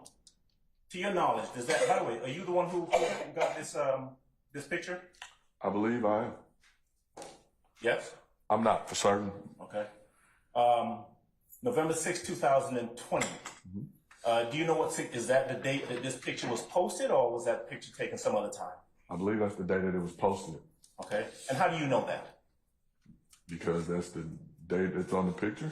Okay. You don't know whether it was reposted or not? I don't know that, sir. So when it says up there, and I'm pointing to the verbiage at the top on the right, 62W, that's 62 weeks, right? That refers to the amount of time or how long ago that image was posted. Is that right? That's possible, yeah. All right, 62 weeks. So would that mean that it was posted 62 weeks before November 6th, 2020? Standing objection. Do you know? I don't know, sir. I stand objection. Okay.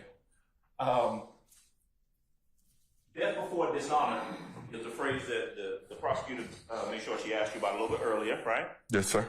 And I think your response to that was, it means, quote, not to snitch, right? Correct. Death before dishonor is also a widely used term, kind of like the unofficial motto of the Marines, isn't it? I wasn't a Marine, so I don't know. Okay. So you don't know whether that term is used in other contexts as well? I don't. Okay. Don't know whether it originated with samurais way back when? I do not. Okay. I specialize in gangs. Right. And in gang culture, it means to remain silent. Does it? To have death before dishonor. Does it? In my expertise, yes. Okay. And so you are an expert, or in your expertise, but you've never heard the phrase used in any other context before? I'll sustain the objection. Maybe not with Mr. Adams quite yet. You only know of it in one context? The context that I know it as is to remain silent and not to snitch. That wasn't my question. I don't know it in any other context. Never heard it in any other context before. Relevance, objection, ask and answer. I sustain the objection.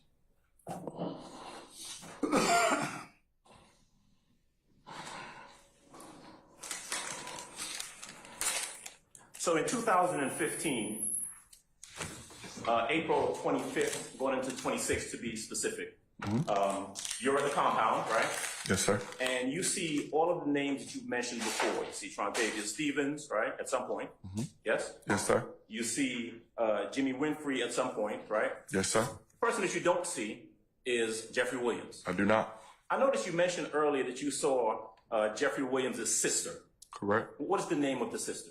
I believe it was either Dolly or Dora. I don't know them apart. Okay, but her name is either Dolly or Dora. Right? Correct. Her name ain't Jeffrey Williams' sister, right?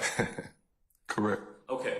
And what we know for a fact about the 25th, that night, is that Mr. Williams, Jeffrey Williams, was not in the state of Georgia, right? Objection, Your Honor, ask and answer. Not by me. I'll rule the objection. You can answer it.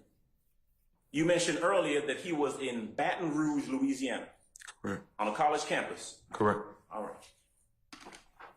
You weren't there, right? I was at the compound. Right. You never saw Dwayne Carter or Lil Wayne that night, did you? I did not. You didn't see anyone interact with Lil Wayne that night, right? Not from where I was positioned. Okay.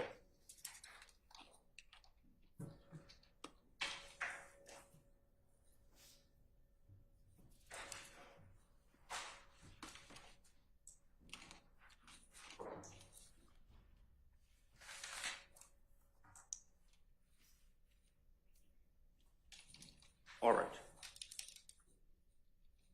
You were asked a number of questions about a quote unquote timeline, the thing that's behind you, right? Yes, sir. Okay, so I want to ask you some questions about that. And I want to get your assistance if I can.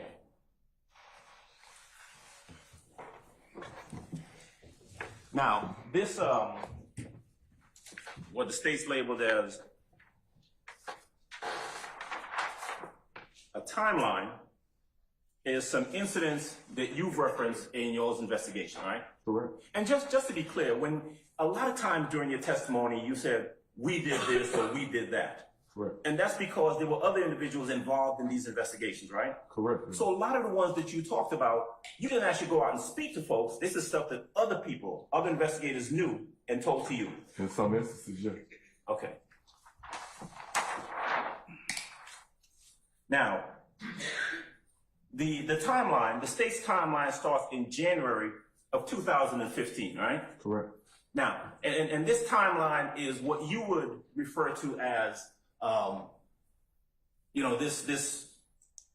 this conflict back and forth between what you said was YSL and If Gang, right? Yes, sir. But in fact, as you started looking at this, your determination was that this back and forth between them began before January of 2015, right? That's correct. In fact, it would go back as far as September, October of 2014. That's correct. There were conflicts between these individuals, these two entities that you referenced as gangs, as early as September, October 2014. That's correct. November 2014. That is correct. Incidents in December 2014. Correct. Right? And so this timeline really doesn't capture the entirety of your investigation of this conflict, does it? It does not. Okay. But that's where the state started, right? Objection, Your Honor, as to one, relevance of where the state started, and two, he's not looking at the law. I stand objection.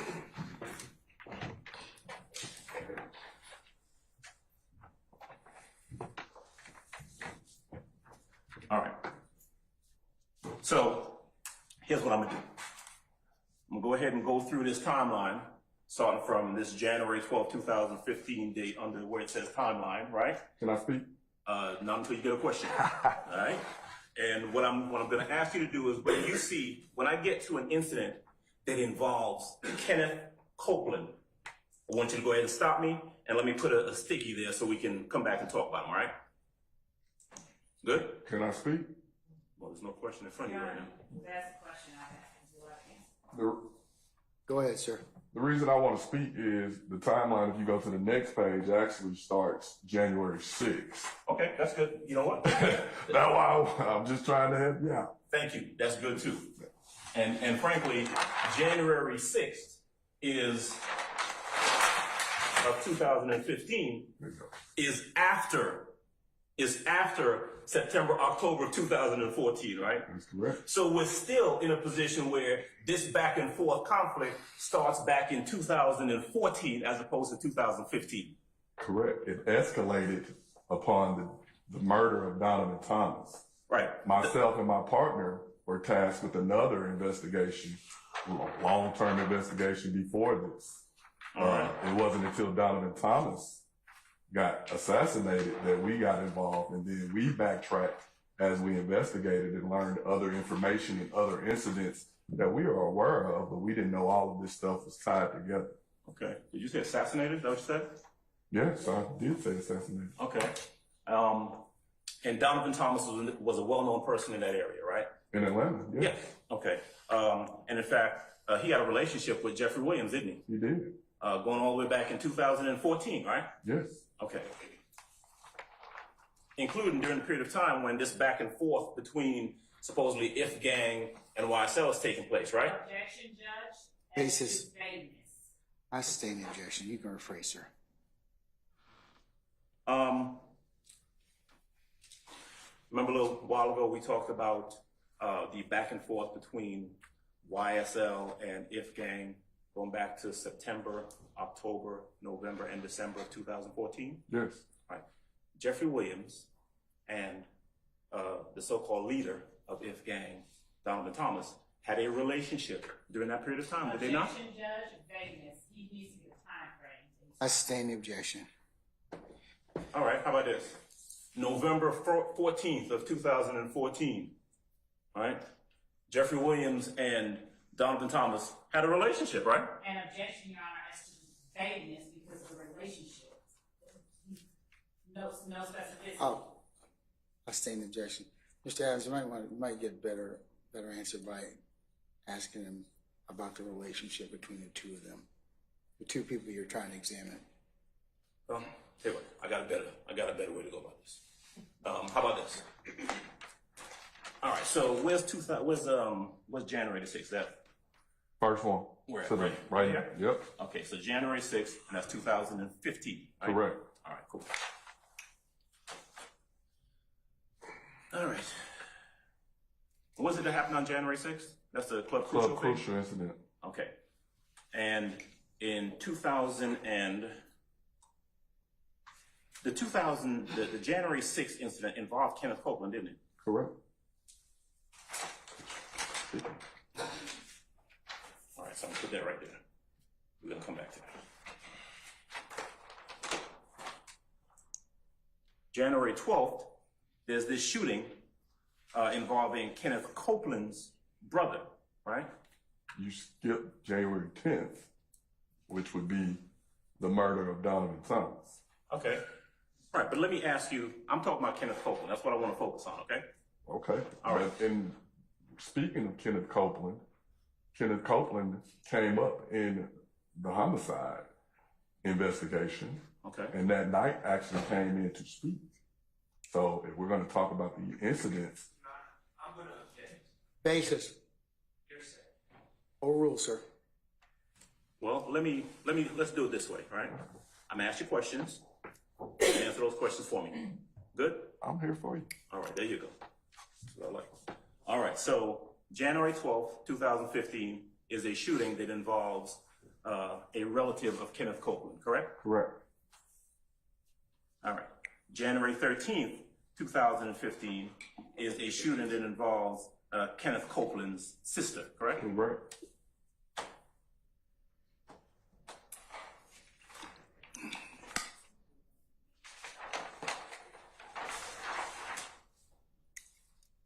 Let's see. January 26th is an incident that involves Kenneth Copeland's brother, correct? That's correct. Let's see, what else we got, Copeland?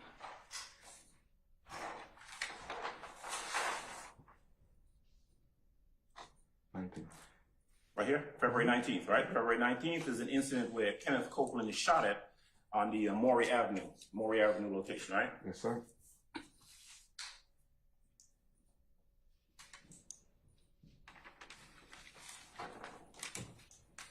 And actually, let me ask you something. Before February 19th, there was an incident where you and Gaither went looking for Kenneth Copeland, right? Looking for him? What incident? Well, was there a time when you and Detective Gaither approached Kenneth Copeland and he pulled a gun on you? That is correct. Okay. You would like me to elaborate on it? No, I'm just asking whether that happened. Because it happened, right? He didn't pull a gun. He attempted. I never met Kenneth Copeland. Okay. And amongst this investigation, just like with everybody else, I never met him. So when we saw him get off the highway, my partner knew him. She said, there you go. I started following. Okay. Based on all this that's going on, he pulled up in front of 322 Glen Street. He didn't know. They've been shooting at him multiple times. Okay. So when we started following him, he pulled off to the side and he looked as if he was pulling a gun. We were plainclothes detectives. I pulled my service weapon because I didn't know if he knew who I was And I wasn't trying to find out. And the moment that he saw that it was Detective Gaither and myself, yeah, we believe he had a gun. Did we see the gun? No. Okay. But we were in a plainclothes capacity, and 322 Glen Street is a known gang hangout. We pulled away and let it go because we didn't have vests on and we were not in the position to engage him. You never engaged him? Not that day, no. Didn't speak to him that day? We spoke to him and told him that we were the police. Yes. Okay. We identified ourselves. Yes, I think we were in a Charger or something at the time. So he didn't know if we were the police. We weren't in a marked vehicle. So once we did that, yeah, we let him know that, no, this is us. Like, we know we had to deal with this every day. So we knew what was going on and was very aware of the danger of it all and our actions, my actions, because I was the driver. Okay. So you pull up on him.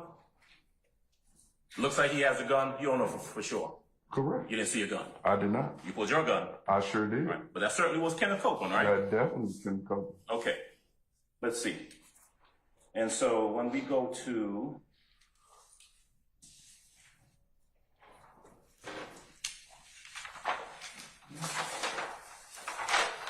April 28th, let's see. That's not him. Okay, where's our next Kenneth Copeland? The 28th, that day. But later down. Or later, Dunbar Center. All right, so we got another Kenneth Copeland incident, and this is where he is at the Dunbar Rec Center with an assault rifle, right? Correct. All right. That's all we got for Kenneth Copeland on this, right? I believe so. At that point, I think he was taken into custody. Okay. Because he's got an assault rifle. He's a convicted felon, right? That's correct. Okay. So, by my count,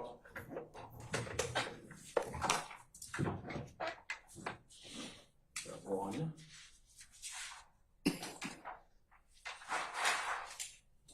2,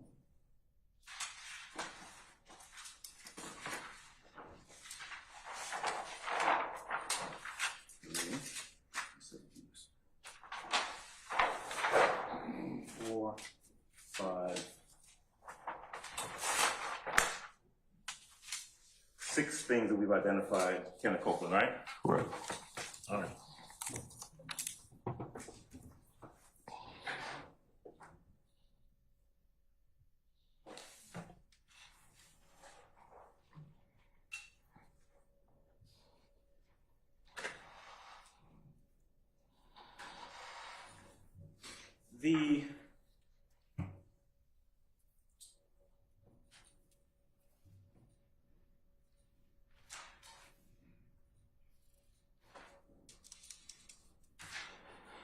Here we go. Dexter Montgomery, the Dexter Montgomery incident.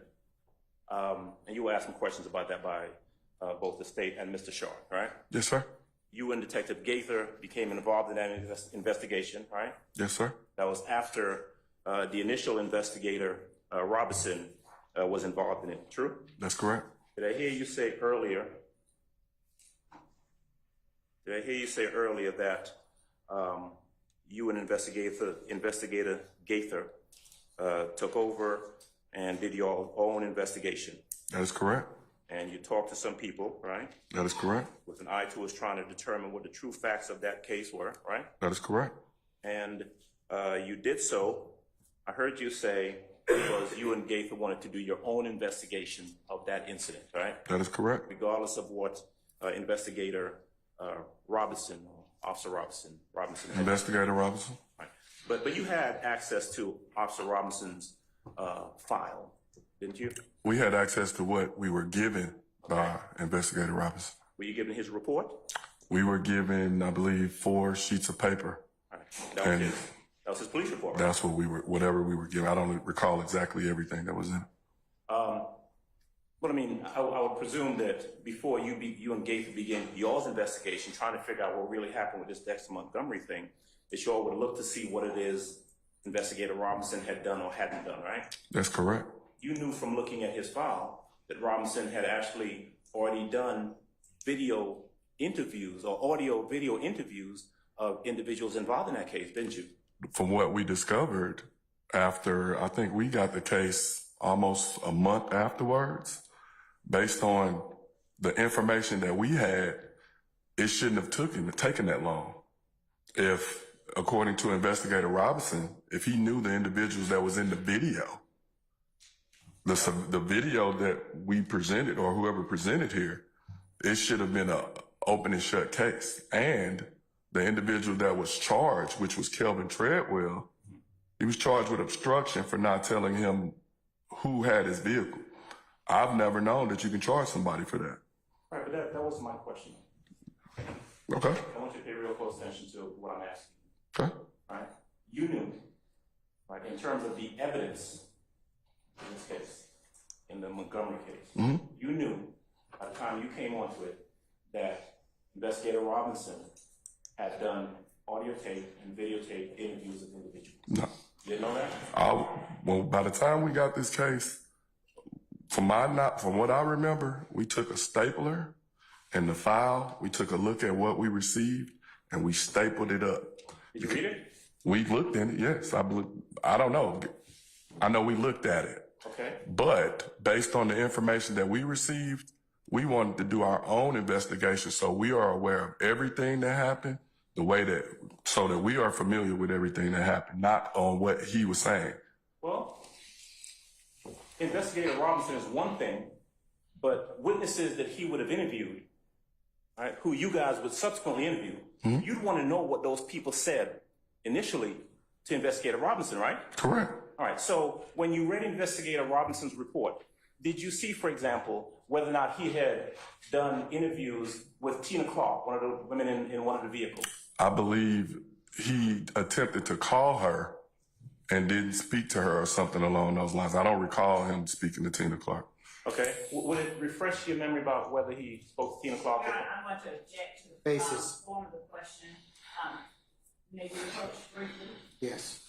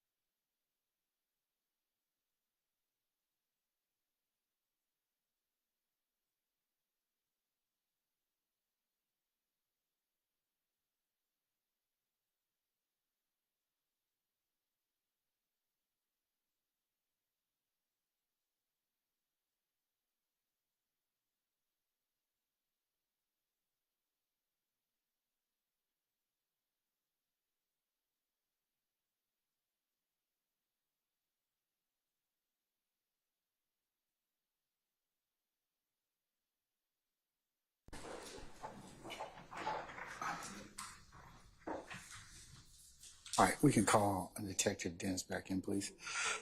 Excuse me.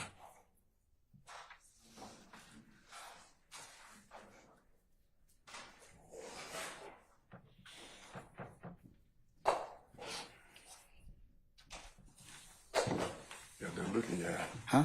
You got that look in your eye. No, we're done for the day, that's all. Okay, all right. Ladies and gentlemen, we have reached, after consulting with counsel, we have reached the natural stopping point for today. So what we're going to do is Detective Dennis. See you tomorrow. Hold on, let me give you. Just give me a second, sir.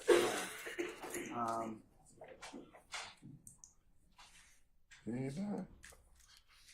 I'm wearing the same suit tomorrow, too. Nah, I got a green suit. I'm wearing just like you. I don't think I'll get your style. Okay, sir, can you be here tomorrow morning for 10:45? Sure. Okay, all right, we'll see you then, okay? All right, don't discuss testimony of any invasive attorneys in this case. All right, ladies and gentlemen, before I give you your admonitions, any ministerial inquiry of me? Anything? Okay, all right. Ladies and gentlemen, let's go through your nightly admonitions. Please, as you leave here today, put your notepads in the basket. Do not discuss the case in small groups, onesies and twosies, or as you're going to whatever means of conveyance that you are utilizing to get to your homes. As you're sitting back there waiting on us, remember it would be a violation for you to discuss the case, start to consider the case, or otherwise handicap any particular witness or witness's testimony, as you have not been given any instructions on how you're to begin your deliberative process. So that only comes when that time comes, and the court will give you instructions, but not until that time, okay? So remember, don't talk about the case while you're sitting back there. Also, do not go to any third-party sites, any recaps of this particular trial, or any other social media venues, and also resist the temptation of listening to this case or any accounts thereof on the news media, because remember, you can only consider what is presented in the four walls of this courtroom. So don't go to any to augment your understanding. Don't go to any other sites to review or otherwise augment your understanding. Also, do not go to any scenes depicted or that you may have seen or may have been testified to thus far. That would also be a violation. And ladies and gentlemen, if anybody should approach you in any mean manner or fashion, that it would be your duty to let myself and Sergeant Ingram know immediately. And then lastly, ladies and gentlemen, thank you for your patience with us, and thank you for the patience that you'll continue to give us. And with that, unless you have any other question, I knew it. You didn't give us a time for tomorrow. If you could be here for 10:30 for an 11 o'clock start time, and tomorrow's day will be sort of abbreviated. So I would suggest that you maybe have late breakfast or whatever. I'll give you a little bit of time for lunch, but it won't be the regular time period, because we will probably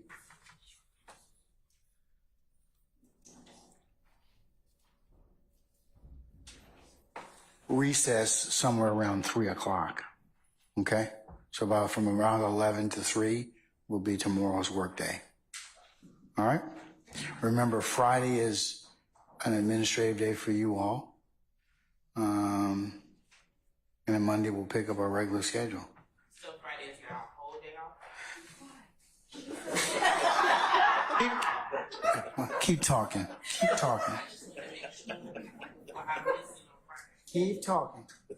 You'll be the only person that shows up. Yes, if I didn't make that clear already, no. As I've told you, shared with you earlier, I have another obligation every 2 weeks on Friday. And given that it's Mother's Day weekend, I'm going to let you all take that afternoon, okay? Thank you. All right. Any questions? Any further clarifications? Okay, all right. Monday, I will tell you tomorrow, but Monday we will gather at the regular time, 8:30 for our anticipated 9 o'clock start time. And I'll then kind of follow through again with our schedule for the rest of the month. Okay? All right. Anything else? Okay. All right. Ladies and gentlemen, thank you for your patience. We will see you tomorrow morning for 10:30 for anticipated 11 o'clock start time. All rise.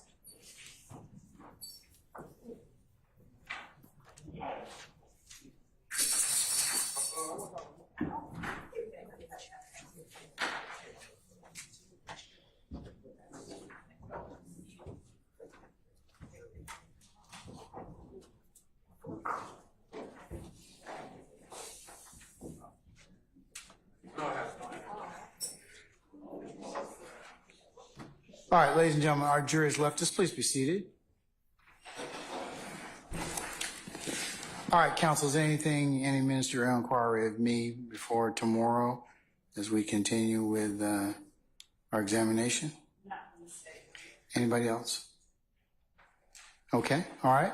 Then, counsels, I would ask that you all be here tomorrow morning for 10:30 for an anticipated 11 o'clock start time. Same instructions that I gave the jury. We will have an abbreviated day from about 11 until 3. So just plan accordingly, okay? Yep. All right. Somebody say something, I'm sorry?